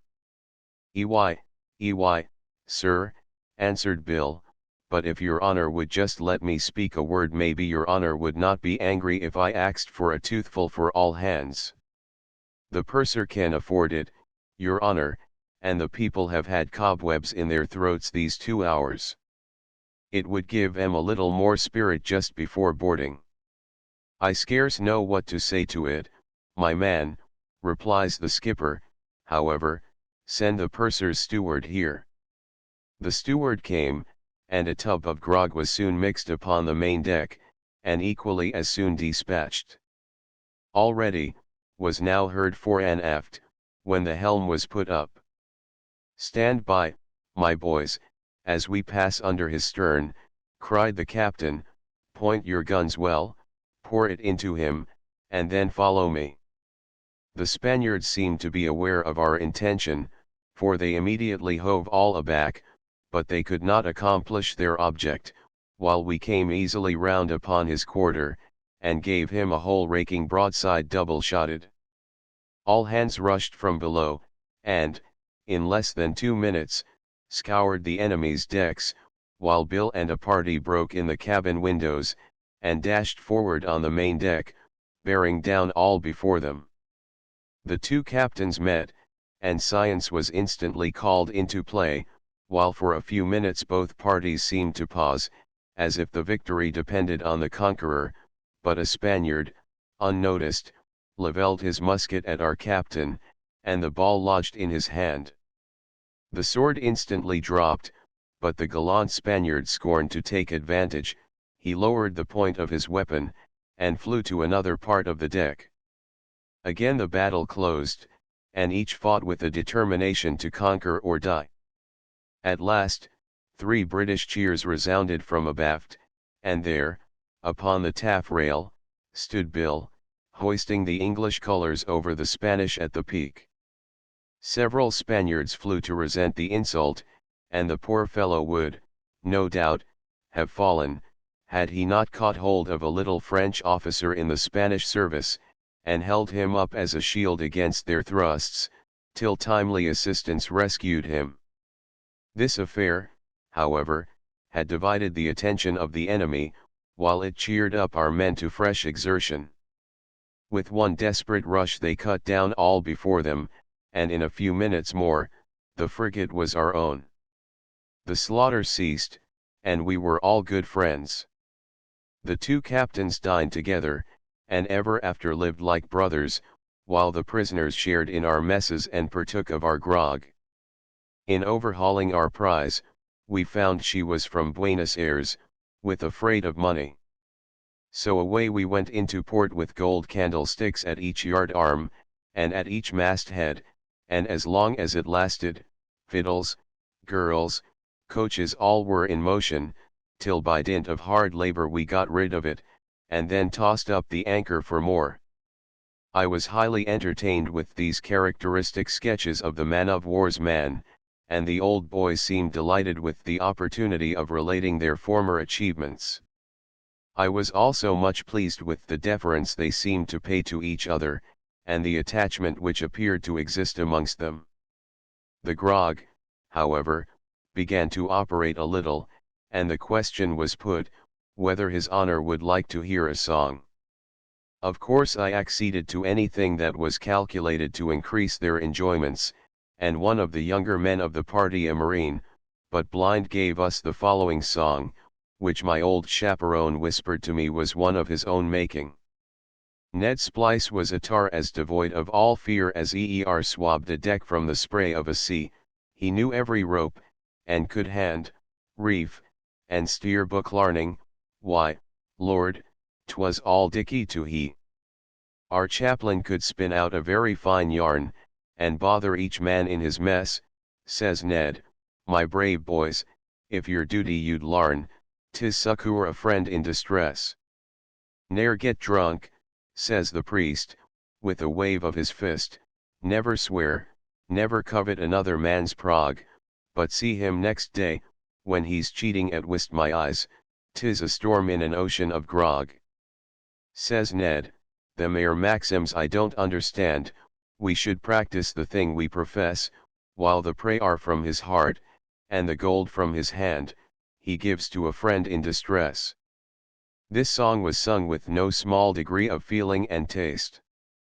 Other songs followed, with a few characteristic observations and sentimental touches between them, till the termination of one which had for its burthen. Thus, smiling at peril, at sea or on shore, we box the whole compass round cheerly, toss the can, boys, again, drink the king, and what's more, we'll drink to the girls we love dearly. Sweet creatures, exclaimed Bill Jennings, I loves 'em all a little, DSC, for what's a sailor without a sweetheart? Why, he's like a ship without a rib, like a mast without stays, like a lanyard without a dead eye, like a binnacle without a compass, or a block without a sheave. Pretty dears. They're the very ach me of a sailor's hopes, the main top of his heart. What, though the Turks think they've got no souls, you and I, your honor, both of us know, and which of us doesn't, that they have got souls and spirits too, bless 'em. For I take it that's much the same thing. I've seen 'em of all colors and shapes, from the hopping tops at the Cape to the Esquimaux near the North Pole, but there's none to beat our own country women. All the Venuses of Italy, all the beauties of Bussoloni, all the brilliant black eyes of Spanish America, can't box the compass with the dear little lasses of our native land. Ah, I can remember the first time I fell in love, by tumbling down the main hatchway. 'Twas when I was with Cook, out at the Sandwich Islands, where King Tommy Rammer and his wife came from. DSC, we had been refitting the rigging, and one of the ladies of Oahe would be my dulcimer, so she lent me a hand to tar the parsailing and pass the ball, and we were as kind and as loving as two turtle doves. Well, I was walking near the hatchway, when, somehow or other, I capsized, and Lodouchenkov, in trying to save me, gave me a shove. I caught hold of her, and away we went, Lodouchenkov and I, down into the main hold, like a couple of cherry bums from the clouds. The hatchway was full of logs, and there we lay, like the babes in the wood, as natural as life. Howsoever, there were no bones broke, so they hauled us up again, and how could I help falling in love with her after that? Oh, we used to talk together, she in her lingo and I in mine, like two cats in a gutter. But what was the use, auntie? The foretopsail was sheeted home, and away we went. I promised to write to her by the first post, but she didn't understand me, and so I forgot all about it next day. In some parts of the world they have a way of marrying what they call polygamy, but, Lord love you, it's all a cheat, d'ye mind, for instead of having one Pole, they marry 20, and only to go for to think of a man having 20 wives? Howsoever, it's all a matter of fact, nay, some have more, and our parson used to read about Solomon having hundreds. How a solo man like Solomon could manage to keep 'em all to their tethers in working ship, I can't think for the life o' me, but he was a wise man, and understood all manner of tongues, and so, mayhap, he had a way of his own. Pretty dears. One's enough in England. But I've seen 'em, in the hour of peril, in the day of battle and the storm, conquer all the weakness of their nature, and display such cool fortitude, such heroic devotion to their husbands, as would astonish you. There was poor Joe Kelson, in the old Sandwich, under Rodney, had his wife on board when they engaged the French fleet off Martinique. She was a timid, delicate little body, one who had been tenderly brought up, yet she left all the luxuries of the shore, a father's house and a mother's love, to brave the dangers of the ocean and share a piece of salt junk and a biscuit with the being she loved. Ah, I can remember her looks the morning of the action, while we stood at breakfast. Her face was pale and her quivering lip and tearful eye told all the anguish of her soul. Joe tried to comfort her, but 'twas useless. He talked of honor and of glory, but what was honor and glory to a fainting spirit? Her heart was overwhelmed, and when she came afterward to his quarters on the lower deck, she could hardly support her trembling frame. It was just about noon, and she brought him a bit of dinner. They sat down upon the gun trucks, but neither of 'em could eat, and it was a hard task upon poor Joe to preserve his firmness. All hands pitied them, and when they parted for the last time, there was scarce a dry eye at the gun. Well, d'ye see, about half an hour afterwards we began to engage, but there were cowards in the fleet, rank cowards, and the admiral wasn't properly supported, so the old Sandwich bore the brunt of the battle, and hot enough it was, too. Many a poor fellow dropped his peak and bore up, and as is customary, were directly launched out at the port. At last, poor Joe received a mortal wound that stretched him on the deck. We lifted him up in our arms to carry him to the surgeons in the cockpit, but he opened his eyes, tried to speak, then gave one convulsive shudder as the last death pang parted soul and body, and his mortal agonies were over. We stood for the port to give him a sailor's grave, when, just at this moment, his wife appeared close to us.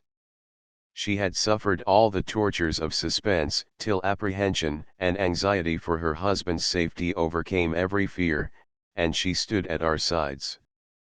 The body was half out, and perhaps she would not have recognized it but for her own handkerchief, which she had tied round his neck. We all looked at each other, and then at her, undetermined what to do. She stopped for an instant, and gazed at the face of her husband, as if trying to trace the features. Her eye caught the token on his breast. She sprung forward, but 'twas too late. The body of poor Joe was already in the ocean wave. A wild and piercing shriek followed. She ran to the spot, and would have shared his grave, but was forcibly withheld. She looked at the dark waters, and then tried to catch a view through the thick smoke at the enemy's fleet. It cleared a little, she saw the French ships to leeward, and her spirit seemed to rise above the noise and din of battle. The roaring of the guns, the rattling of the tackles, and the flashes of the powder above all, a feeling of revenge, instead of crushing her delicate frame, appeared to change every operation of her heart. She watched us for some time, and no entreaty could prevail on her to go below, till, at last, she inquired what was her husband's particular station, and having ascertained it, she instantly supplied his place, and, with undaunted determination, bravely continued to fight at the same gun during the remainder of the action. Nor was this all, for, with the tenderness of a female bosom, she sat up with the wounded, attended to their wants, soothed their complainings, and tried to forget her own sorrows by relieving theirs. The brave Rodney, you may depend upon it, didn't forget her, and I heard that he obtained a handsome pension to support her. There was Mrs. R., the captain's wife of the L frigate, though for the matter o' that, she was captain, although only rated as mate. Ah, that was an Irish ship, captain Irish officers Irish men Irish, the ship's name ought to have been Pat. She dearly loved her lads her boys, as she called them, particularly Mr. O'Shaughnessy, the first lieutenant, though the midshipmen knew pretty well how to get the weather gauge of her, especially when their case was in a pitiable condition, showing a beggarly account of empty bottles. She was a lady, every inch of her, and used to come round the mess deck morning, noon, and night, to see that all hands were comfortable and happy. If anybody wanted liberty, it was only spinning a yarn to the petticoat captain, and they had it directly. Well, d'ye we had orders to sail, and so, to the great grief of all hands, Mrs. R. was obliged to leave us, with a heavy heart and a sorrowful countenance. But never mind, boys, says she, maybe you'll come back some day, and then, oh, goodbye to you, my boys, and stand by your captain to the last, like Aaron's own sons. Remember, Irishmen must never lose their laurel. And so we gave her 3 cheers as she went over the side. Well, after several months' absence on a long cruise, we once more reached Spithead, and in a day or two a pretty little yacht came working in from St. Helens to the anchorage. The officers got their glasses, and word was soon passed that our friend Mrs. R. was on board of her. All hands crowded on deck, not an officer or man remained below. The captain took his station on the quarter-deck abaft, the officers, especially the midshipmen, were more in advance, while at the gangway stood the old master-at-arms, Michael Malone. Mitch was a perfect original, neither sailor nor sodger, but a strict disciplinarian, as all the boys in the ship could testify. He was, in fact, the very quintessence of an Irishman. On 9 hairs of his head was stuck a little trencher-like hat, with a roof not much bigger than half a crown. Behind projected a tail-piece that would have puzzled Hogarth. It was about 9 inches long, and stretched out from the neck in a horizontal direction, like a tiller shipped the wrong way. His jacket was of a sandy grey russet, embellished with ornamental designs of all colors and shapes. Huge pockets, well filled with rolls of paper, were prominent features. His trousers, barring the breeches, well patched with corduroy, and his legs were sometimes cased in leather, that had formerly been a pair of military boots, but now, by continual cobbling, had lost their primitive shape and looked like a couple of fire buckets.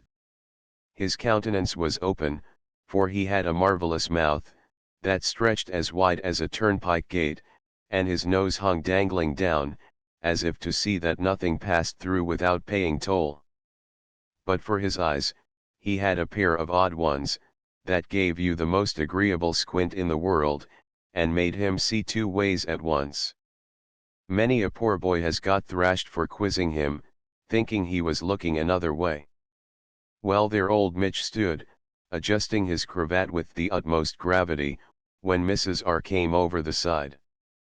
Of course everybody expected she would have walked aft to the captain, but her delight was so great, that she no sooner got upon the deck than she caught old Mitch, being nearest, round the neck, and began kissing him like fury. Mitch, equally pleased, returned her embrace with interest, to the great amusement of every soul, fore and aft. "Oh, my boys, says she, as soon as Mitch let her get breath, joy to the hour that I see you again. Ara. Dear, sure, and I'm so happy." So catching the captain in her arms, she gave full evidence of the fact. The officers wiped their mouths and smacked their lips, expecting it would go round, and were anticipating the salute of her sweet kiss, for she was really a beautiful woman, but they were disappointed, for the first moment of exquisite feeling having subsided, she became sensible of what had passed. Howsoever, the captain laughed heartily, and old Mitch looked as if he was ready for a second edition. Mrs. R called him and apologized for her conduct, blushing all the time most glowingly. "Och," says she, "my joy was so great that I couldn't help it." "Be easy, my lady, be easy," says Mitch, "I'd do the same for your ladyship any day, and every day. Sure didn't I have the best of it, then?" "Faith, and I did, anyhow, for I gave you 2 for 1. "Oh, don't mention it, my lady." Well, and all hands had an extra allowance of grog, and Mitch declared that 'twas the happiest day of his life, for her ladyship's 2 lips were like full-blown roses, moistened with dews, and but for his ugly nose, that came in the way, he would have had half a dozen more. The afternoon having by this time drawn pretty well to a close, I rose, and having said a few words expressive of the pleasure I had experienced in their society, with a promise to pay them another visit before long, I took my departure amidst the hearty cheers of the old men, and if their blessings can have any influence in smoothing the path of life, mine would be smooth indeed. Footnotes 1 I have since ascertained that it was Don Raymond de Chalas. 2 ships and vessels coming from unclean ports, hoist a yellow flag, and the pensioners are punished for drunkenness by being compelled to wear a yellow coat with red sleeves. 3 Buenos Aires. Tom Brooks. No cannon pealed his knell, no shout that gained the day, gave his frail spirit one farewell, to waft it on its way. He rushed all life into the wave, and found at once his death and grave. 'Twas in the days of my boyhood, and though since that time many years have rolled their burdens on my head, years that, like billows on the sand, have smoothed the traces which memory once had made, yet I can remember the circumstances as if it was but yesterday, and the tears still wet upon my cheek, for I had known Tom Brooks from my infancy, and he had often brought me home some curiosity from distant lands, where the cedar and the pine tree grow in rich luxuriance. Indeed it was his tales of the ocean, when the spreading sail was filled to waft the gallant ship to foreign climes, that first excited my desires to become a sailor. Poor Tom had been brought up in expectation of a genteel fortune, and had been educated most scrupulously to revere a rigid sense of virtue, and to maintain that independency of spirit, which can only be fully appreciated by a noble mind. But how soon can adversity cloud the fairest prospects? And here it came, not like the rising gale that gives a timely warning of its approach, no, it resembled the wild tornado, bursting with sudden vengeance on its victim, without a moment's space to tell that death rides on the blast. His father was ruined by an unforeseen reverse in trade, he could not stand against the shock, and he sank broken-hearted to the grave, leaving a widow and 1 child to mourn the unexpected change in their prosperity, but still more to grieve for him who could never return again. Mrs. Brooks had a brother, who had been nearly all his life at sea, and to him poor Tom was consigned, to brave the perils of the briny deep. "Don't cry, mother," he exclaimed at the parting, "don't cry, I shall soon come back, and be enabled to provide for your support. Providence may smile upon us yet, and your last days be your best." "Go, my child," replied the mother, whilst her heart swelled almost to bursting, "go, my child, I will resign you to the merciful care of that being who is a father to the fatherless, and the widow's God and judge." After his departure, poor Tom received 1 letter from his mother before he sailed. It inculcated all the moral and religious duties, requested him to peruse his Bible, and near the close were the following lines, which he committed to memory, and in after years, When an infant sitting on his knee, he repeated them to me so often, that they became deeply impressed upon my mind to my sailor boy. When sailing on the ocean, in foreign climes you roam, oh, think with fond emotion, upon your distant home, and never strive to smother, but treasure up with joy, remembrance of a mother, who loves her sailor boy. When thunders loud are roaring, and vivid lightning flies, the rain in torrents pouring, sleep will depart my eyes, tears will bedew my pillow, you all my thoughts employ, tossed on the angry billow a little sailor boy. Kind Providence protect you, and bring you back again, your mother will expect you, safe from the troubled main. No, heaven will not distress me, the widow's hope destroy, return once more to bless me, my little sailor boy. In the course of a few years, Tom became mate of a fine ship in the merchant's service, and his efforts seemed crowned with success. He enjoyed the sweet satisfaction of seeing his mother comfortably situated, and his heart whispered it was the reward of virtue. But who can arraign the will of heaven, or say to omnipotence, what doest thou? War with all its attendant horrors broke out, and the cruel system of impressment was adopted for the purpose of manning our fleets.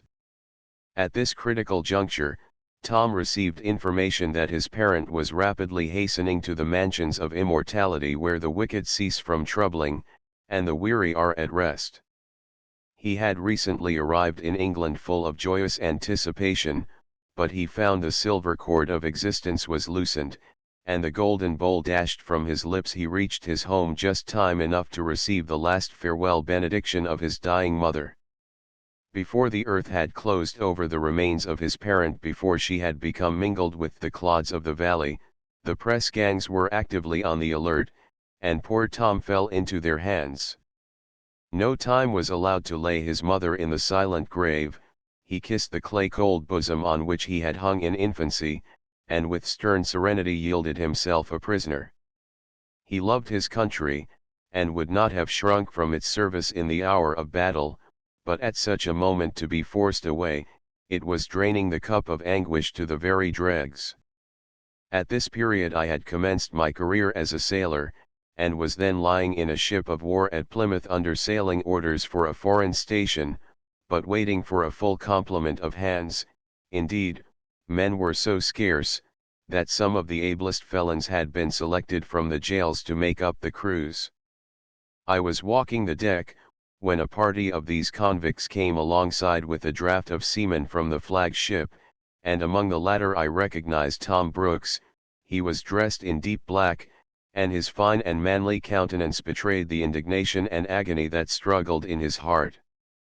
Surely it was impossible to mistake his character, for when called before the captain he behaved with a gentlemanly respect that commanded admiration.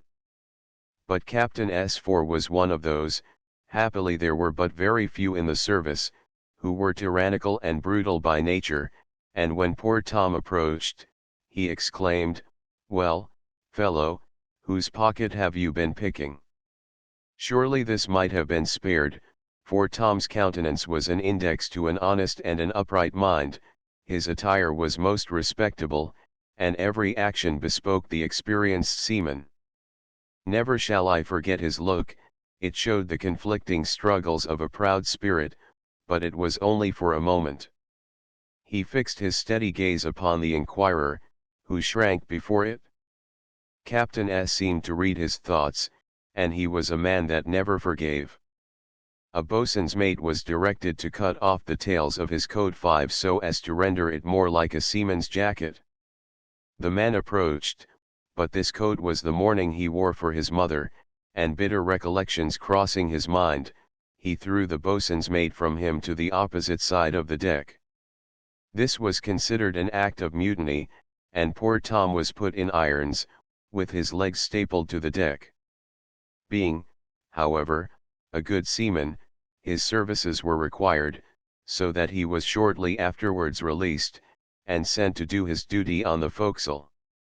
We sailed in a few days, and after being some time at sea, the captain, remembering what had taken place in harbor, ordered poor Tom, by way of punishment, to perform most of the menial offices of his station, and at length insisted on his executing the most degrading duty in a ship of war, that of sweeping the decks.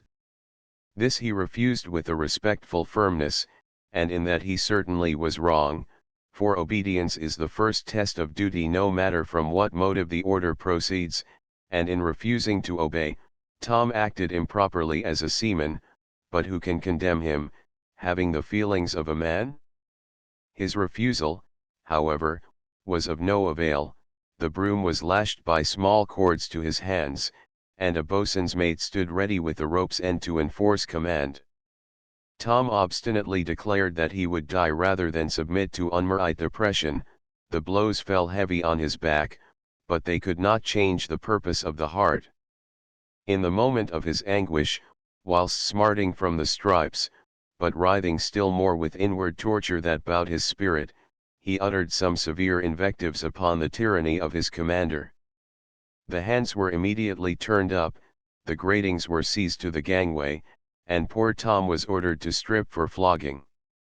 Resistance was useless, his outspread arms and extended legs were lashed to the gratings, and after reading the articles of war for disobedience of orders, the captain directed the boatswain's mate to give him 2 dozen. This was not the first time I had witnessed punishment at the gangway, for scarcely a day had passed without it since my joining the ship. But poor Tom had been my early friend.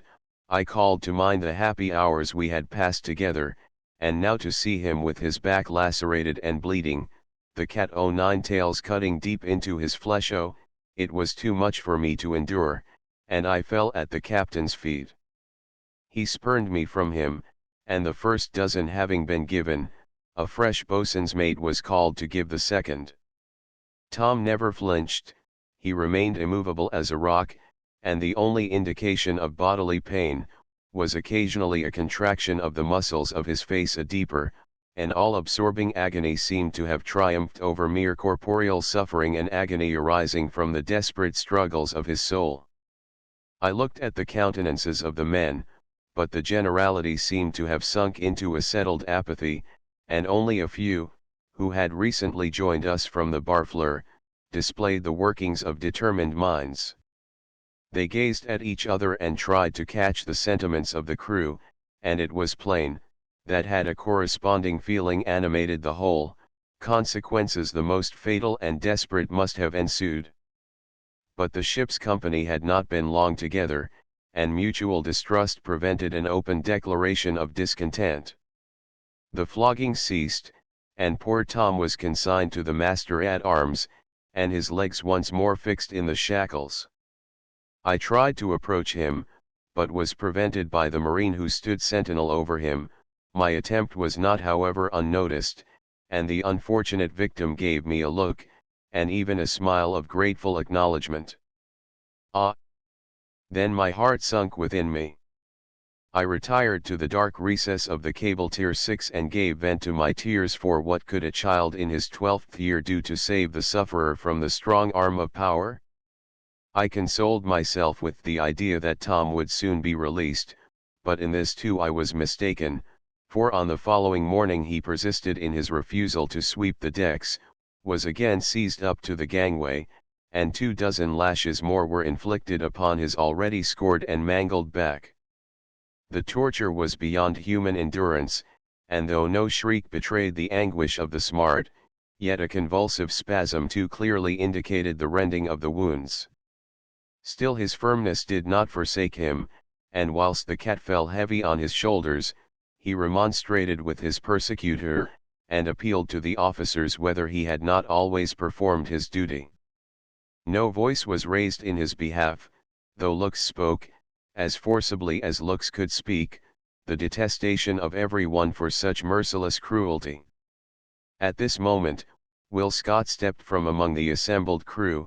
He looked wildly upon his shipmates, particularly upon his old messmates, the Barfleurs, but all remained motionless as statues, and he resumed his station.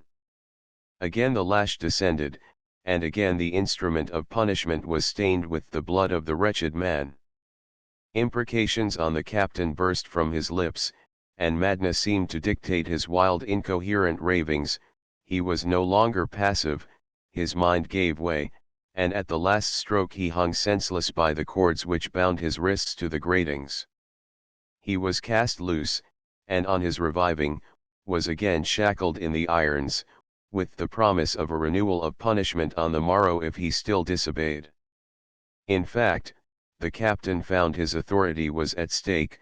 He saw that he had excited disaffection, he knew that the principal portion of his crew, many of them desperate characters, were not to be trusted, and the very men on whom he placed reliance, the Barfleurs, were disgusted with his treatment. To have receded, he considered, would have been an acknowledgment of error, and one triumph of the people would have been the prelude to more humiliating concessions.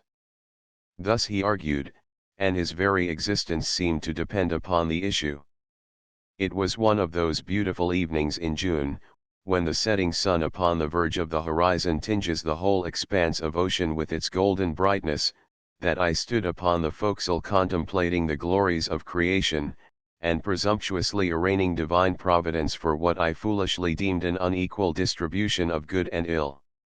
The seamen were formed in groups along the gangway and waist, and the officers were pacing the larboard side of the quarter-deck, leaving the starboard side to the captain, who walked sullenly and alone. The lieutenant of the watch stood on the gangway, and did not join him, and there he strode, pale discontent upon his cheek and keen mistrust in the restless glancing of his eye. The evening was indeed lovely, and calculated to calm the raging passions of the soul. The sea was beautifully smooth, the sails slept deep and still, and though scarcely a breath was felt, yet the breeze upon the quarter was carrying the vessel almost imperceptibly at the rate of 5 knots 7 an hour. I was but a boy, a mere child, and whilst looking at the mild blue sky I thought of my home and of my mother. Poor Tom, too, he whose arms had cradled me in infancy. But what could I do? Whilst my thoughts were thus occupied, a marine with his drawn bayonet appeared ascending the foreladder. Close behind came poor Tom Brooks, and every tongue was hushed. The captain caught sight of him and stopped. The officers continued their walk, but their eager gaze alternately changed from the captain to the suffering victim of his austerity, but no voice gave utterance to thought. Poor Tom, I think I see him now. Ah! Well do I remember the ghastly dolor of his look as he approached me, his eyes cast down, and his whole thoughts apparently rivet on one object alone, but it is impossible to describe it. I touched his arm, for nature spoke within me, and I could not help it. He paused for one moment, and a roseate flush suffused his cheeks. He seized my hand, and I felt that his was burning. I looked in his face. It was lightened up by a smile, but such a smile. It struck me he was thinking of his mother. Henry, he said, whilst grasping my hand, Henry, your parents. Do me justice, I ask no more. He drew his hand away, passed it over my face as he was wont to do when I was an infant, and as his features contracted with a long convulsive sob he added, Henry, your mother. Be good, be kind, be dutiful, and turning round, he walked forward to the bow's aid. I felt as if something was strangling me, my blood rushed to my head, and a dread of I knew not what sickened my very soul. A death-like stupor pervaded my faculties, but I was aroused from this state by the voice of the marine shouting, a man overboard, a man overboard. The truth flashed upon my mind, and as the ship rounded to, for the helm was instantly put down, I ran to the leak at head 9 and saw the dark body as it sank in the gurgling eddy which the plunge had made. Yes, it was Tom Brooks, and he never rose again. Some heavy shot were missing from the place where he had been confined, and these he had no doubt concealed about his person to facilitate the work of destruction. Poor Tom, the waters closed above his head, and who can read his doom? May my young readers learn, from his untimely end, to temper judgment with mercy, and if power should ever be placed in their hands, to receive it as a sacred deposit for which they must render an account.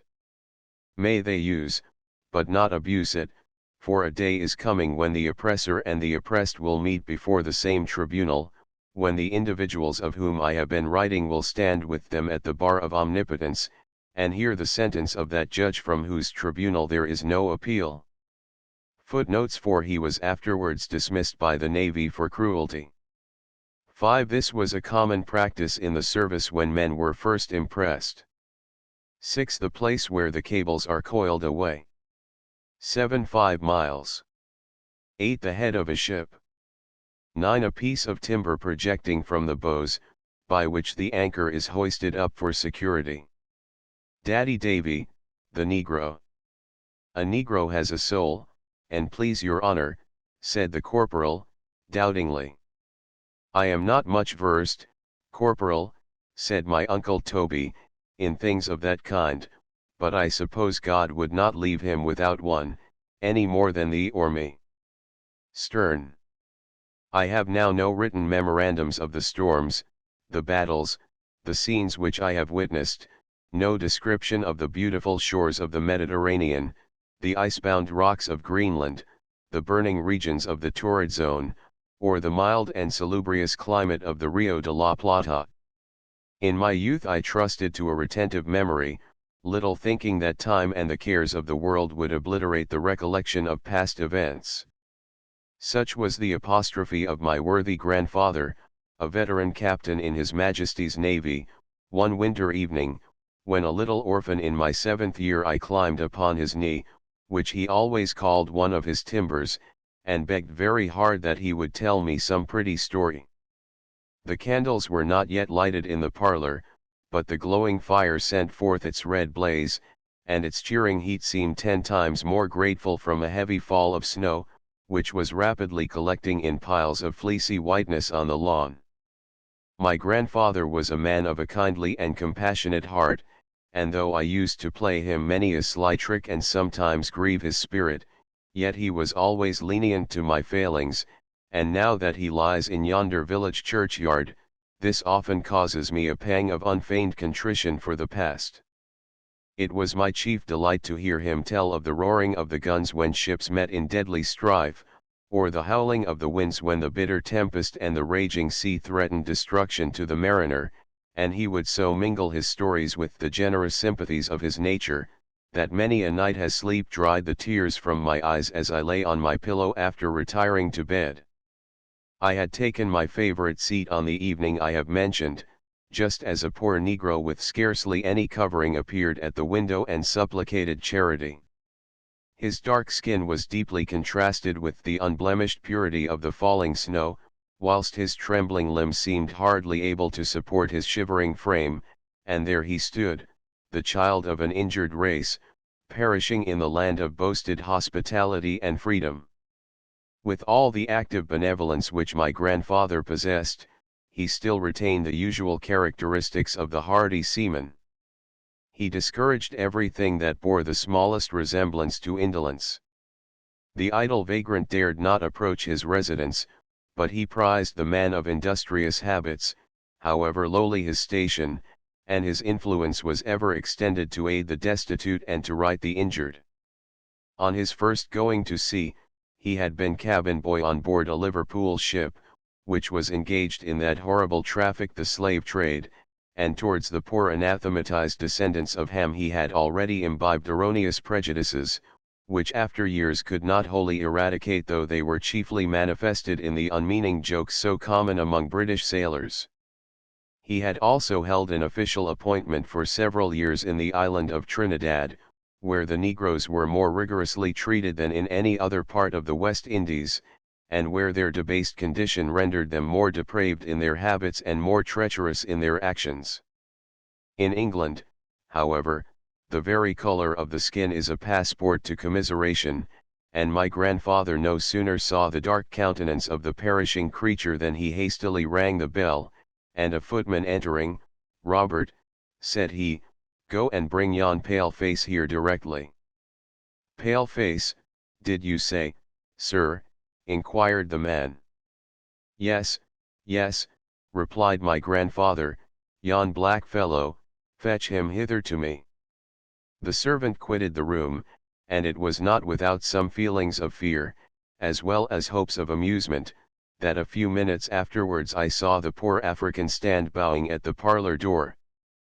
The twilight had faded away, and except the reflection from the snow, night had thrown its sable shadows on the scene, but as the bright gleam of the fire shed its red hue upon the jetty features of the negro and flashed upon his rolling eyes, he presented rather a terrific appearance to my young mind.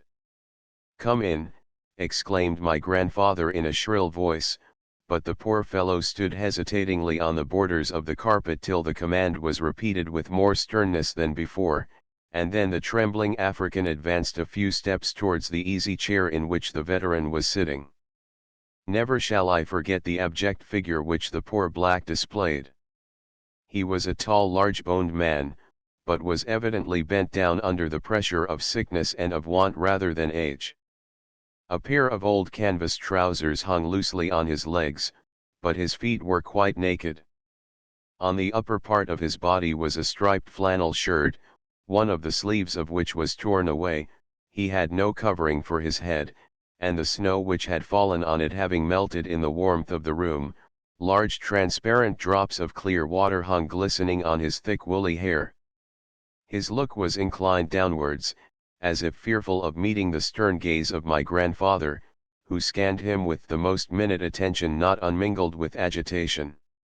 Every joint of the poor fellow's limbs shook as if struck with ague, and the cold seemed to have contracted his sinews, for he crouched his body together, as if to shrink from the keen blast. Tears were trickling down his cheeks, and his spirit seemed bowed to the earth by distress.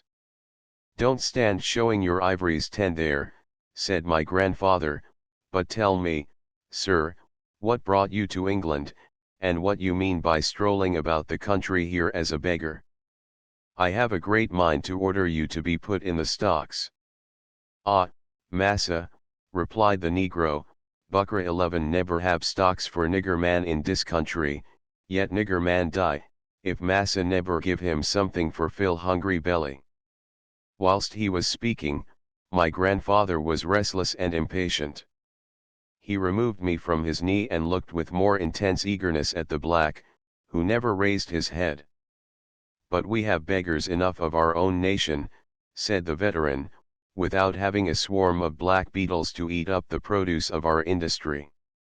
"Massa speak for true," replied the African meekly, "distress lib everywhere, come like racehorse, but go away softly, softly."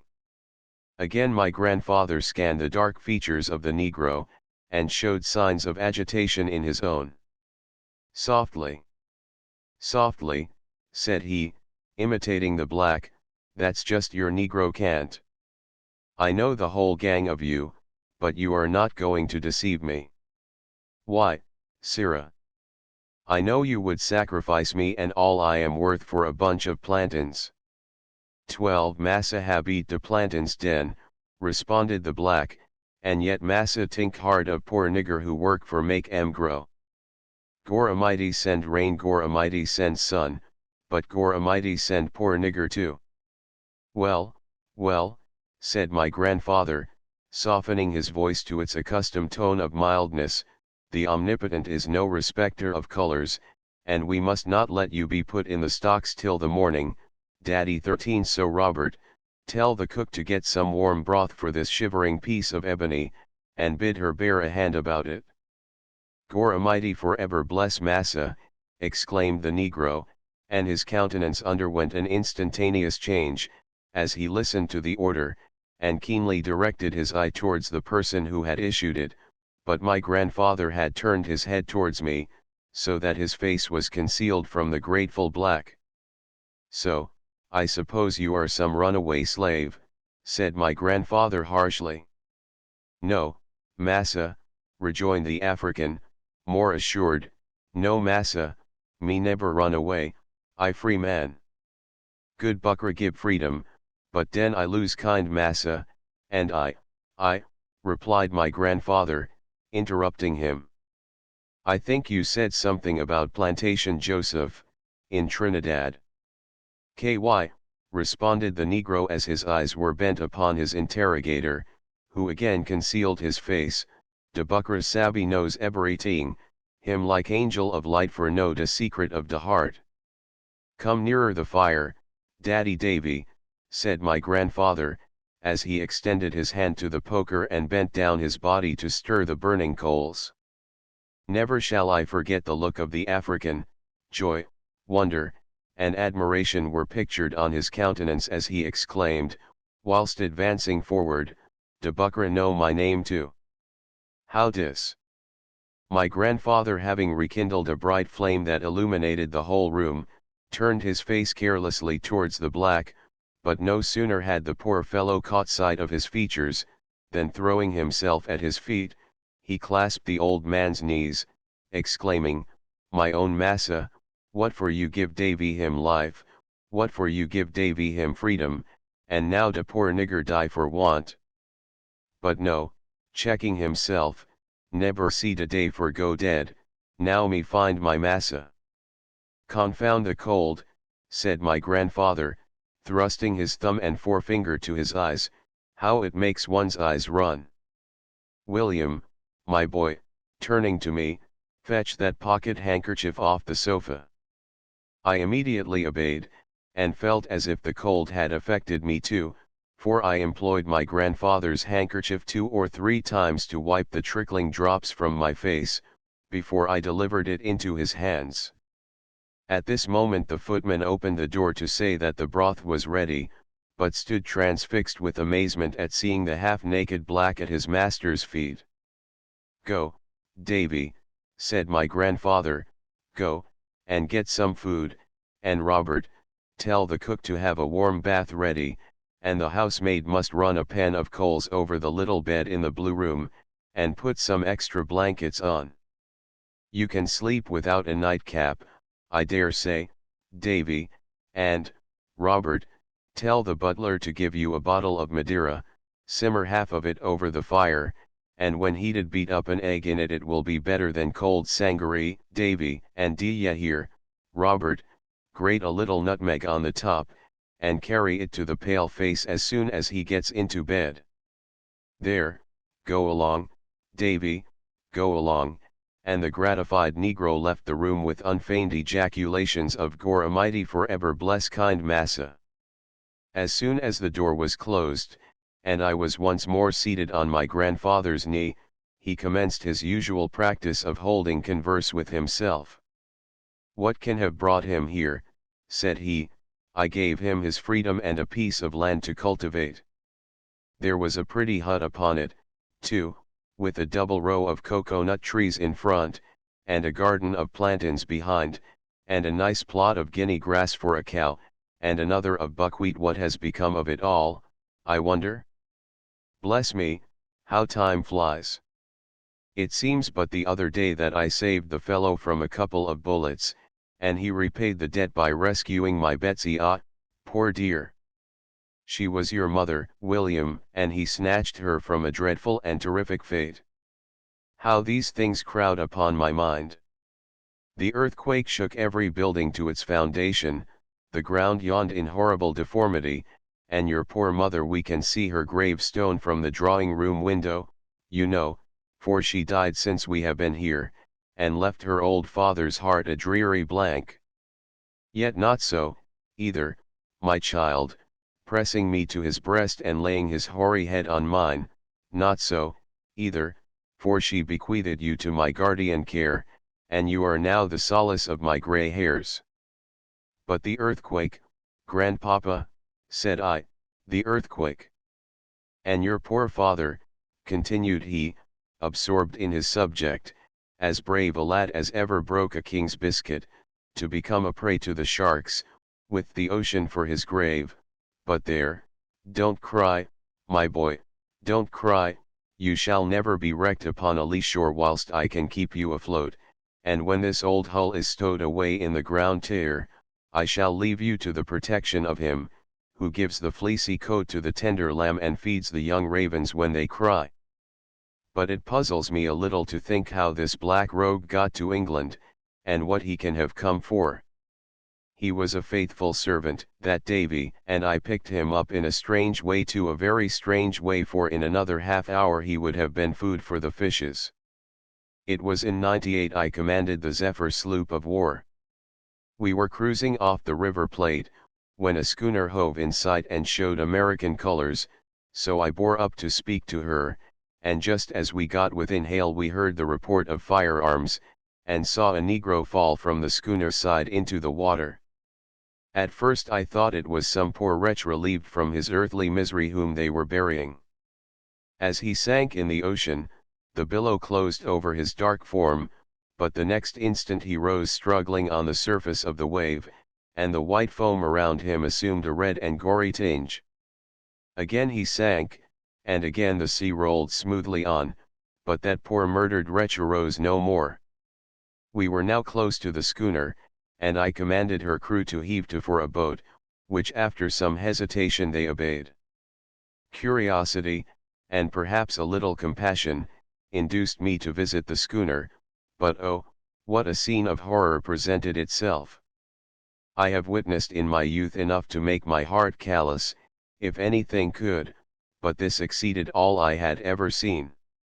The schooner had a cargo of slaves from the coast of Africa, but not men, not women, no, no, there were 97 little children, from 4 to 12 years of age, in the most horrid and emaciated condition. The space in which they were kept was so confined that they could scarcely sit upright, and having nothing but rough planks to lie on, the rolling of the vessel had chafed their joints into wounds, they looked as if perishing with hunger. You shudder, boy, and well you may.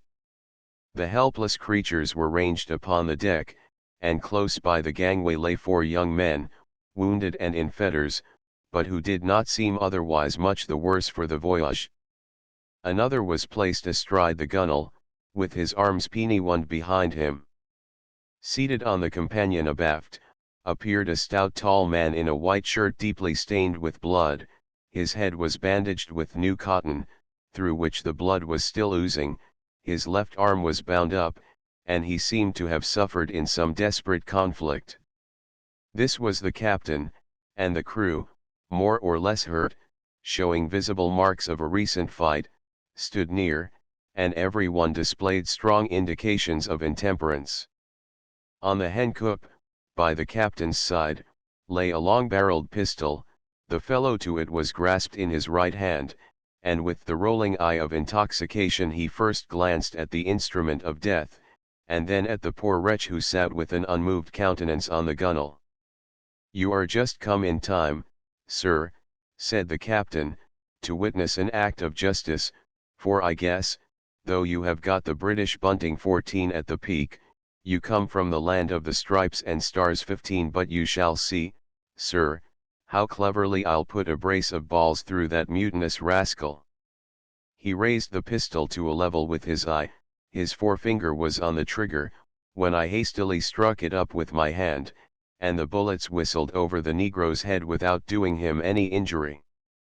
But he had experienced only cruelty from white men, he had expected death, and could not suppose that one of the fair-skinned race would rescue him from the fate of his companion. As soon as he heard the report of the pistol, he fell forward on his face, but my boat's crew ran, and saved him from going overboard. "What is the meaning of all this?" said I, "thou disgrace to manhood? I am a British officer, and to me you shall be accountable for your demoniac conduct. What has that poor creature done? And these 2 on the deck? Release them, my men," and my boat's crew had soon broken off their fetters. The Negro, whom I had saved from the murderous intention of the captain, could not exactly comprehend the scene, but when he found that he was safe and knew me for his deliverer, he clung round my knees, just as the fellow did tonight, for it was no other than Davy himself. But I can't think what brings him here to England away from the pretty hut, and the cocoa-nut trees, and the guinea grass. But what became of the little black children, grandpapa, inquired I, and the other 4 men, and the wicked captain, and where did you take Davy to? And stop, "Stop, child," said my grandfather, "don't overhaul your questions so fast, and I'll tell you, for the sight of the dog is a memorandum one cannot meet with every day. The captain had freighted his schooner at Londo, in the Congo country, with 130 male and female children, and 6 fine young men. 33 of the children had died on the passage, and been thrown overboard. The crew of the schooner, fearing nothing from the poor emaciated innocents and trusting to the half-starved weakness of the young men, indulged in drinking to excess. But to the surprise of the captain, these latter began to recover their sleek and healthy appearance, and he was calculating upon getting a handsome price for them in the market, when the very night before I fell in with the schooner, the young men rose upon the crew, they attacked the captain in his bed, and inflicted several severe wounds on his body and head. But what could these poor creatures do against a superior force, who were well acquainted with the use of arms? The negroes were overpowered and put in irons, and the wretched man, whom we had seen shot before getting alongside, was the ringleader. But now, mark me, my boy, on inquiry, I discovered that the plan had been a long time in agitation, and these injured and devoted children had daily set apart a portion of their own very scanty food, to strengthen the men for the enterprise. Most of them knew of the attempt, yet none betrayed the secret. I bought Davy of the captain, and went up the Plate as far as I could, for the schooner was bound to Montevideo, and then was compelled to quit her, for she was under the flag of a neutral power, besides our own country was then engaged in the same traffic. And what became of the children, grandpapa? All sold into slavery, my dear. And Davy, grandpapa? I took him with me, but what he has done with the hut and the planting ground, I can't tell. And the earthquake, grandpapa, for I had not forgotten that. You want to know everything, boy, and you forget that my memory fails me. However, I'll try and recollect that too for some other night, but you must go to bed now, and tomorrow Davy will tell you all about it. I afterwards learned that Davy had rescued my poor dear mother from destruction at the risk of his own life during an earthquake in Trinidad, for which my grandfather had given him his freedom, together with the hut and land. But the free black had no protection in the West, the slaves plundered his property, sickness came, and no medical attendant would minister to his wants without his accustomed fee, he contracted debts, and his ground was sold to the estate on which it was situated to pay the lawyers. He quitted the island of Trinidad to go to Berbice, but being wrecked near Mahaica Creek, on the east coast of Demerara, he lost his free papers, was seized by the government, and sold as a slave to pay the expenses of advertising and his keep. He fortunately fell into the hands of a kind master, who at his death once more set him at liberty, and he had come to England in the hope of bettering his condition. But here misfortune still pursued him, the gentleman whom he accompanied died on the passage, he could obtain no employment on his landing, he had been plundered of what little money he possessed, and had since wandered about the country, till the evening that he implored charity and found a home. My worthy grandfather is now numbered with the dead, and I love to sit upon his gravestone at the evening hour. It seems as if I were once more placed upon his knee and listening to his tales of bygone years. But Daddy Davy is still in existence and living with me. Indeed, whilst I have been writing I have had occasion to put several questions to him on the subject, and he has been fidgeting about the room to try and ascertain what I was relating respecting him. I am only giving a sketch of my grandfather. Davy, said I, catch, massa, what he call catch. About the schooner, and Trinidad, and the earthquake, Davy. And da old massa what sleep in da work and rust. 16 Yes, Davy, and the snowstorm. Ah, da buckra good man. Davy see him no der time up there, pointing towards the sky, gore a mighty forever bless kind massa. Footnotes 10 Ivories is a common term among the Negroes for teeth. 11 White man. 12 The plantain is a fruit which when ripe is very sweet, but roasted when green, it resembles a chestnut in taste. It is a general article of food instead of bread in the West Indies. 13 Daddy is a familiar term of kindness used by the male Negroes to each other, as auntie is used by the females, and it is nothing uncommon to hear children, as soon as they can talk, calling one another, daddy and auntie. 14 Bunting is the stuff of which flags are made. 15 The captain thought the vessel was in the service of the United States, their colors being striped red and white, except the upper quarter next the staff, which is blue, and bears as many stars as there are states in the Union. 16 Work and rust, literally work and rest, is the name given to the burying ground at Demerara, but here it is meant to apply generally to all places of sepulture. End of vol. I transcribers note punctuation and other obvious typographic inaccuracies were silently corrected. Archaic and variable spelling has been preserved. Variations in hyphenation and compound words have been preserved. Footnotes moved to the end of their respective chapters. Correction Footnote 4, originally on p. 149, dismissed the Navy to dismissed by the Navy. End of the Project Gutenberg ebook Tough Yarns, vol. 1 updated editions will replace the previous one. The old editions will be renamed. Creating the works from print editions not protected by U.S. copyright law means that no one owns a United States copyright in these works, so the Foundation, and you, can copy and distribute it in the United States without permission and without paying copyright royalties. Special rules, set forth in the general terms of use part of this license, apply to copying and distributing Project Gutenberg trademark electronic works to protect the Project Gutenberg trademark concept and trademark. Project Gutenberg is a registered trademark, and may not be used if you charge for an ebook, except by following the terms of the trademark license, including paying royalties for use of the Project Gutenberg trademark. If you do not charge anything for copies of this ebook, complying with the trademark license is very easy. You may use this ebook for nearly any purpose such as creation of derivative works, reports, performances, and research.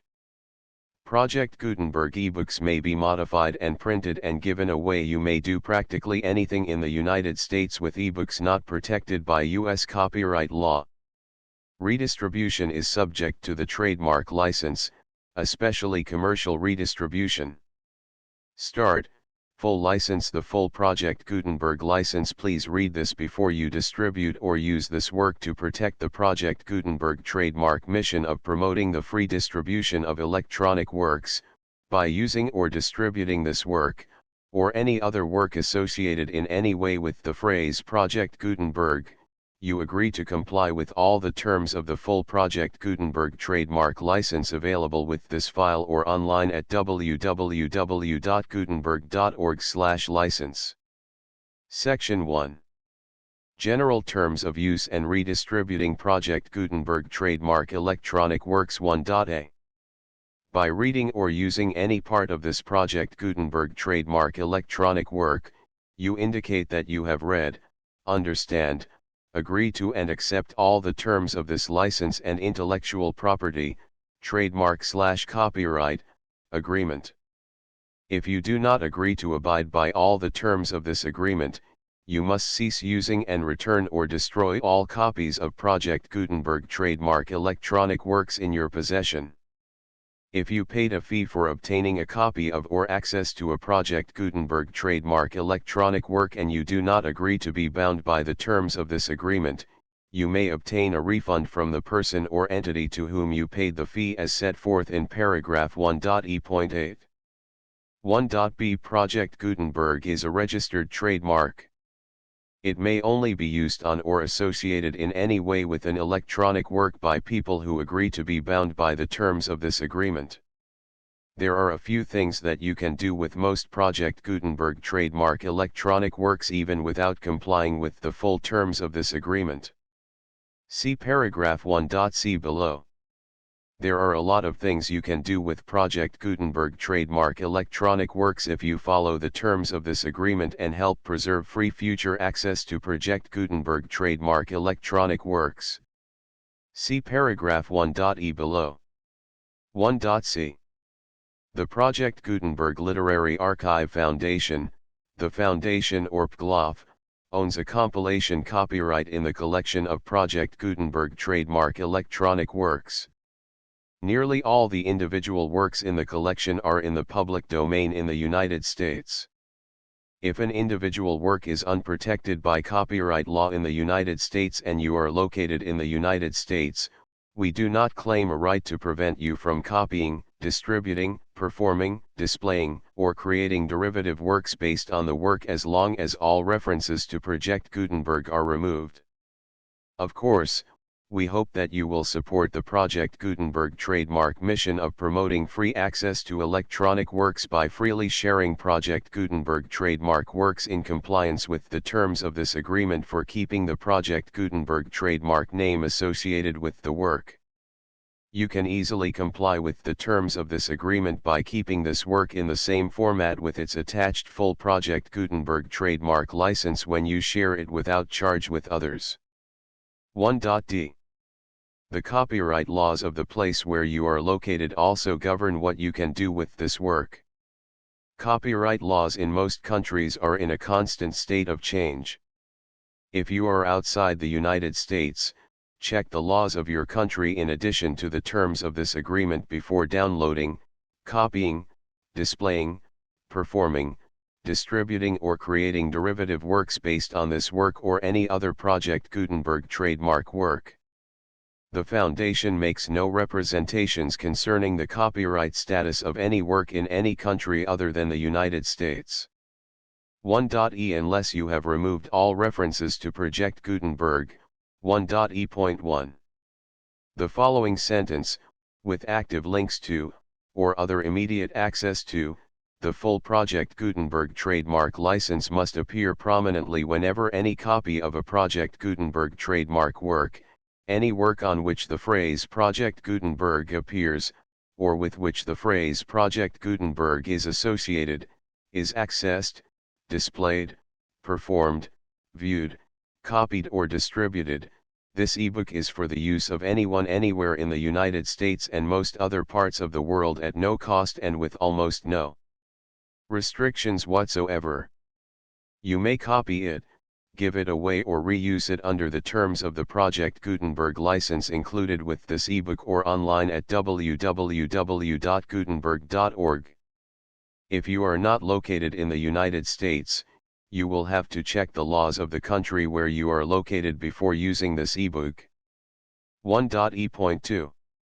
If an individual Project Gutenberg trademark electronic work is derived from texts not protected by U.S. copyright law, does not contain a notice indicating that it is posted with permission of the copyright holder, the work can be copied and distributed to anyone in the United States without paying any fees or charges. If you are redistributing or providing access to a work with the phrase Project Gutenberg associated with or appearing on the work, you must comply either with the requirements of paragraphs 1.e.1 through 1.e.7 or obtain permission for the use of the work and the Project Gutenberg trademark as set forth in paragraphs 1.e.8 or 1.e.9. 1.e.3. If an individual Project Gutenberg trademark electronic work is posted with the permission of the copyright holder, your use and distribution must comply with both paragraphs 1.e.1 through 1.e.7 and any additional terms imposed by the copyright holder. Additional terms will be linked to the Project Gutenberg trademark license for all works posted with the permission of the copyright holder found at the beginning of this work. 1.e.4. Do not unlink or detach or remove the full Project Gutenberg trademark license terms from this work, or any files containing a part of this work or any other work associated with Project Gutenberg trademark. 1.e.5 Do not copy, display, perform, distribute or redistribute this electronic work, or any part of this electronic work, without prominently displaying the sentence set forth in paragraph 1.e.1 with active links or immediate access to the full terms of the Project Gutenberg trademark license. 1.e.6 You may convert to and distribute this work in any binary, compressed, marked up, non-proprietary or proprietary form, including any word processing or hypertext form. However, if you provide access to or distribute copies of a Project Gutenberg trademark work in a format other than plain vanilla ASCII or other format used in the official version posted on the official Project Gutenberg trademark website, www.gutenberg.org, you must, at no additional cost, fee, or expense to the user, provide a copy, a means of exporting a copy, or a means of obtaining a copy upon request, of the work in its original plain vanilla ASCII or other form. Any alternate format must include the full Project Gutenberg trademark license as specified in paragraph 1.e.1. 1.e.7 Do not charge a fee for access to, viewing, displaying, performing, copying or distributing any Project Gutenberg trademark works unless you comply with paragraph 1.e.8 or 1.e.9. 1.e.8 You may charge a reasonable fee for copies of or providing access to or distributing Project Gutenberg trademark electronic works provided that, you pay a royalty fee of 20% of the gross profits you derive from the use of Project Gutenberg trademark works calculated using the method you already use to calculate your applicable taxes. The fee is owed to the owner of the Project Gutenberg trademark, but he has agreed to donate royalties under this paragraph to the Project Gutenberg Literary Archive Foundation. Royalty payments must be paid within 60 days following each date on which you prepare, or are legally required to prepare, your periodic tax returns. Royalty payments should be clearly marked as such and sent to the Project Gutenberg Literary Archive Foundation at the address specified in Section 4, Information about donations to the Project Gutenberg Literary Archive Foundation. You provide a full refund of any money paid by a user who notifies you in writing, or by email, within 30 days of receipt that he does not agree to the terms of the full Project Gutenberg trademark license. You must require such a user to return or destroy all copies of the works possessed in a physical medium and discontinue all use of and all access to other copies of Project Gutenberg trademark works. You provide, in accordance with paragraph 1.f.3, a full refund of any money paid for a work or a replacement copy, if a defect in the electronic work is discovered and reported to you within 90 days of receipt of the work. You comply with all other terms of this agreement for free distribution of Project Gutenberg trademark works. 1.e.9 If you wish to charge a fee or distribute a Project Gutenberg trademark electronic work or group of works on different terms than are set forth in this agreement, you must obtain permission in writing from the Project Gutenberg Literary Archive Foundation, the manager of the Project Gutenberg trademark. Contact the Foundation as set forth in Section 3 below. 1.f.1.f.1 Project Gutenberg volunteers and employees expend considerable effort to identify, do copyright research on, transcribe and proofread works not protected by U.S. copyright law in creating the Project Gutenberg trademark collection. Despite these efforts, Project Gutenberg trademark electronic works, and the medium on which they may be stored, may contain defects, such as, but not limited to, incomplete, inaccurate or corrupt data, transcription errors, a copyright or other intellectual property infringement, a defective or damaged disk or other medium, a computer virus, or computer codes that damage or cannot be read by your equipment. 1.f.2 Limited warranty, disclaimer of damages, except for the right of replacement or refund described in paragraph 1.f.3, the Project Gutenberg Literary Archive Foundation, the owner of the Project Gutenberg trademark, and any other party distributing a Project Gutenberg trademark electronic work under this agreement, disclaim all liability to you for damages, costs, and expenses, including legal fees. You agree that you have no remedies for negligence, strict liability, breach of warranty or breach of contract except those provided in paragraph 1.f.3.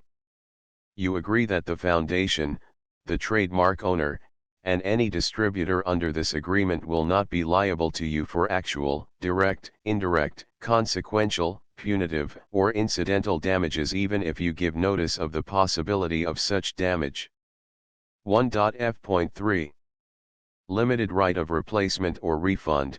If you discover a defect in this electronic work within 90 days of receiving it, you can receive a refund of the money, if any, you paid for it by sending a written explanation to the person you received the work from. If you received the work on a physical medium, you must return the medium with your written explanation. The person or entity that provided you with the defective work may elect to provide a replacement copy in lieu of a refund. If you received the work electronically, the person or entity providing it to you may choose to give you a second opportunity to receive the work electronically in lieu of a refund. If the second copy is also defective, you may demand a refund in writing without further opportunities to fix the problem. 1.f.4. Except for the limited right of replacement or refund set forth in paragraph 1.f.3, this work is provided to you as is, with no other warranties of any kind, express or implied, including but not limited to warranties of merchantability or fitness for any purpose. 1.f.5. Some states do not allow disclaimers of certain implied warranties or the exclusion or limitation of certain types of damages. If any disclaimer or limitation set forth in this agreement violates the law of the state applicable to this agreement, the agreement shall be interpreted to make the maximum disclaimer or limitation permitted by the applicable state law. The invalidity or unenforceability of any provision of this agreement shall not void the remaining provisions. 1.f.6. Indemnity.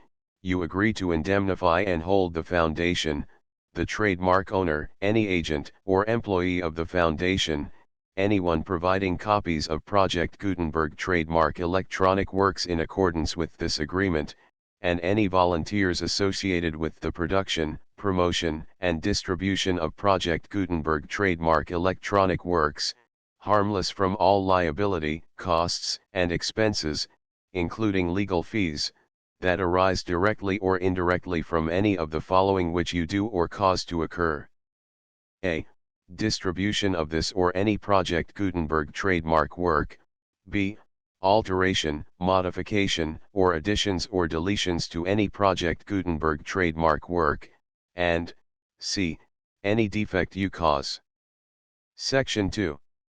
Information about the mission of Project Gutenberg trademark. Project Gutenberg trademark is synonymous with the free distribution of electronic works in formats readable by the widest variety of computers including obsolete, old, middle-aged, and new computers. It exists because of the efforts of hundreds of volunteers and donations from people in all walks of life.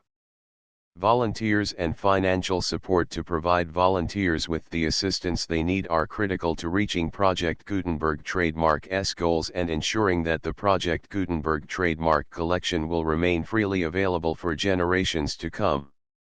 In 2001, the Project Gutenberg Literary Archive Foundation was created to provide a secure and permanent future for Project Gutenberg trademark and future generations. To learn more about the Project Gutenberg Literary Archive Foundation and how your efforts and donations can help, see sections 3 and 4 and the Foundation information page at www.gutenberg.org. Section 3. Information about the Project Gutenberg Literary Archive Foundation. The Project Gutenberg Literary Archive Foundation is a non-profit 501(c) 3. Educational corporation organized under the laws of the state of Mississippi and granted tax-exempt status by the Internal Revenue Service. The Foundation's EIN or Federal Tax Identification Number is 64-6221541. Contributions to the Project Gutenberg Literary Archive Foundation are tax-deductible to the full extent permitted by U.S. federal laws and your state's laws. The Foundation's business office is located at 809 North 1500 West, Salt Lake City, Utah 841-16801-596-1887. Email contact links and up-to-date contact information can be found at the Foundation's website and official page at www.gutenberg.org/contact section 4. Information about donations to the Project Gutenberg Literary Archive Foundation. Project Gutenberg trademark depends upon and cannot survive without widespread public support and donations to carry out its mission of increasing the number of public domain and licensed works that can be freely distributed in machine-readable form accessible by the widest array of equipment including outdated equipment. Many small donations, $1 to $5,000, are particularly important to maintaining tax-exempt status with the IRS. The Foundation is committed to complying with the laws regulating charities and charitable donations in all 50 states of the United States. Compliance requirements are not uniform and it takes a considerable effort, much paperwork, and many fees to meet and keep up with these requirements. We do not solicit donations in locations where we have not received written confirmation of compliance. To send donations or determine the status of compliance for any particular state, visit www.gutenberg.org/donate. While we cannot and do not solicit contributions from states where we have not met the solicitation requirements, we know of no prohibition against accepting unsolicited donations from donors in such states who approach us with offers to donate. International donations are gratefully accepted, but we cannot make any statements concerning tax treatment of donations received from outside the United States. U.S. laws alone swamp our small staff. Please check the Project Gutenberg web pages for current donation methods and addresses. Donations are accepted in a number of other ways including checks, online payments, and credit card donations. To donate, please visit www.gutenberg.org/donate. Section 5. General information about Project Gutenberg trademark electronic works. Professor Michael S. Hart was the originator of the Project Gutenberg trademark concept of a library of electronic works that could be freely shared with anyone. For 40 years, he produced and distributed Project Gutenberg trademark ebooks with only a loose network of volunteer support. Project Gutenberg trademark ebooks are often created from several printed editions, all of which are confirmed as not protected by copyright in the U.S. unless a copyright notice is included. Thus, we do not necessarily keep ebooks in compliance with any particular paper edition. Most people start at our website, which has the main PG search facility, www.gutenberg.org. This website includes information about Project Gutenberg trademark, including how to make donations to the Project Gutenberg Literary Archive Foundation, how to help produce our new ebooks, and how to subscribe to our email newsletter to hear about new ebooks. Tough Yarns, Contents of Vol. I Preface. Greenwich Hospital, Footnotes Tom Brooks. Footnotes Daddy Davy, The Negro. Footnotes Transcribers Note Correction The full Project Gutenberg License 2 3 5 7 9 10 11 12 13 14 15 16 17 18 19 20 21 22 23 24 25 26 27 28 29 30 31 32 33 34 35 36 37 38 39 40 41 42 44 45 47 48 49 50 50 51 52 53 54 55 56 57 58 59 60 61 62 63 64 65 66 67 68 69 70 71 72 73 75 76 77 78 79 80 81 82 83 84 85 86 87 88 89 90 91 92 93